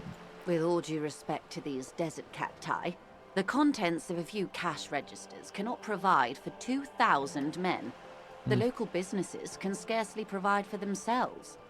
Do you think the strike is being funded with source ingredients for drugs? Precisely. Smuggled out of that very gate at night, most likely, then loaded onto lorries and driven to Jamrock. You simply need to find one driver who will open up to you. I wonder if we're gonna have to investigate that during the night. It sounds like she tried looking into it herself, though she's clearly not the type your typical lorryman would confide in. Sure. Aw, man. I'm gonna have to talk to Tommy about that, and oh god, I hope he's not involved. Tommy's a good dude. I don't want him to turn out to be a part of this whole thing, and having to decide if I'm gonna sell him off or what. We'll see. We already have some suspicions that one of the drivers was present at the lynching. That's true. The two might even be connected. Yeah. Or not. Though, if you have evidence to the contrary, I'm eager to hear it. Mm-hmm. As eager as I am to share it, Lieutenant, once the job is done. Okay. I've made up my mind about the smuggling investigation. Yes? We'll take the case, probe the drivers, see what it yields. I agree with Kim. We can always withhold information at the end and try to double-cross her. I don't think it's going to work the way we think, but... I feel like I'm going to regret this, but... I have no leads to find my badge. I have no idea where that badge is. So... We have to do what it takes to get the work taken care of. Excellent. According to my reports, there are at least 3 lorry drivers lingering near the roundabout. Hopefully one of them will know something. Mm-hmm. It may come to nothing, or it may just blow the case wide open. I can keep the drawbridge up for a few more days at least. You should have the time you need. In the meantime, let me know if there's any other way I may be of assistance. I thought the waterlock... Oh, maybe those are 2 different things, actually. Maybe the waterlock here is not the... Maybe the drawbridge is further along the coast somewhere? There's a chance that this is true. I don't know.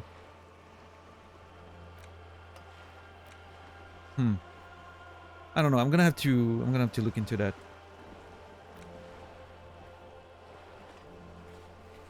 I mean, there's mentions of repairs here.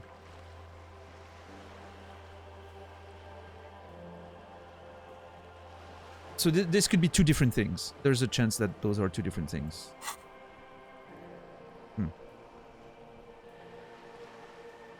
We'll see. I'm sure it will be clearer down the line. Do you know something about these tattoos? Show her the photo. That's the man who was killed. Yes.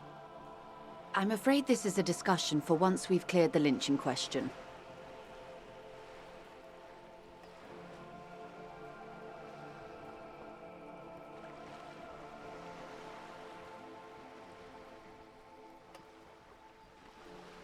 So you know something about the tattoos. Fine, let's return to it later. Why? How is you looking at the photo tied to the lynching?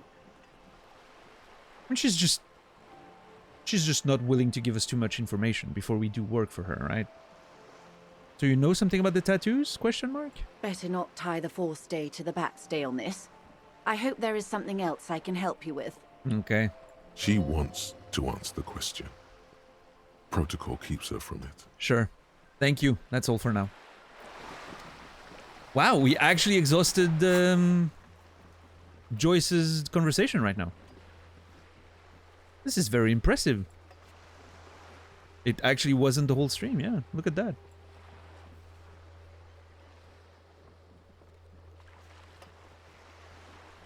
Oh, I can try the backyard wall again. Hold on. What? How is that even possible? Sometimes I get... Some stuff gets unlocked, and I don't really know why. Alright, Dom, have a good one.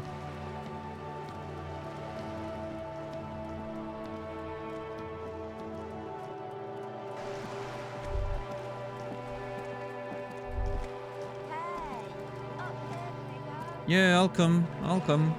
I'm gonna be up there soon enough. Don't worry. Just an ordinary wall. Nothing to see here. Oh, +2 in the dimming light. Some things become clearer. It's because it's at night. That is really cool. The check is easier because at night you can see, like, imagination better. What are we seeing in here? What am I trying to conceptualize? the lines of a cityscape, maybe something like that. I mean, I'm gonna fail, right? It's 8%. I basically need 11 or 12, but yeah, let's try. Let's see. Yeah. Why? It's a wall. An ordinary wall. Wow. Almost got a critical success earlier. Almost got a critical failure this time around. Why must we stop to look at this wall every time we pass by? We have business to attend to. Kim, please. I'm working here.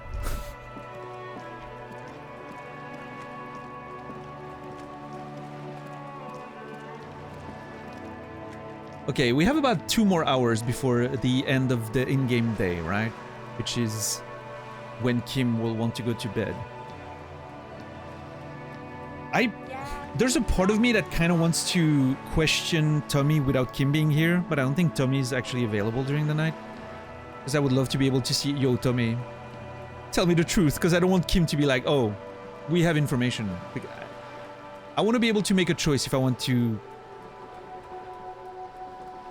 Why am I that friendly with Tommy? Tommy has... I mean, Tommy's a cool dude. I don't know. This is a complex situation if Tommy ends up being involved. So I want to visit those apartments to find Kuno's dad, right? And then we'll have to return to... Okay, I think the plan moving forward is this. We visit those apartments in the rest of the day now. Hopefully find Kuno's dad. Maybe he's involved even, who knows? Because I know he's involved in drugs and whatnot. So that's going to be the rest of the in-game day. Then we go back to the Whirling in Rags. We see if there's a end of the day debrief with Kim again.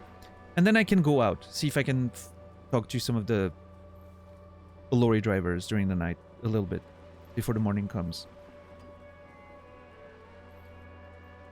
And then we go to sleep. And then first thing on Wednesday morning in-game is going to be going back to Measurehead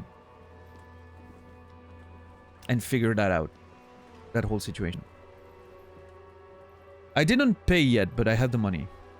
But I haven't paid yet.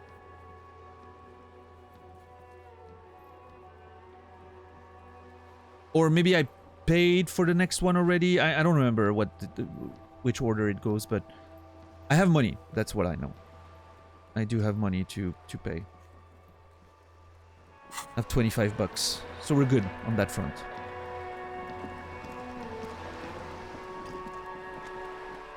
Yeah.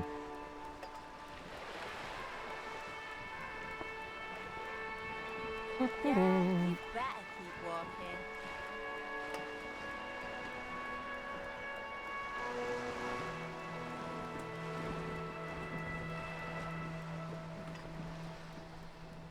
One second.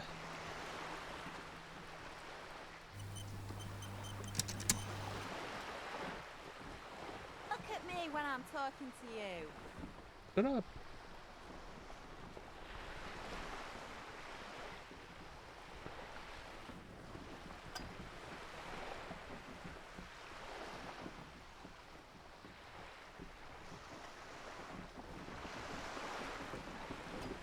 Hey, up here, piggo. Man, that girl's annoying. Holy crap. What's her name again? Skull something?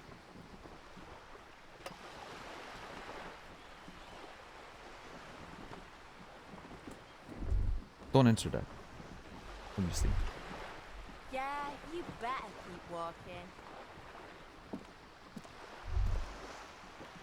I bet she knows where to find some drugs. Yeah, maybe. So I haven't talked to Evrard Claire, but we talked to, like, Kim was mentioning during the last debrief that we should definitely talk to the representative for the company, which we did. So that's great. We made some progress on that front. Other than that, I mean, today was, God, a lot of roadblocks. I mean, obviously the morning started weird with the whole situation with the union guys, right? That little group there. That was a weird start of the day.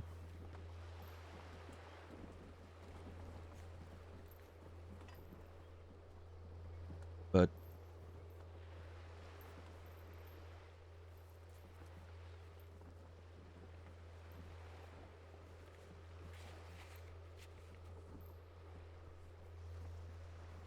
The afternoon was a lot more productive, even though we didn't accomplish much.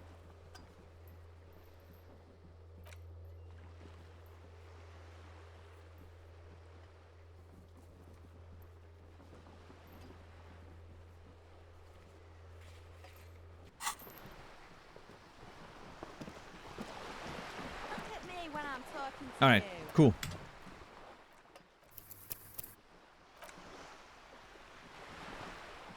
I think I'm going to call it here because I'm a little tired and I'm starving. I need to eat something. So I think I'm going to call it here for today.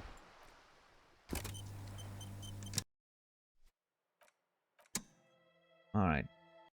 Let's see. Anyway.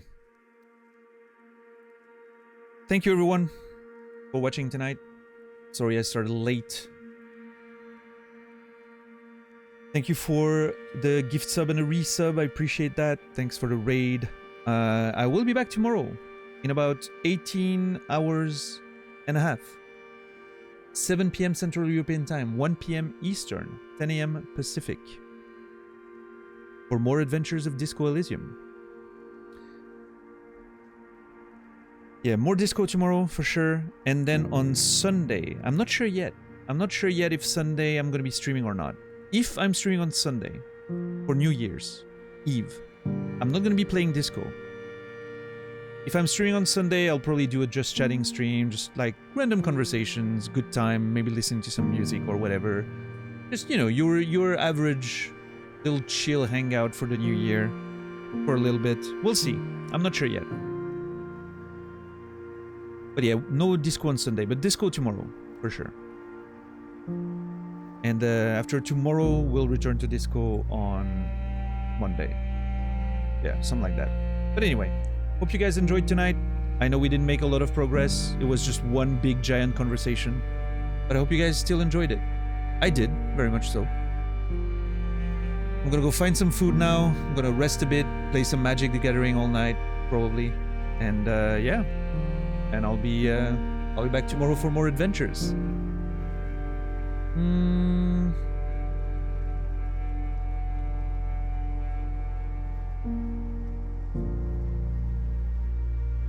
Let's see. Who can I raid?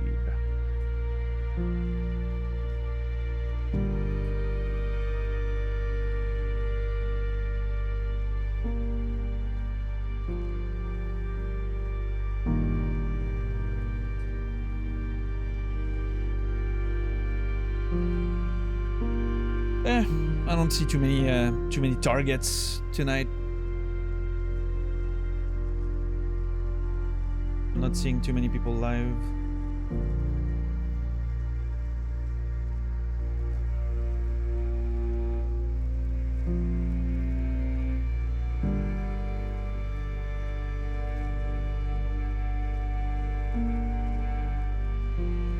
Yeah, I'll let you guys find your way across the internet. I'm sure you have plenty of people to watch.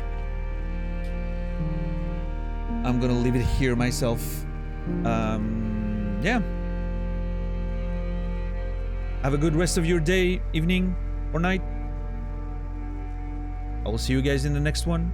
And until then, remember me, and I'll remember you.